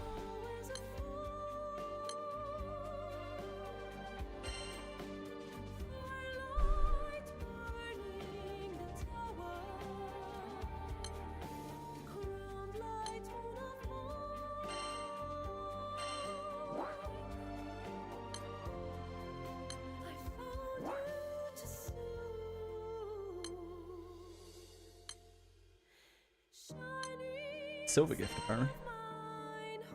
Oh, 2 light crystals. Holy shit.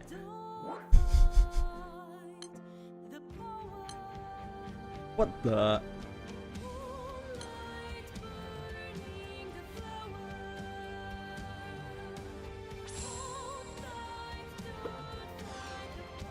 Had the same 8 flashbacks to previous episode in the situation in the flash I mentioned 27 times. That's how it sounded really, really terrible. Yep. To your big players, Lucy's brother. You're a married man now, you better start acting like it, mate.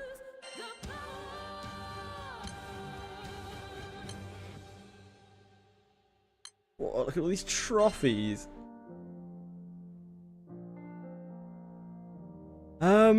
Yeah. Back to the grind. I think we hit the Militus.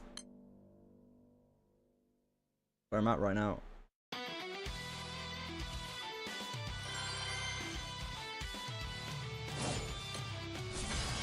Vanillitis killers are... Ooh, hold on. Vanillitis killers are like... not super slow. Definitely a slightly different speed.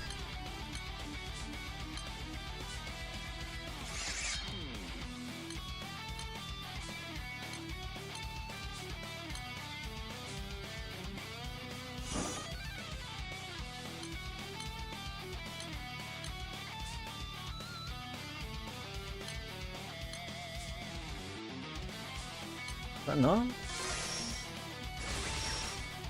Might need the wind blast. Sure.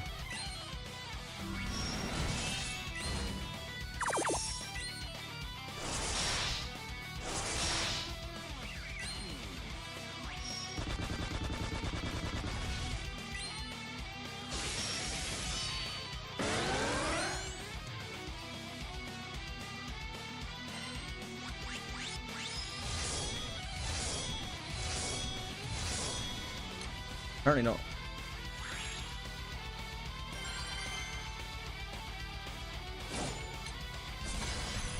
Oh, wait, no, that's because it's reset, right? That was the non-plus version.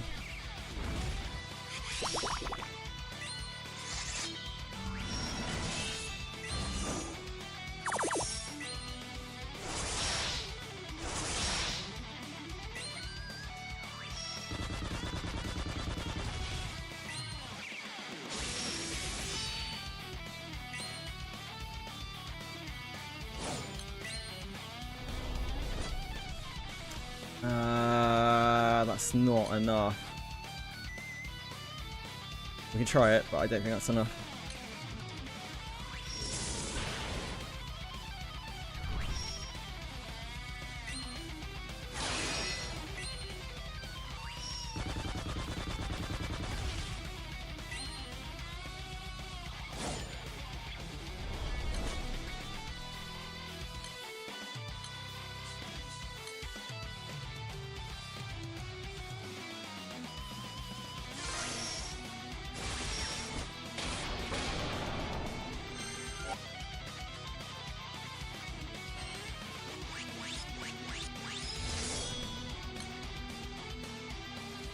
We got a Celsius fragment there.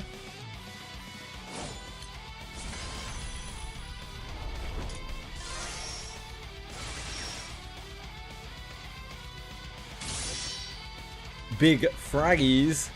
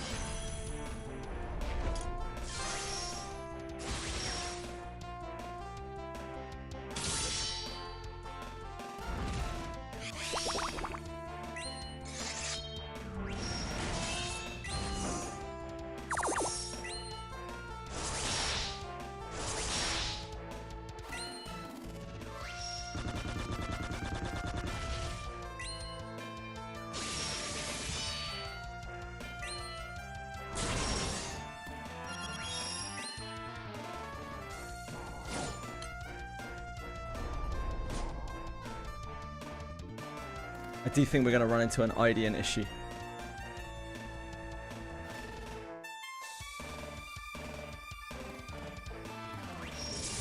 Unless I go and farm...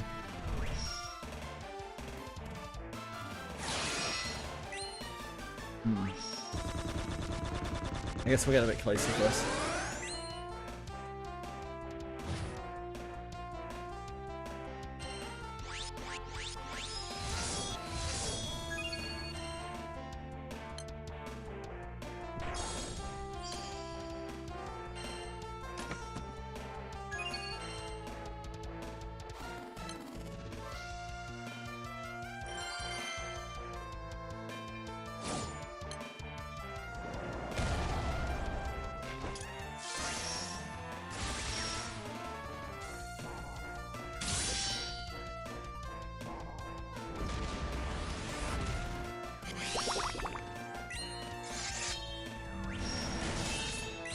Wait, hold on a second here.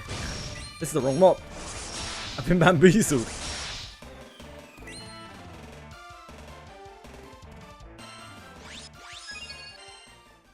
I've been bamboozled.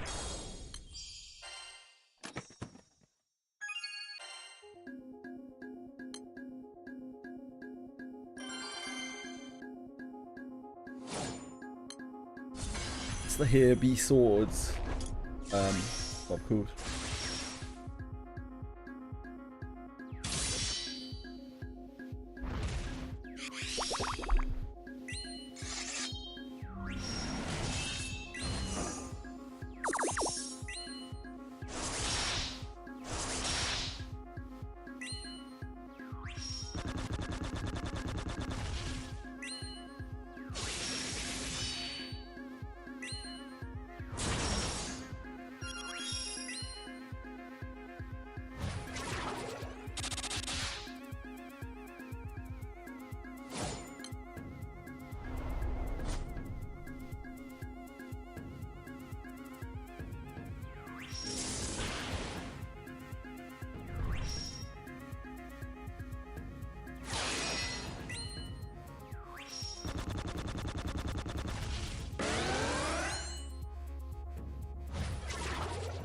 Zone Talande, right?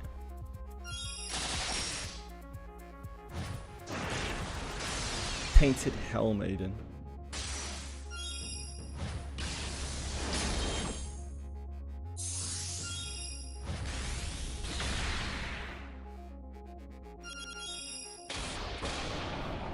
Painted Hell Maiden. A 2.5% chance to drop an ID.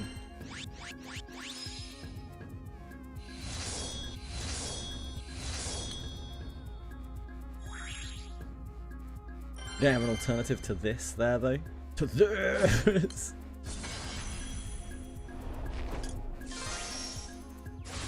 And this is an insane amount of rank points.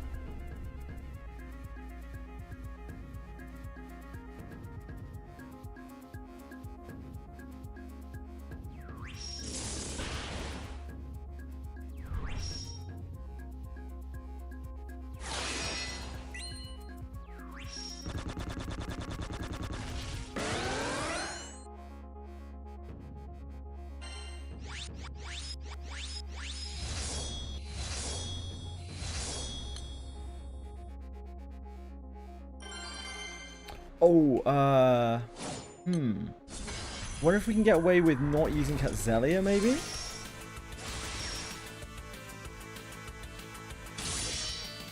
Bring Tien.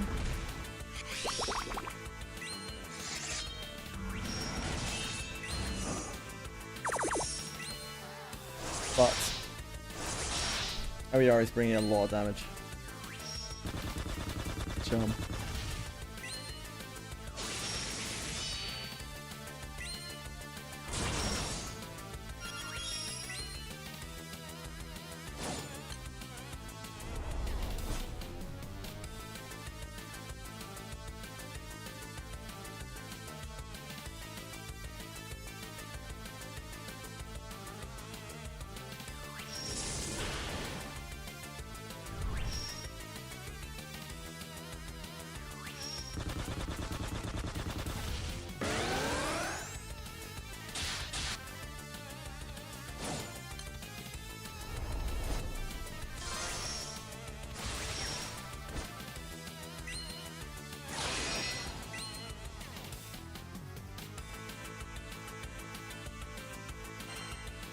Oh, we can test it without messing around with the roster, right? By just turning off every R's charm.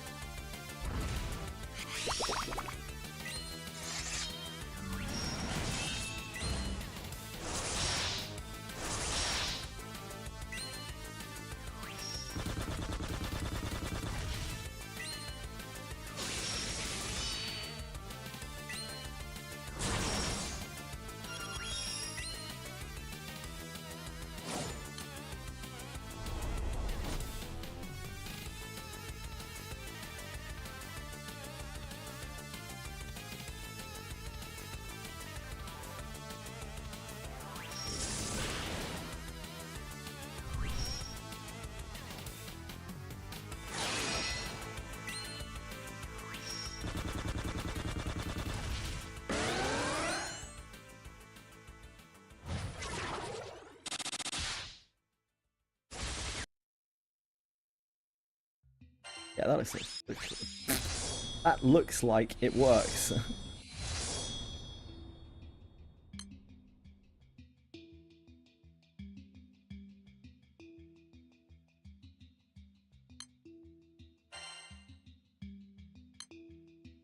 That looks like it works. These are Englishes.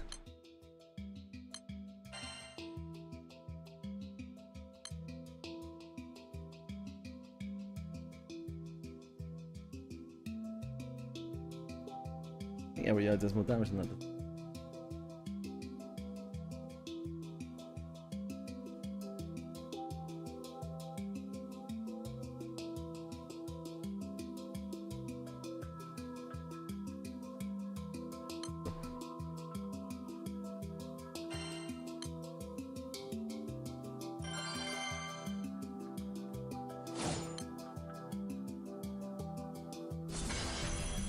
Oh, I didn't even change the backline, did I? I didn't need to.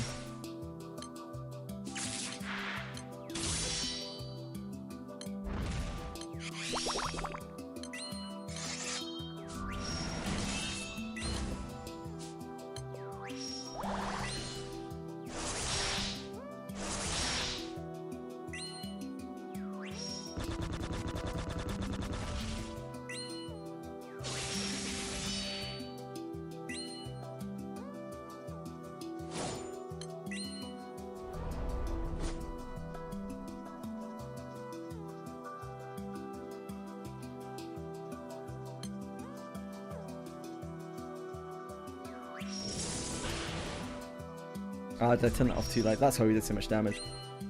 I wonder if... Oh, wait, hold on a second.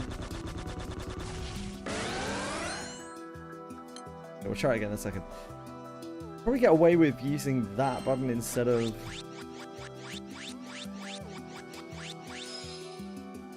I guess it doesn't really make any difference.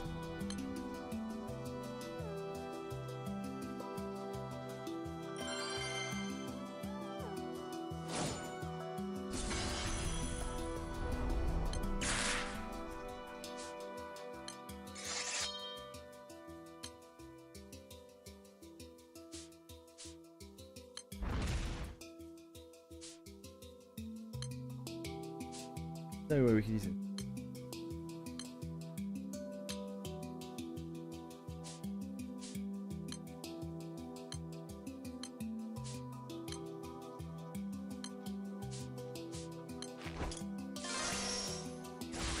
That's giving us faded chain turn 2 as well though. Not sure if we get away with that.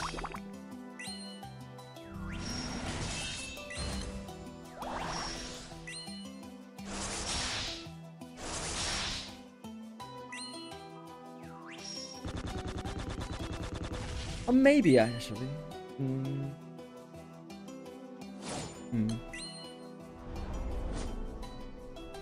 Maybe.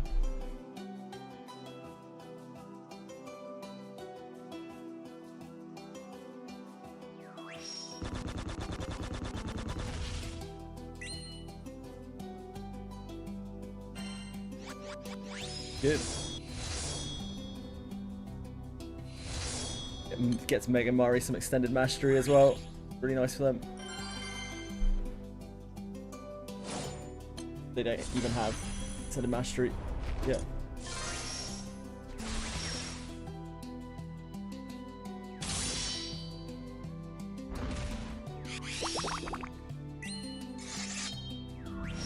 Pretty sure Fox has expended every resource that he has right now. Maybe except for his crystals. But I'm not putting it past him.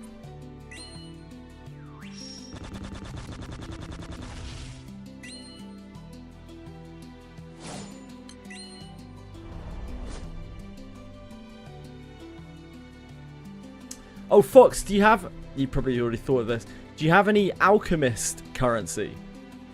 Because you can convert that to pots.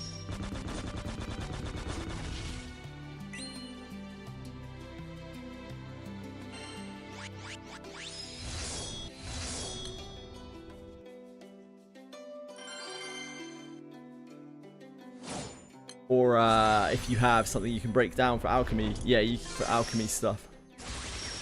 You can get 100, 200 pots, 100 pots. I don't know, some amount of pots from there.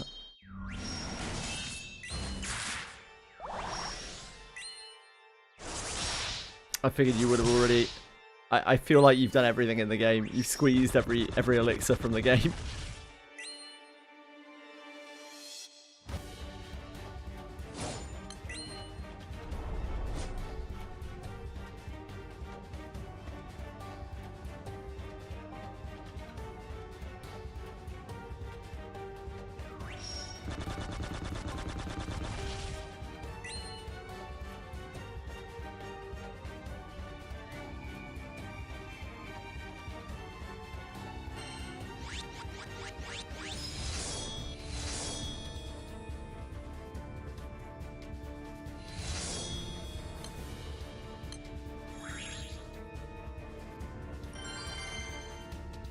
There's gotta be something. There is, mate. It's called Flash Gala tomorrow.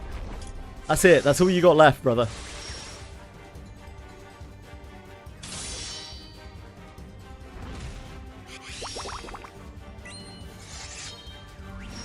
The chances are slim and your choices are few.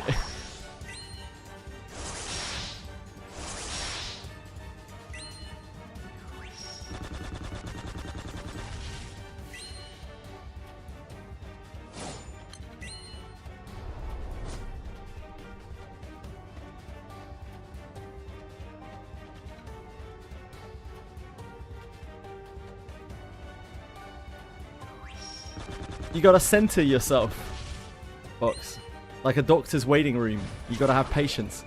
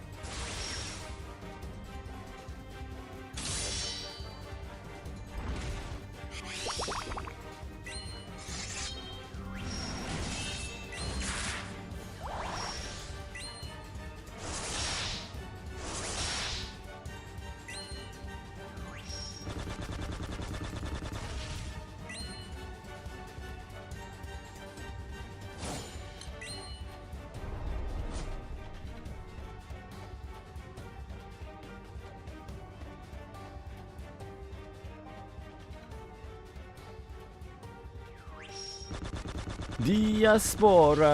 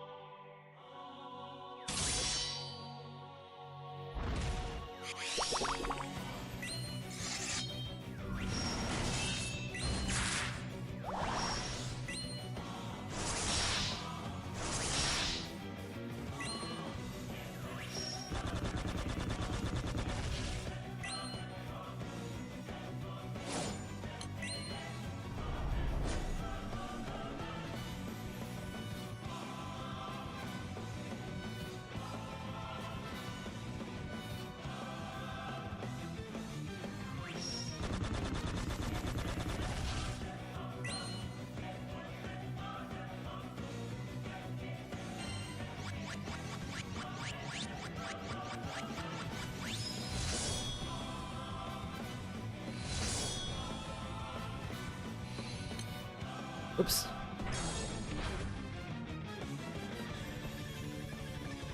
Looking for this, right? Yeah. No, not that. It's Gilgamesh. The fact that this is 30 AP is actually crazy. The amount of rank points this gives.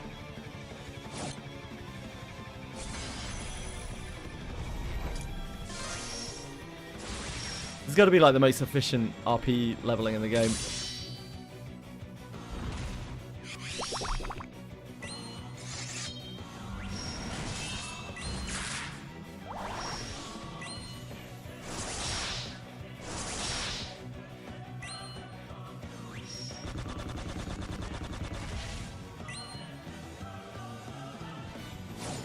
They really aren't. They really, really aren't.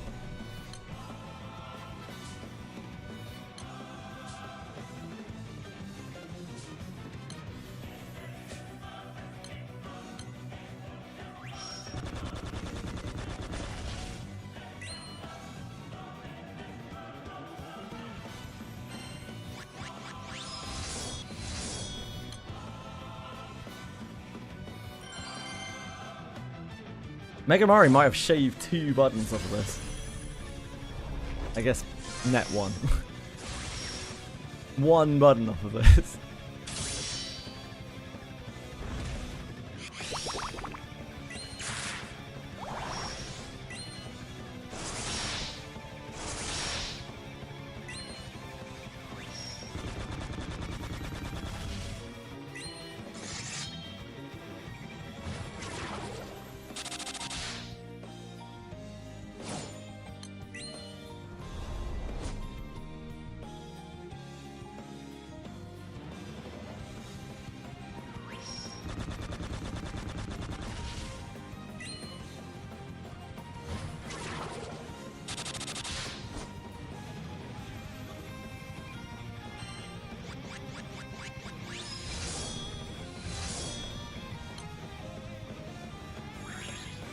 I bet Quantum has so many potions. An endless amount.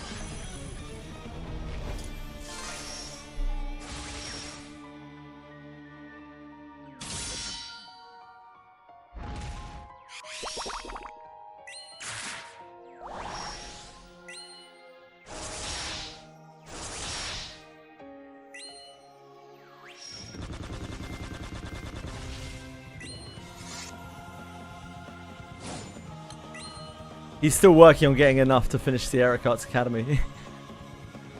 One day, one day.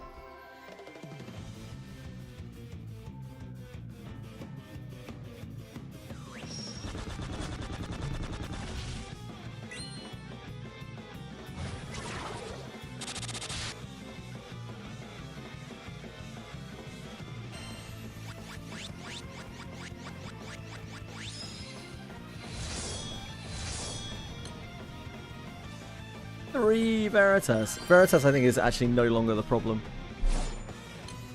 I think this is our problem. Hanged Man Ideans.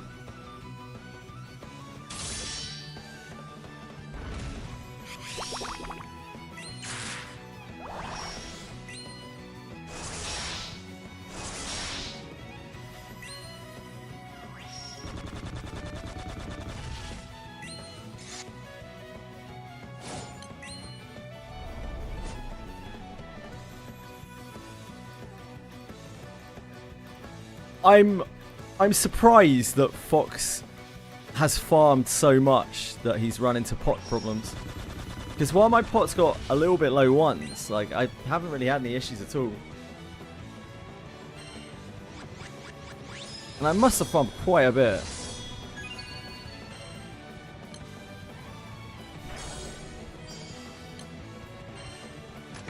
Fox must have absolutely blasted.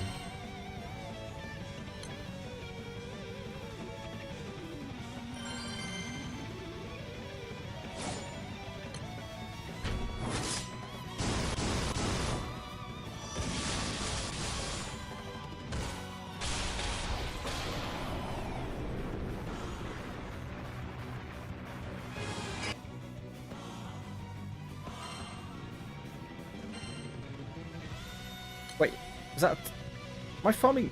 Am I killing the turtle? Now wait just a second. Have I managed to do this?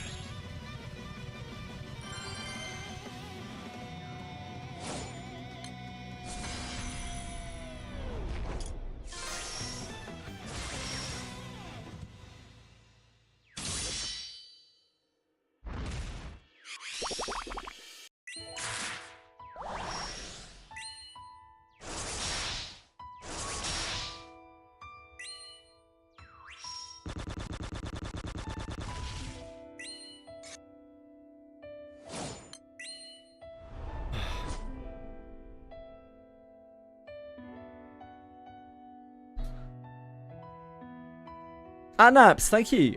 Very kind of you to follow. Appreciate it. Yeah, I figured you would like Dan to Dan. Bellico, that show is so good. Like, it's actually quite deep as well. It makes itself out to be this real, like, comedic, haha, I'm so random show, but actually it's like, yeah, it's pretty cool. One of my favorite anime. Maybe surprisingly.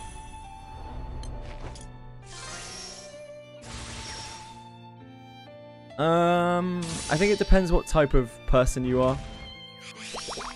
I think people who are from younger generations who prefer more instant gratification stuff will prefer Dan to Dan by like by a margin. But I think people who watch less anime and or prefer their anime to be a bit slower or a bit more old school, they're going to prefer Frieren. I think there's also a good chance that most people will enjoy Frieren, whereas I think a higher proportion of people will not enjoy Dan to Dan due to either the content of it or just the way that it's laid out. It's quite frenetic.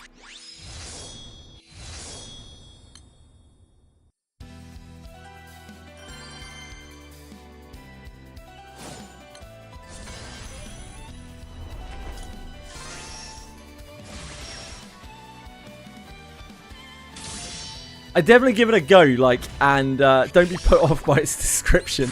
Because I was always put off by its description. I was like, ain't no way I'm going to enjoy this. I gave it a chance and I was like, fuck.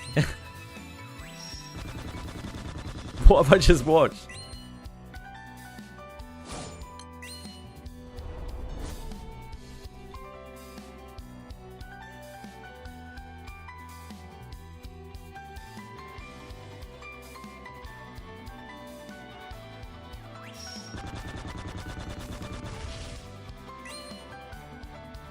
It's got... So, one of the reasons why I like the Dan to Dan humor is it's very honest. It's very honest humor. It's not like most Japanese humor that's very, like, closeted. Or concealed, like veiled.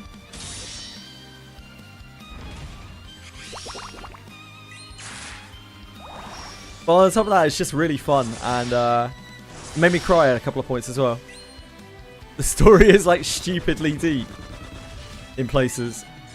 It has no right to be, but it just is.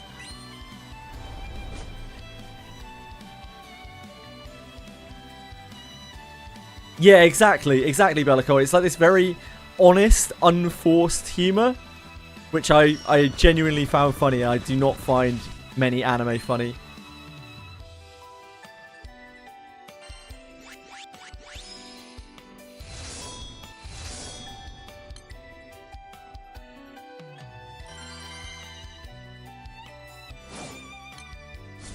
Like, I don't know what crazy mind is behind Dan to Dan. They've probably got something wrong with them, but they also told a very good story.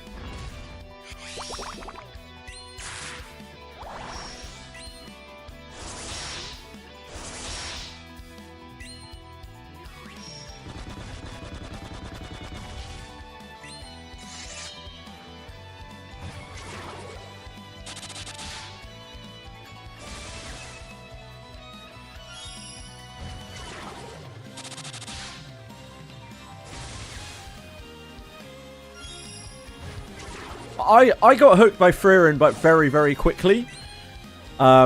But that's because I like that style of anime. Any tips on somebody who just started? I've only been playing for about, what, like 4 months or something like that.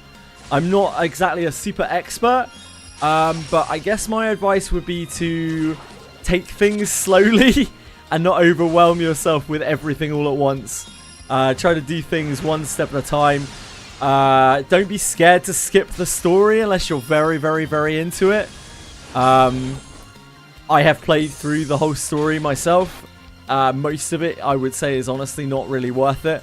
There are some really interesting and good bits, but they're mostly in the side stories, and they're not very common. It's pretty much just typical kind of fantasy plot, fantasy anime plot. If you have any specific questions, you can come and ask them here, but my biggest advice would be go and find DYDK, who is an absolute smarty pants when it comes to this game. The guy's a genius, and he makes loads of really good newbie videos as well. Really, really like digestible stuff. You can find him on YouTube, you can find him on Twitch. His name is this. Right, DK. He can service you much better than I can. But if you do have any specific questions, even if I'm not playing the game, you're welcome to come and ask. Yeah, the GBF wiki's so good as well. This is so good. This is maintained by volunteers. I only got into the gacha because I wanted to learn more about the universe, as I have both Versus and Relink, and I heard the main line will tell me how they all met. Yeah, it will. Okay, so this is going to sound really unorthodox, Rodrigo, but you're going to find out a lot more about it by skipping. And that is because when you skip in this game, you get like an animated cutscene that was added much later on, which tells you a synopsis in a much better format of everything that happened during those chapters that you've just skipped. And that retelling, when I've watched that on YouTube, is considerably better than actually reading the story. Unfortunately, the story is very outdated. They didn't really know what they were doing. And while the story gets like pretty decent towards the end of the main arc, the first like 150-ish chapters are really all over the place. So by all means, give it a go, give it a try, see what you think yourself. If you aren't feeling it, don't be scared to skip it, because you will get that nice synopsis, and you'll get a little rundown from Lyria and some of the other crew members talking about it. Yeah, he does indeed, Rodrigo. So I've seen all the story. I'm not a story hater or anything like that, but I kind of wish I had skipped it. While there are good bits, they're generally later on. The second arc, which isn't that old, is much better, and the end part of the end arc of the first story, the first like 11 years of story. A lot of the side stories are similar. There's a lot more bad side stories than there are good side stories.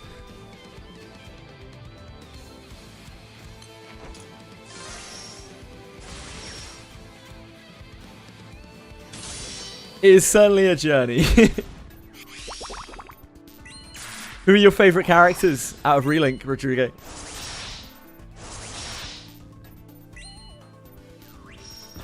Relink's fates also honestly tell the characters' stories better than a lot of the stuff in this game do.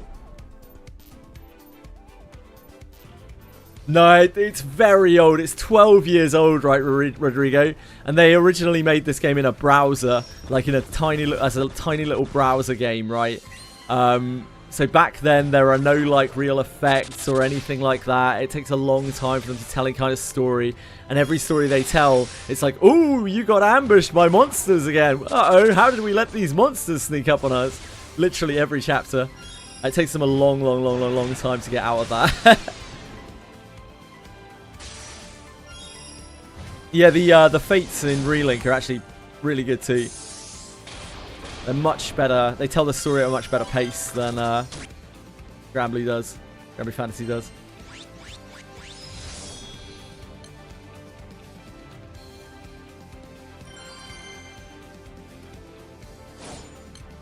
It's clear that I don't think they had the whole idea of what they wanted to do with Lyria at the start of the story.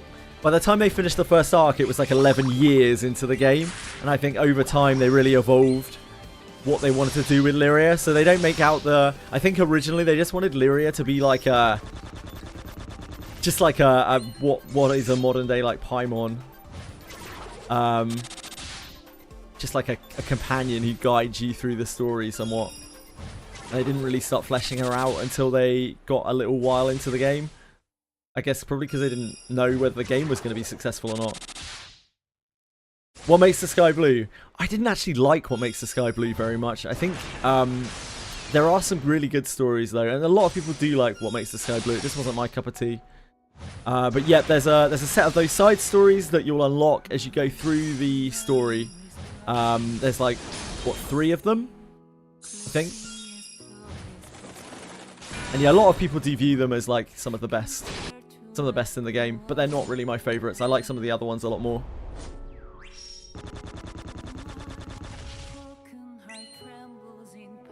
Created by the stars, loved by the sky. And the Cagliostro stories. They are my favorites.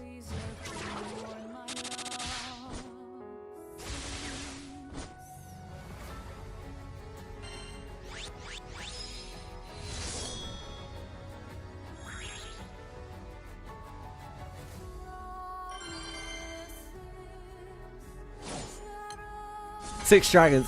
Ah, yeah. So the Six Dragons are pretty interesting. I quite like those. They have some good side stories as well. They're not really covered. None of the angels or the dragons are really covered in the main story. They're all covered in side stories that you'll unlock as you go through the main story. Yeah, I quite like the dragon side stories. Big fan of LER, especially, as you might be able to tell.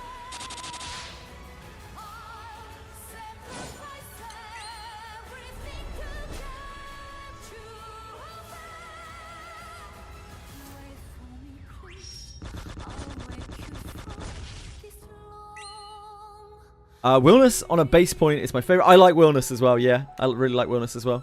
I don't know much about the characters to really point my finger at one. Hey, sometimes, like the characters, most of the characters in Granblue are not really that deep. Like they do have stories and everything, and some of them are even quite long, the stories behind them, but they're not really like crazy deep characters, and a lot of what you see is what you get with them. So if you like Willness on a base level, you'll probably like him when you know his story as well.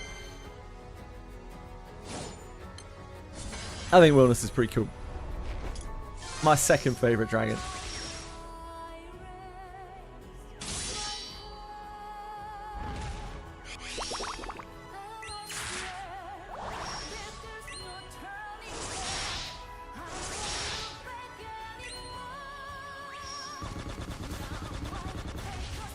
Granblue cares more about trying to make the characters fun than it does about trying to make them, like, really profound or anything like that. And that works quite well for them. Yeah, man. What more could you want?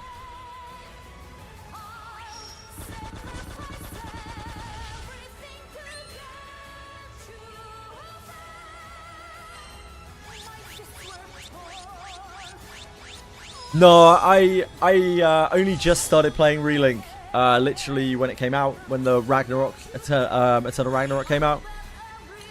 I'd never played anything in the Granblue series up until the Steam release of this game, which is really recent. I think it was back in March. Is that right, guys? I think it was March. I'm still real new to it.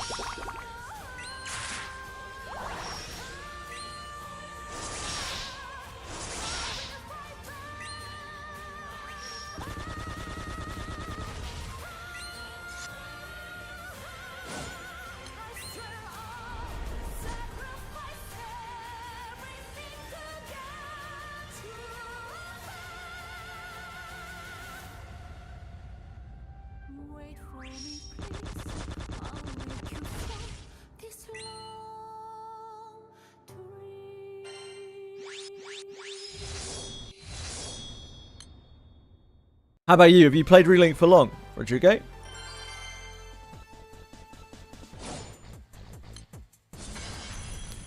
Or did you just start up Relink as well, and you were like, damn, I want more? Know about the characters and music before Relink? Yeah.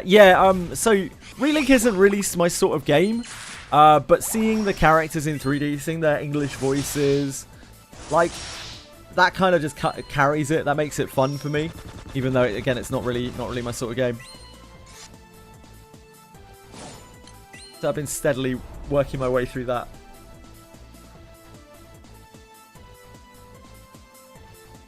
Yeah, I mean, did you start recently Relink, Rodrigo, or have you been playing Relink for a while? Because obviously Relink's been out for a good little while now.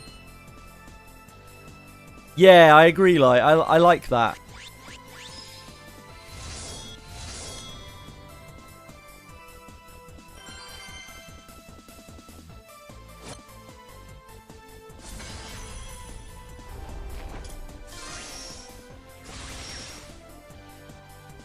It's a fun game. Versus story mode actually was the hint that got me invested in the rest of the Granblue. Ah, yeah. I've been told there's quite a lot of story hints and things in Versus. But I have never played Versus myself.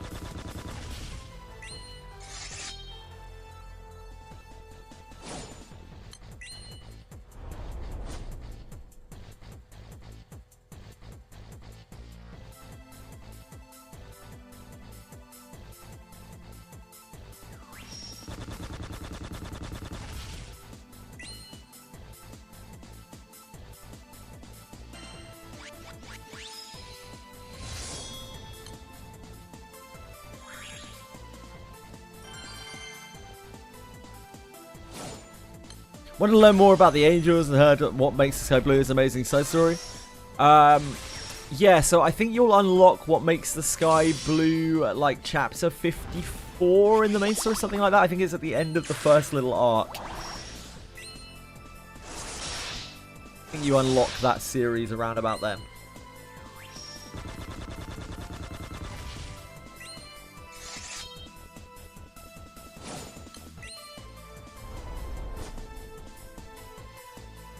A series of 3 stories, and what makes the Sky Blue is the third of the 3. I think that's something you can get into. Have auto skip the like walking sections on. Oh yeah, that's a must do, Rodrigo. That's a must do. Yeah, I mean, I never really expected to enjoy this gacha, to be honest. But I tried it when it launched on Steam, and I ended up just enjoying it because it's just a good old-fashioned, honest gacha. Like, it isn't like the modern-day gachas that are all incredibly graphic focused with absolutely no depth to them, and almost never any passion behind them either from the developers. They're always all just like money grabs. It was just nice to play a game by a company that's still privately owned, doesn't have shareholders breathing down their necks, that really care about their IP and, you know, want their IP to succeed along with their game, and understand that it's about long-term gain rather than short-term gain. That's something that is very lost on modern gacha games.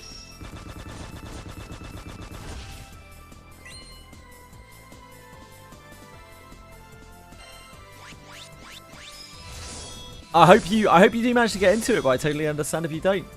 And yeah, if you do have any specific questions or anything like that, it's an extremely deep game, but I might be able to help you, we might be able to help you. And if we can't, DYDK certainly can. Really nice guy, and extremely knowledgeable about the game. I learned a lot about this game from him, and also many of his associates, especially Umikin. Gandarosa, yeah. Character with not much story and one note type of character. Yeah. Yeah. Sometimes a simpler character is a more interesting one. Granblue has a lot of those types of character. Granblue has so many characters at this point. I forgot we had that emote. I haven't seen that in a while. Well remembered, Arito.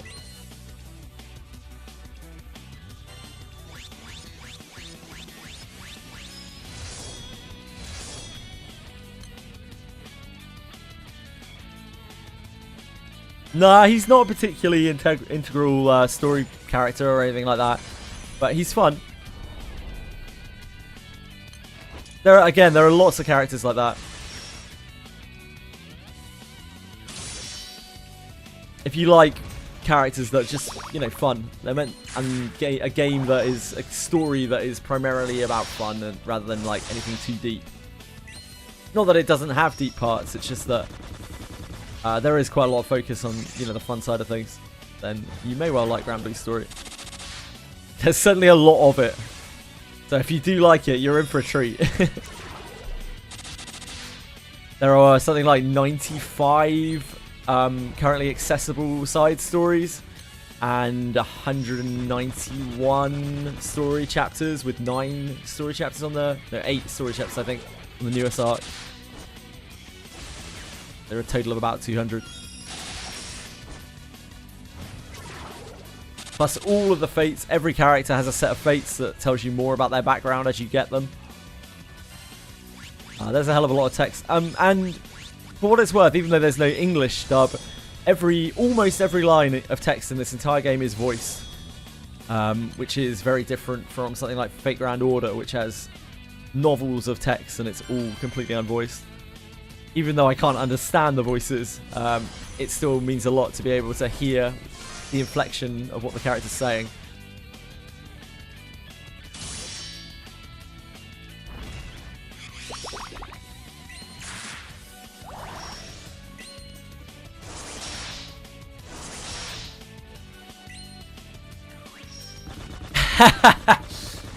Some of the end game stuff in this game, you won't see it too much early on, but as you move through the game, yeah, some of the designs in this game are incredibly complicated. I thought that this game was extremely easy when I first started. I thought it was going to be just your average, like, side-by-side battler that is common in gacha games, at least especially old gacha games, where you have your own turns and you have, like, a couple of commands and that's it.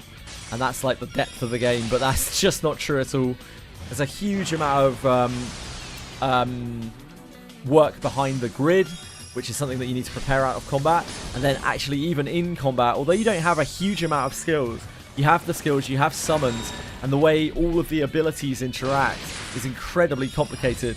And because of the way that boss phases work, you need to prepare and utilize your resources in a really, really smart way to make it through the hard encounters in this game. 99% of the time in this game or more, you'll be autoing, but like when you have to manual, like, it's really serious. So hard. Really, Lucy and Hexa, yeah, they are. They're both really hard. They're some of the, I guess they're not really super end game at this point. They're certainly like mid-late game. And I've been playing pretty heavily for the last 4 months. And I'm still not in a position that I can really do Hexa or Lucy. I'm just about getting there now after a lot of hours of play. A lot of hours of play.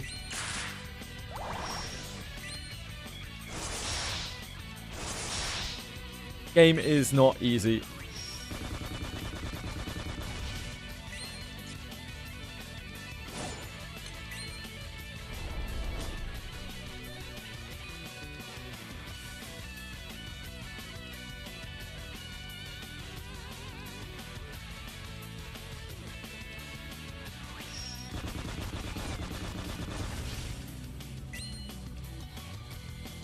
Beelzebub.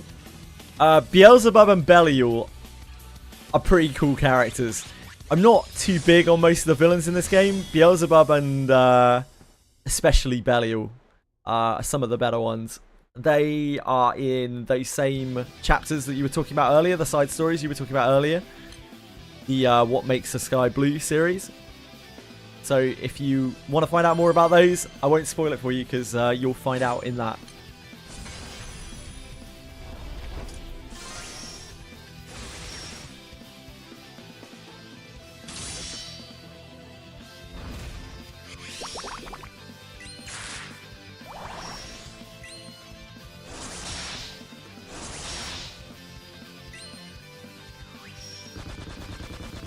Yeah, indeed he does. He has a tough life, Rodrigo. He has a tough life. Give the poor kid a break. Yeah, Belial, one of my favourite characters in the game. Maybe my favourite character in the game.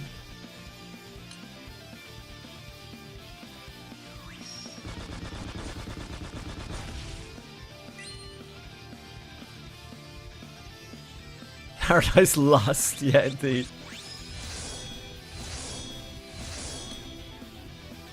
No worries, Dragayoshi. Thanks for hanging out, man.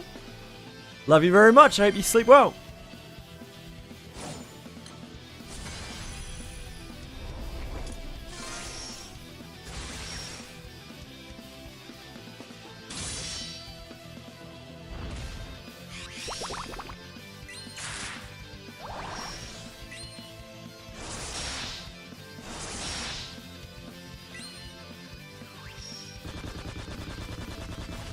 Just look. Yeah, it does. Yeah, it does. It has a command.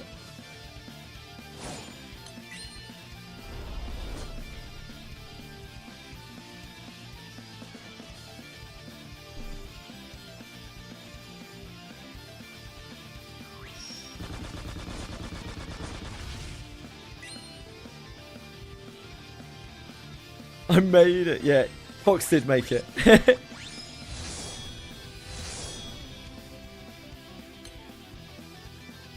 Actually getting really good drops on the Veritas here.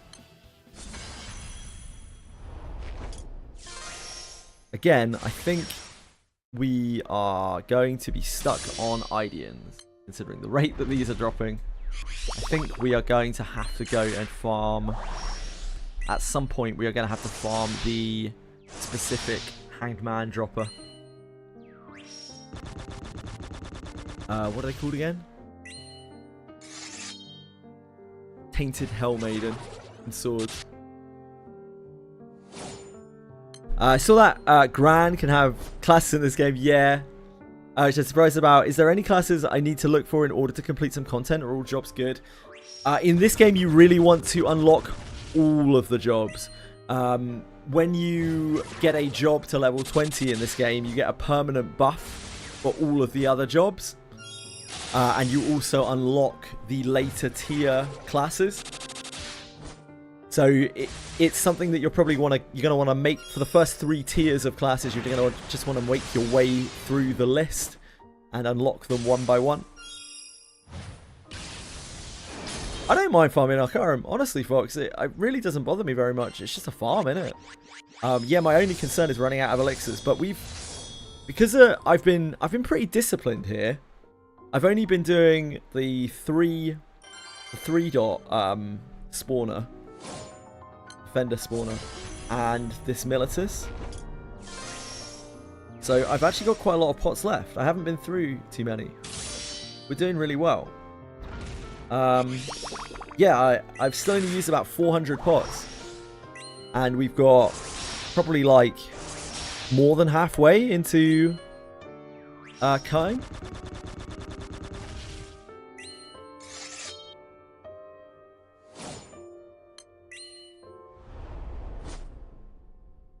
So Seiphon, in this game, there's a group of, I don't know how much you know about Seiphon, but there's a group of characters called the Eternals, and they are like a super ultra hyper uber like amazing skyfaring crew. They're like the elite of the elite. And Seiphon's their leader. And in this game, they are represented by characters that you can unlock. They're totally free, but they take an unholy amount of grinding to get. Like really, truly unholy amount of grinding to get. And Seiphon is one of them.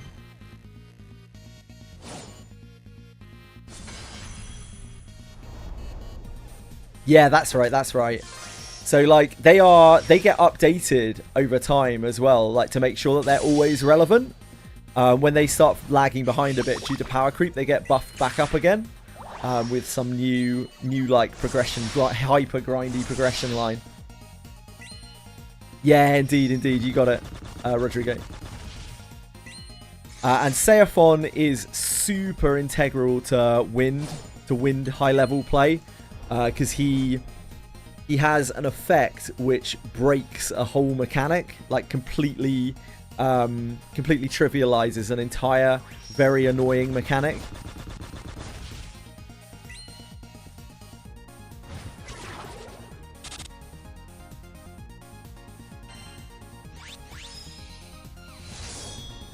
that no other character... I think actually maybe one other character in the game does something similar. I think there might be one other character. But someone who knows more about the game will probably be able to tell you. I have a feeling that there's one other character that does something with omens.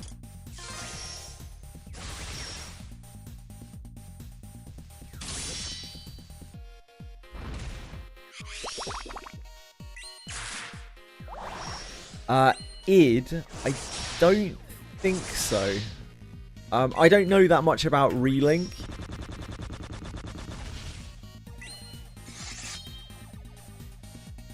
But I do know Id. Yeah, I do remember Id. I'm still not very far into Relink. It's in like chapter 6 or something. Yeah, it doesn't look like Id is in the game at all.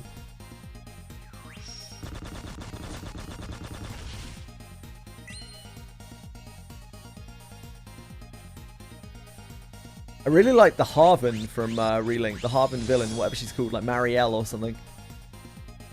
She was really cool.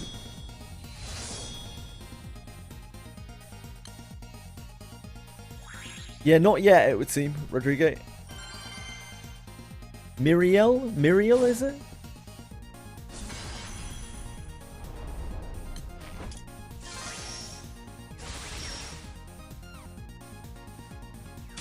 Magiel, yeah, that's it, that's it. That's the one.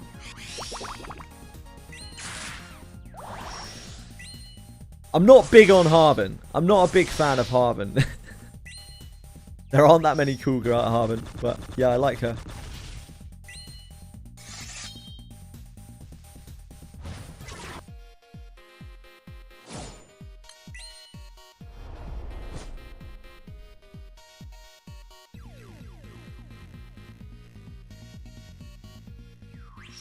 I mean, the gacha is 12 years old. But I think what's weirder is that I haven't played this game for very long. There are lots of people who play the gacha but not Relink, but they're like, they've been playing for years. But not me. I don't think I would like Relink if I hadn't played this game. I think I would have stopped playing Relink very quickly. But because I'm familiar with the characters and stuff, lets me ignore the bits that I don't like. And I find it fun just following the characters.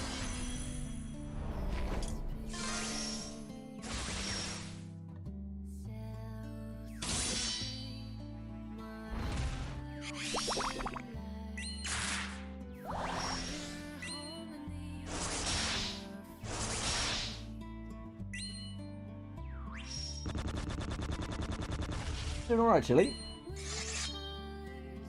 Yeah? You're hot. My cat's hot. Can't blame her. Actually, quite a bit cooler tonight. Very happy about that.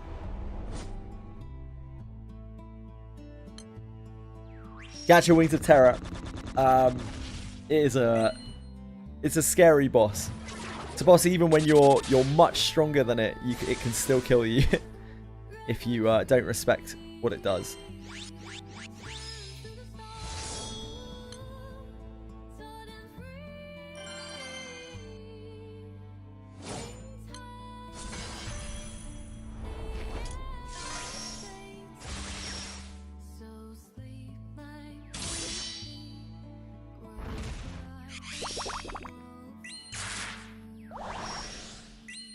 So I'm currently grinding out some of the evokers. We've got an event on which is focusing on the evokers. I don't know if you know what the evokers are.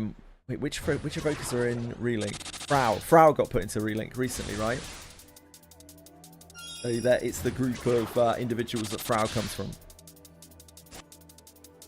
You learn about them in Endless, sure. Yeah, I haven't played Endless Ragnarok yet, so I don't know what it touches on.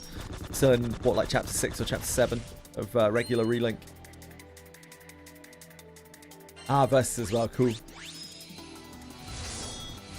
Yeah, so chances are you know more about Granblue than I do.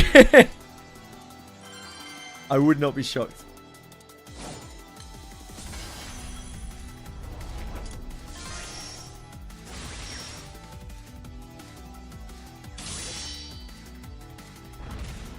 I can tell you all about some god-awful side stories. Like Romeo and Juliet. And the idol stories.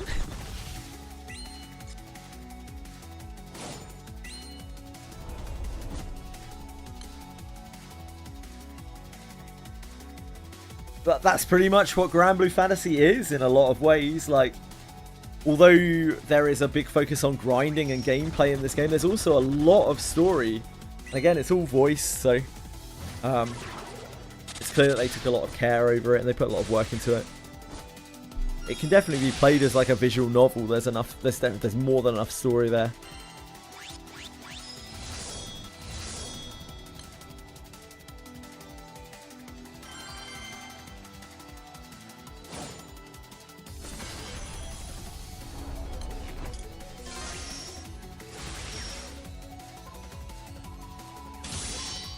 Ah, this really? You can't access Season 1? I tried watching the Granblue Fantasy a while ago, long before I played this. I could not. I couldn't do it to myself. It was not particularly good.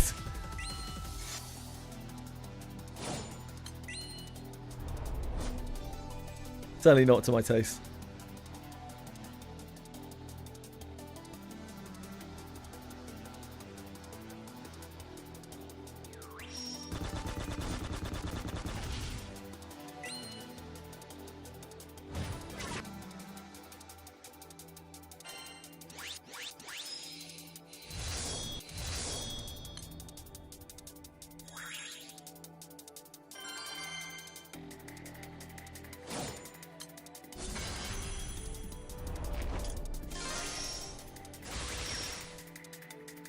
What do you mean?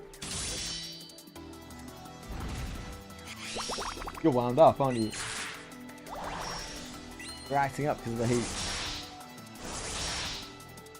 She's out of control. So remember the ending of Made in Abyss Season 1? Yeah, me too. It's a bit traumatic.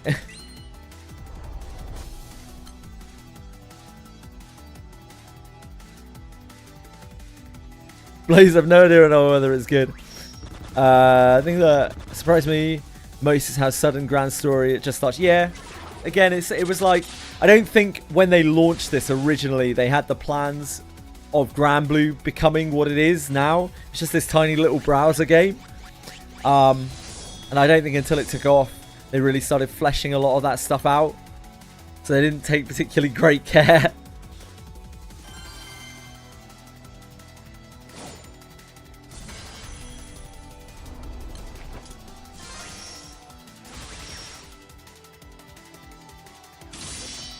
It does get better, but it takes a while.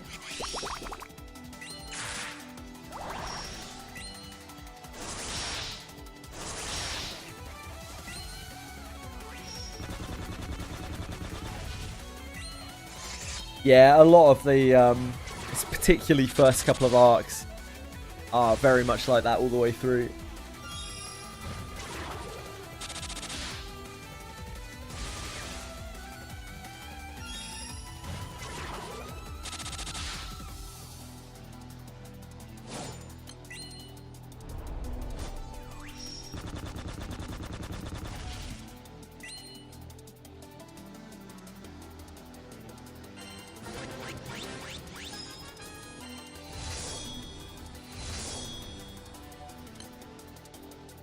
We've gained so many ranks today.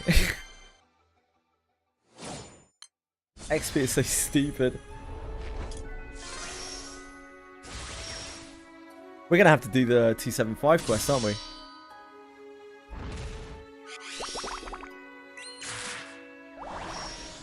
Yeah, it's all good though. Like, just play whatever. Don't...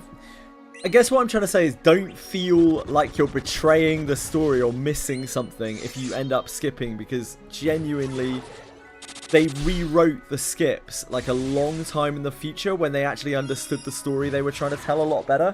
So weirdly enough, the skips tell the story like considerably better than the story does.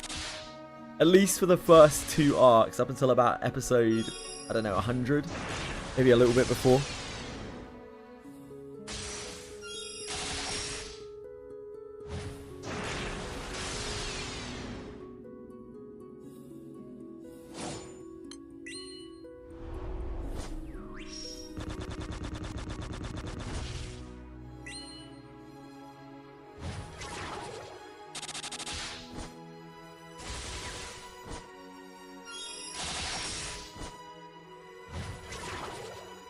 Wait, sorry, what's a connected room? Ariel?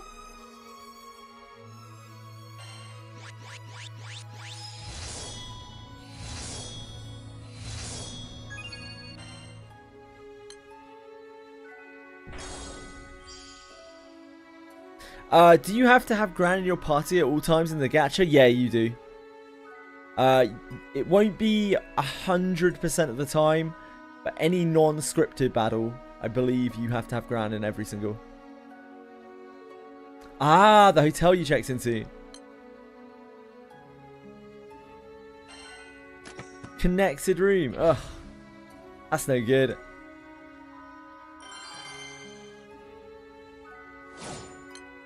As long as it has a good Wi-Fi connection, eh? That's all you really need.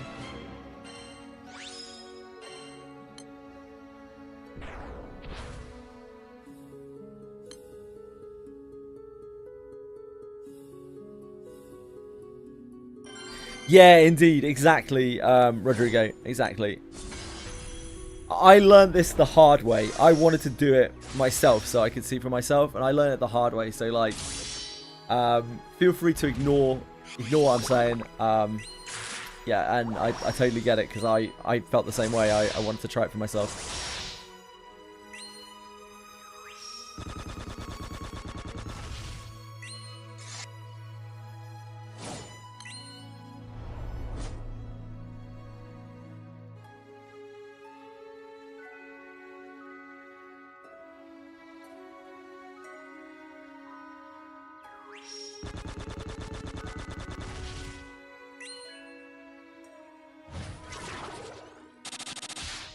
Damage cap is a thing in this, yeah. Most of the mechanics that you see in Relink, they are very similar to, like, the numbers. They're very similar in terms of numbers to this game.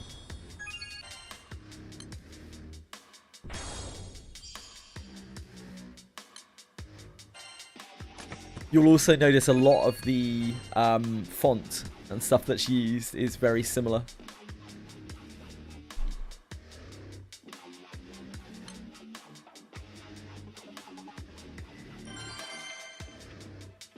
They definitely both have a feel like they're from the same game.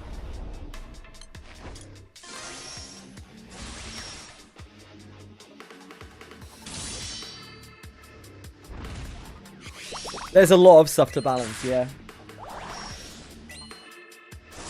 Why are we clawing at me, huh? What have I done to deserve that, eh?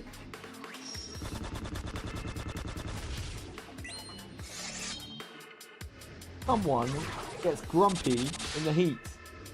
Unlike me, I would never get grumpy in the heat.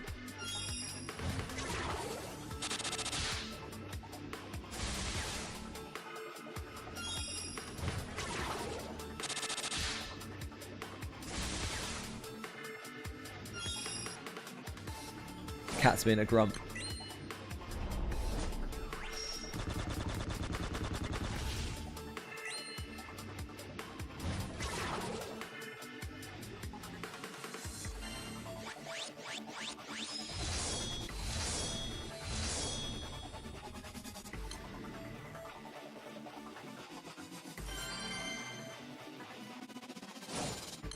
Favorite character of all time in my party and how useful they are. Ewaya. Ewaya, the dragon, the green dragon. She's my favorite. Although I do really also like Belial. They're definitely my favorite too.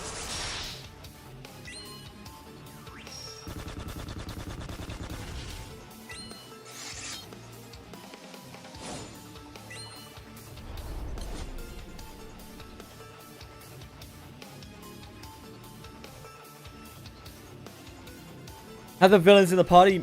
In most of this game, you cannot recruit villains like into your party. They are almost exclusively summons. I'm not sure how many instances of that there are, but it's most villains you can't get.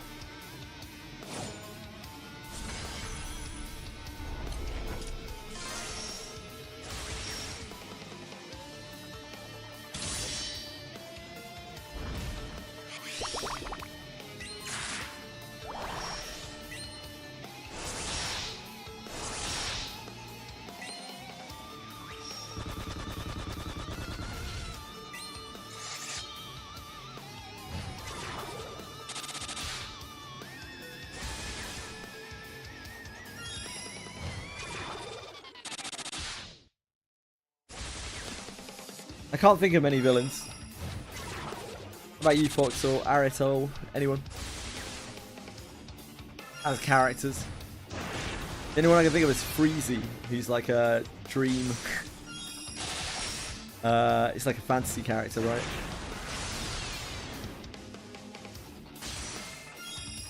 I got the wedding girls from the free pools I got from Sun the Game. Are they any good? Who, these two? The two I've got here. They're really good, yeah. And that is that's a formal character. So formal is like a form of seasonal, which means after this banner is gone, these guys are going to be really hard to get hold of, like super duper hard to get hold of. This game has pseudo limited characters in that it's very hard to target summon them, and they only run at limited times of the year. And formal is one of the hardest to get hold of.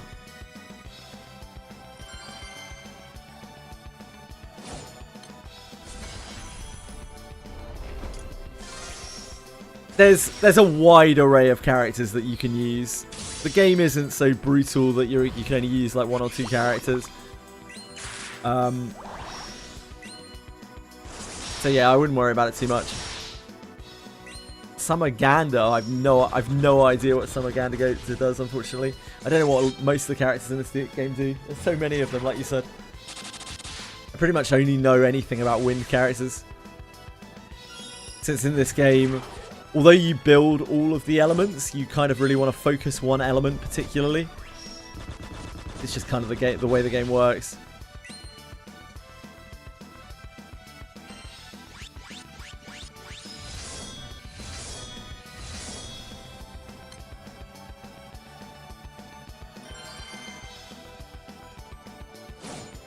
Oh god, yeah, like, don't be fooled by how simple the game looks. Some of the characters have a really like complicated kit, and they interact with their own abilities and other people's abilities in really strange ways that you have to just learn as you kind of go along.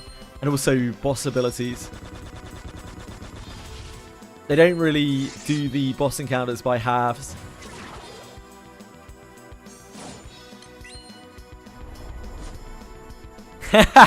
Hell yeah, man.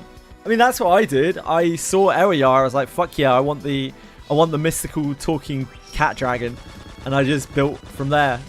That was how I got started on Wind. The more power to you, gave someone you like.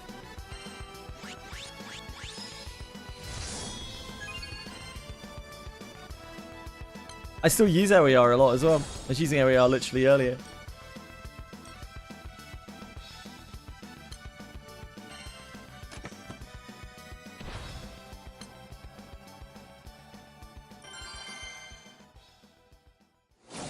Little rascal, Tilly.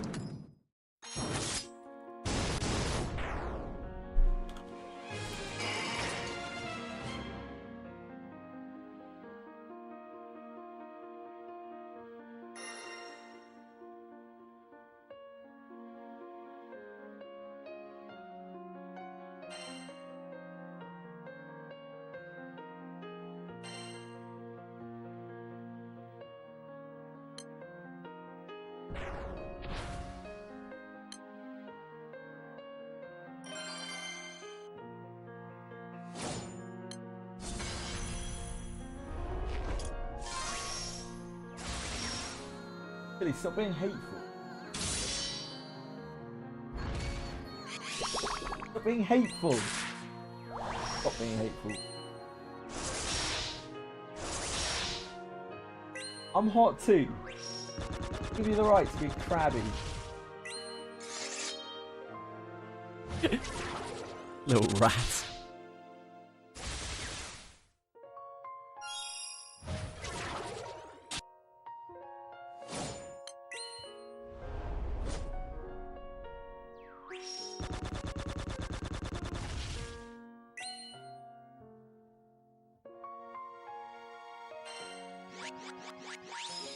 What is more important to be building on weapons or characters? to start with, grids are a lot more important than characters. If you don't have a good base grid, you are just going to be weak pretty much no matter what characters you use. You can't really start getting a decent grid until you're ranked 151, which takes a little while, but not as long as it sounds like it might. Because at rank 151, you unlock the Omega 3, like fish oil, summons. And they have a whole set of gear which kind of makes up a lot of very modern new player grids. So up until that point, I just play with whatever you want. Just focus on like building up your rank, just doing things in the game, because that will build up your rank passively.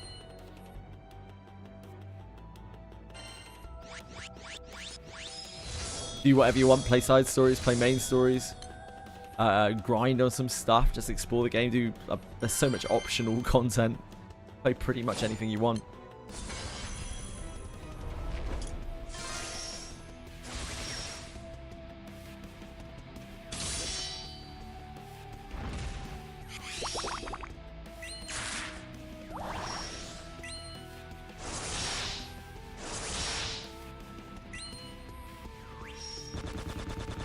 Yeah, the comic strips are awesome. I love the comic strips as well. There are a lot of them too.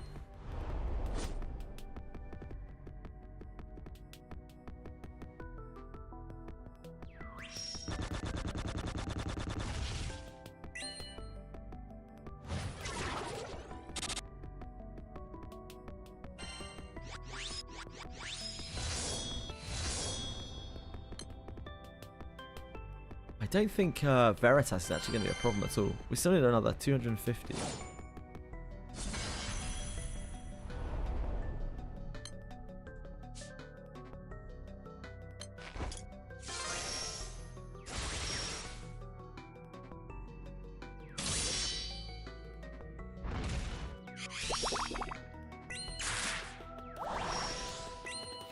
Oh no, not even 250. We need less than 200.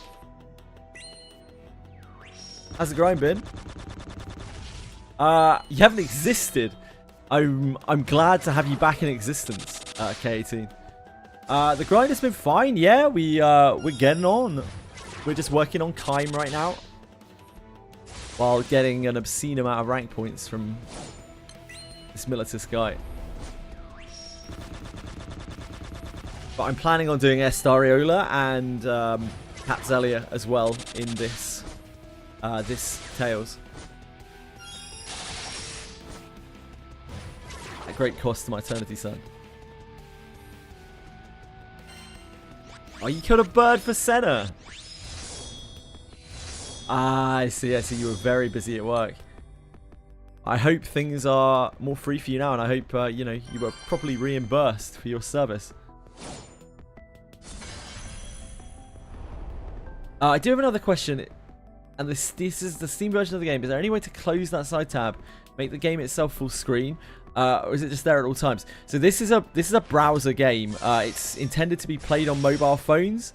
So the Steam version is actually wider than the browser version is. You can try the browser version as well. You can log in on a separate Steam browser. You can see it there. And that will probably be even more obtuse for you to navigate. This is as wide as the screen gets, I'm afraid.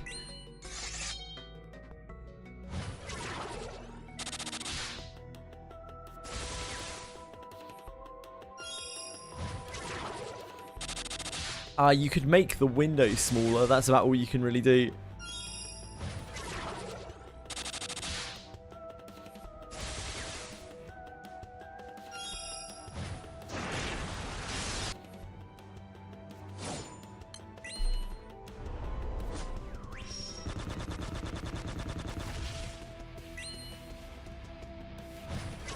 I believe that the Steam version is always this like window is wider, slightly wider than the mobile version.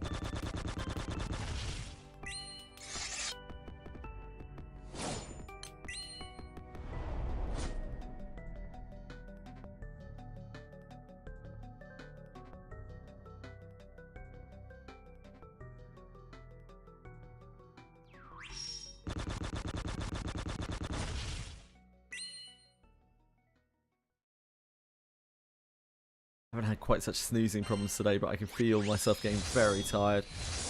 The heat has cleared up quite a lot. Thank God. True multiplayer in this game, like raid bosses with multiple people against the boss. You won't be able to see them on your screen.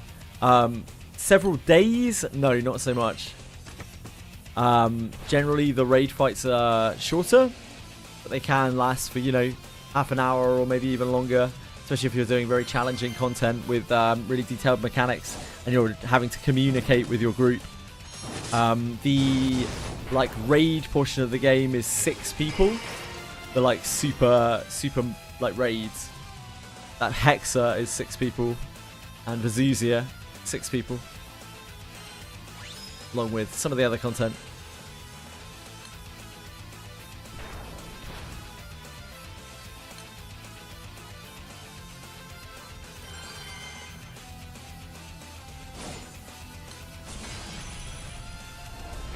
That stuff can be really challenging.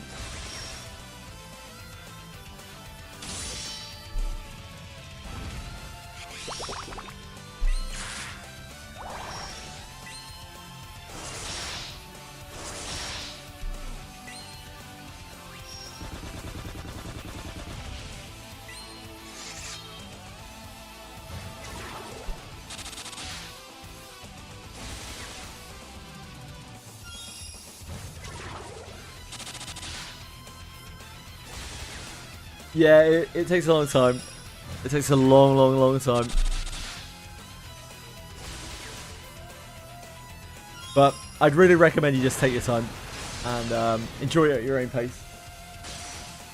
Try not to measure up too much to other people.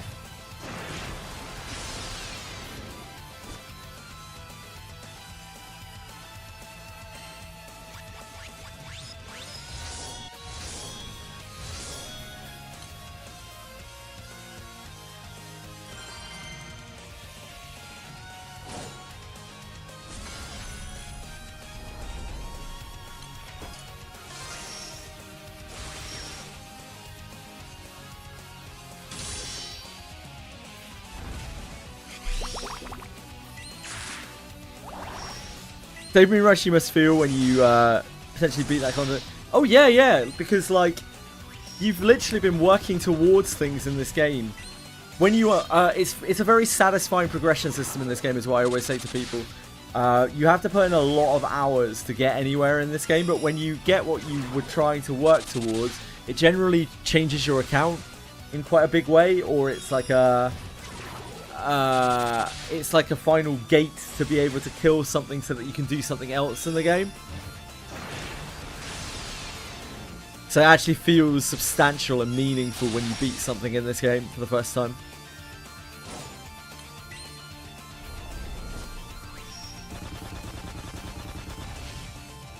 And yeah, the things that you unlock are generally really exciting because they play differently to anything else that you had before.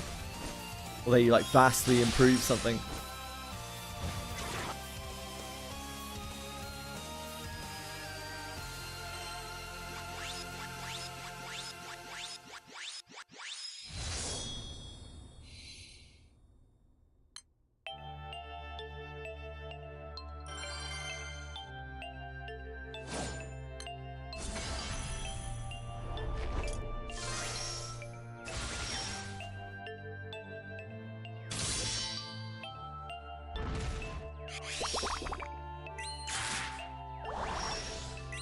Summoning, I'm assuming, spending any type of currency on the base banner is dumb.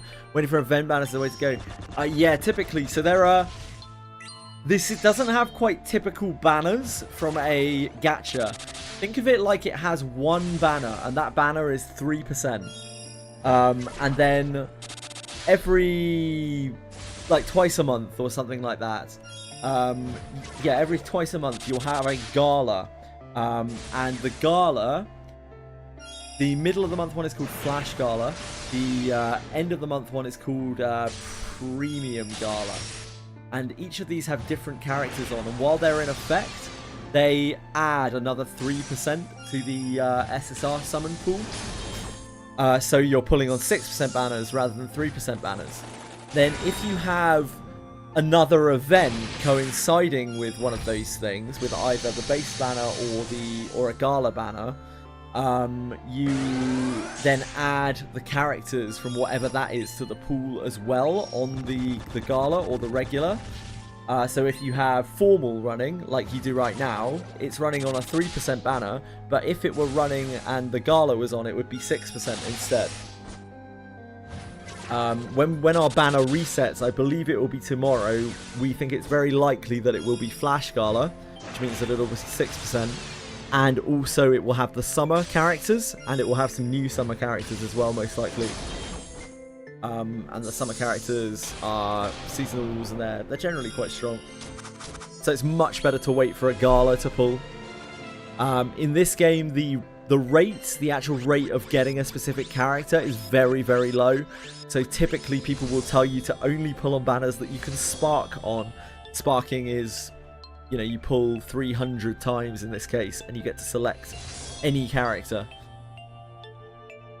Of course, you might get them just through pulling during that, but many times you do not.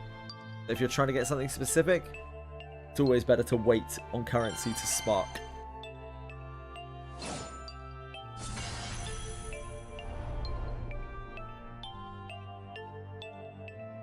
Yes, so like 3% of that 6% pool is the base pool with all of the random characters in it, and then the other 3% is just is like looking at trying to get the limited pool. It's like it's combined.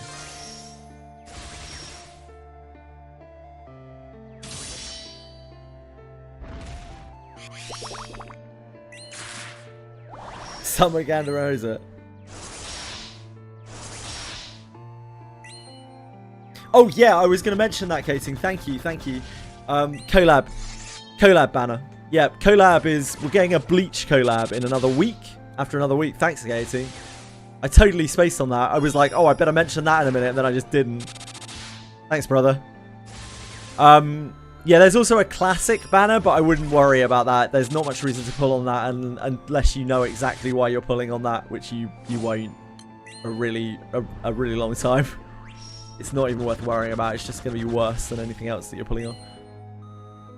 Pulling dupes can be useful. When you pull a character, you're not actually pulling the character, you're pulling their weapon. And when you pull their weapon, you get their character. You get the character for free with it. So when you pull dupes in this game, you're pulling dupes of the weapon, not the character. And you don't need multiples of a character in this game. You only ever need one copy of a character. But you might want dupes of the weapon. If the weapon is very good, then you might want to run multiple of the weapon in your grid, or you can use it to power up the first weapon. Also, you get gold moons from duplicates in the place of a second copy of the characters.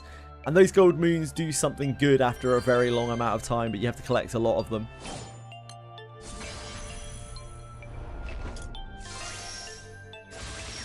You'd rather not pull dupes generally, but it isn't too bad pulling dupes. Pulling dupes of summons can be really useful as well, because the thing that you use to upgrade summons, because you need four copies of a summon, but you can replace it with a material called a sunstone, and sunstone is like the rarest thing in the whole game. So getting copies of summons is actually really, really useful. Yeah, they're actually kind of like really fucking good. Just because of how powerful sunstones are, how rare sunstones are.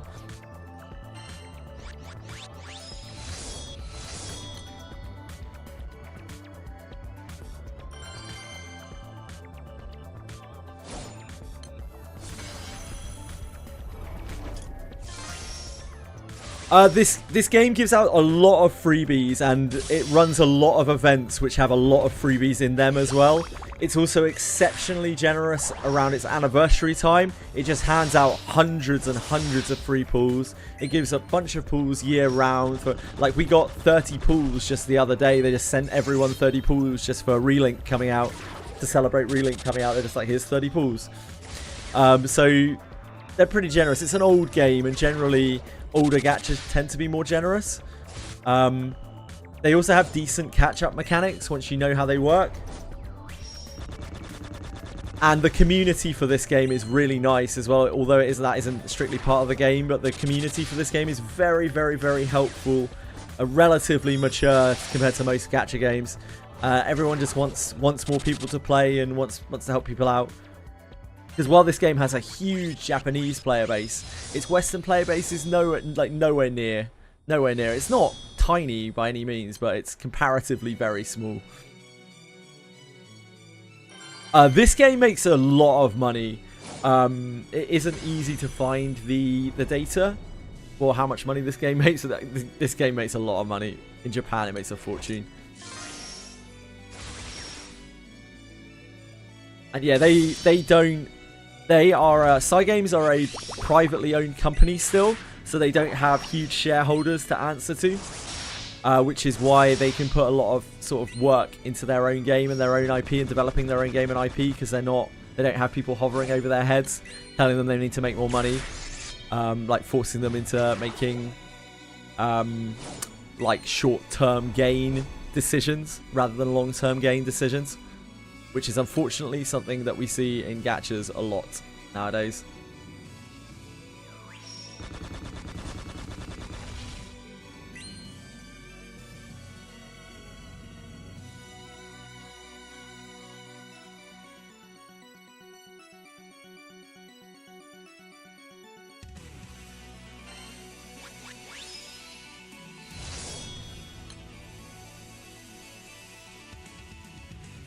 The Japanese version.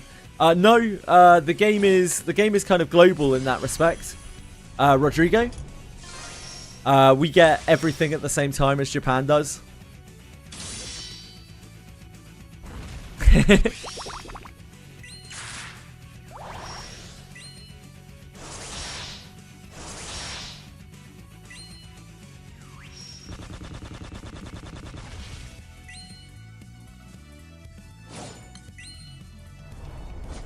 And when you play the game, a lot of this game is about coming together to raid together. So public raids are all like, you can open them up and have random people join, and you'll see loads and loads of Japanese names, and a lot of them are very strong. There are some insane people in this game. Oh, another Celsius fragment. We don't really need... Oh, actually, we kind of do need Celsius fragments. I guess that does help. I've heard some bad shit about Cygames before I played this game, and even while I've played this game, I've heard people really shit on Cygames. Having played a lot of other gacha games, Cygames really don't seem that bad at all. Like, I think a lot of people are upset with Cygames about Dragalia Lost that I've spoken to, and honestly, that wasn't even their fault. It was Nintendo who pulled the plug on Dragalia Lost. They made them pull the plug on Dragalia Lost.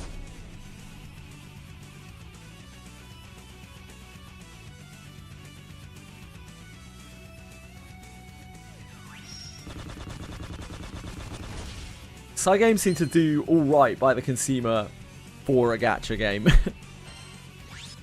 Big asterisk.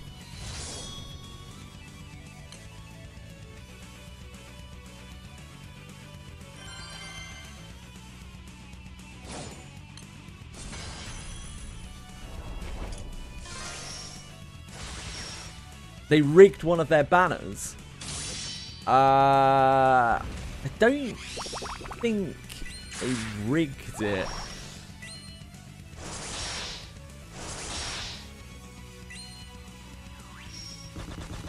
I don't think that was Granblue, right? Yeah, I don't think so. I'm not seeing anything on Google.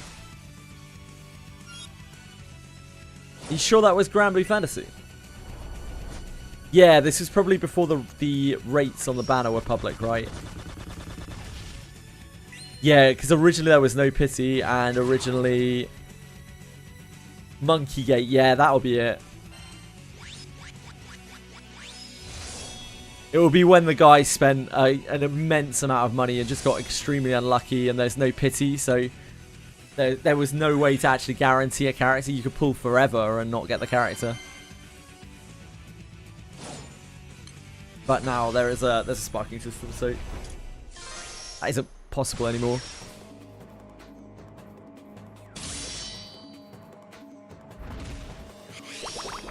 Ah, I wasn't even aware of that, Acumen.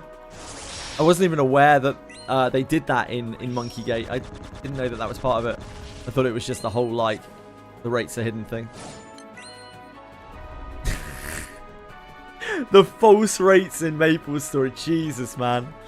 Yeah, now that actually has real false rates.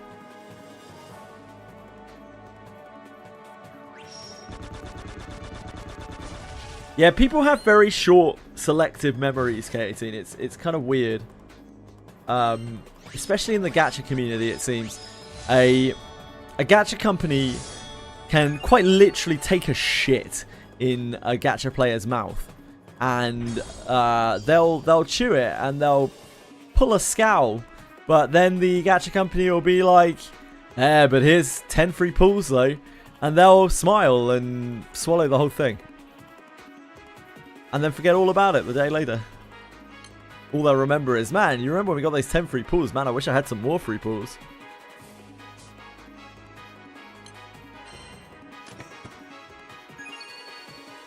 Priorities.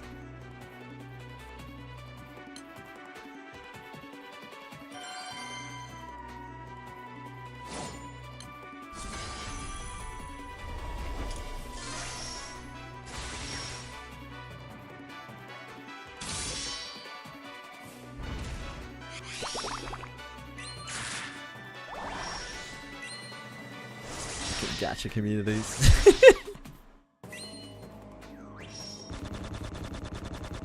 Exactly, yeah, exactly, Jakero. Like, the servers are unplayable, people's accounts getting bricked, people's credit card details getting leaked, and they're like, guys, we are sorry that the launch did not go quite as planned. Here's a free 10 pull. And everyone's like, oh my god, this game's the best game ever. I can't log in to claim it because my account's broken and my credit card's been stolen and the servers are down. But when I can, I'm going to be so happy.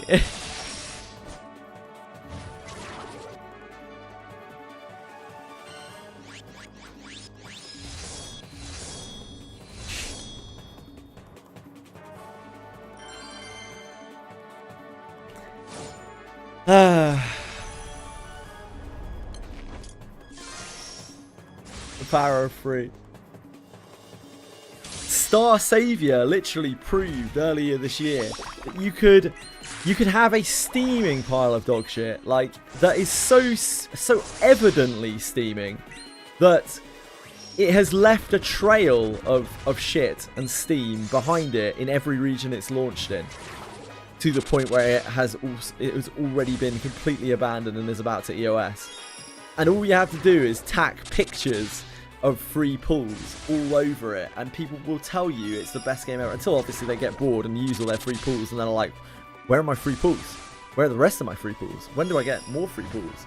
And the answer, of course, is you don't.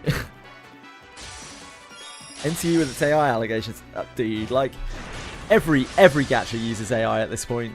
Like, every new gacha uses AI at this point. It's absolutely ludicrous to expect it not to. Now, what people should remember NTE for is when they when their payments using PayPal were billing other people's accounts. Now, that's what I would personally remember NTE for. Oh, no, that wasn't NTE, sorry, that was Enfield. Enfield, wrong game. NTE is 100% AI. The game is so bad. What I would remember NTE for is the fact that when you when you change your FPS in NTE, it changes the entire physics of the game. So if you'd like the game to be easier, just turn down your FPS. You'll be able to handle around every corner without a second thought. Yeah, it was Enfield. Sorry, I get the games confused because they were both so utterly fucking garbage.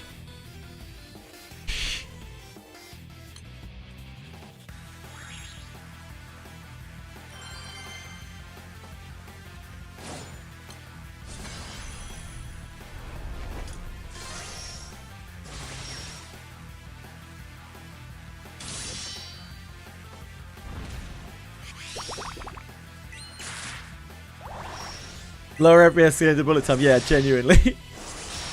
Wings of Terror is amazing. I play that shit full blast in my car. Yeah. They have done some remixes and like remasters of Wings of Terror in various album, soundtrack, OST things. And they sound incredible.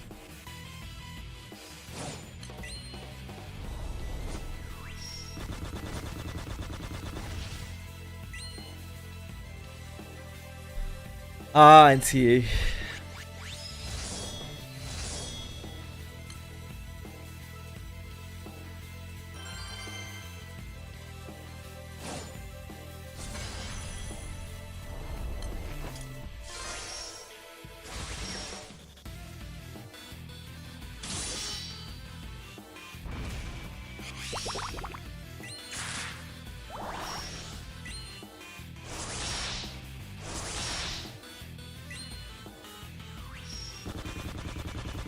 Existence is Beelzebub, I think, right?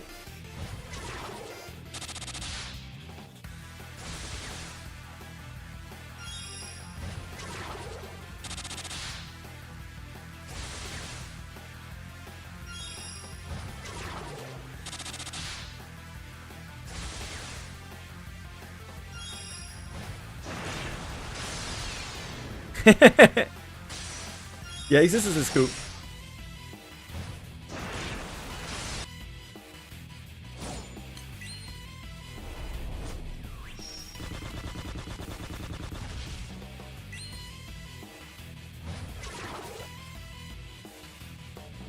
Yeah, they don't mess around with some of their songs.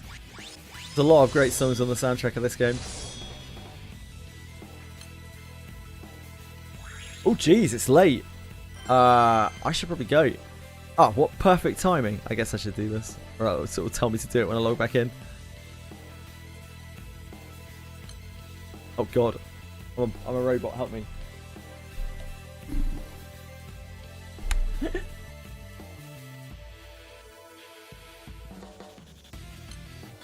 That wasn't a B.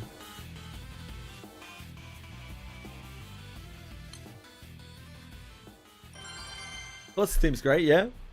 A lot of really good tracks. I really like the Europa theme.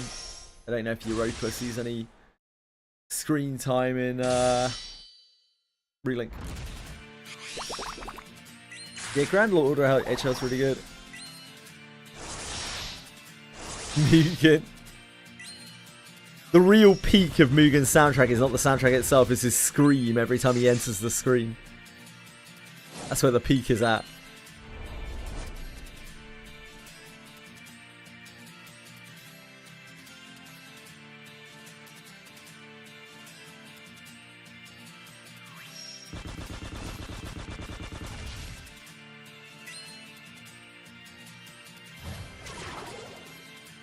Right, I better go.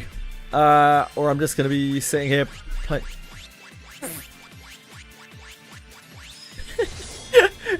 I scared the shit out of myself then. Oh my word. I had my audio playing because I loaded up my stream and I didn't realize my audio was on. I just heard myself in my ears. I was like, oh my god. There are security checks if you play for a very long amount of time, Rodrigo. I've been playing for like 12 hours today. I'm an animal. Yeah, thanks for watching, guys. I'll be back tomorrow. Otherwise, I will keep playing Arcarum forever. More Arcarum tomorrow, of course. We have patches in Wizardry and Limbus tomorrow, but I don't think I'm going to actually do any of them tomorrow because I want to get my maximum screen time on Arcarum. So I'm probably going to handle those next week. Thanks, Dorigo. Thanks, Fox. Thanks, Rodrigo. And really nice to meet you. Thanks, Light. Thank you, K18. Thank you, Acuben. Thank you anyone else who's still out there. I appreciate you. I'll see you tomorrow. I hope you have a great night. Good luck with whatever you're up to. I love you very much. Fox gets his pots tomorrow. Yeah, good luck if you pull on the gala tomorrow before I get on. Best of luck. Take care, guys. Love you. Bye-bye. Oh, pray it won't be hot tomorrow. See ya. Thank you.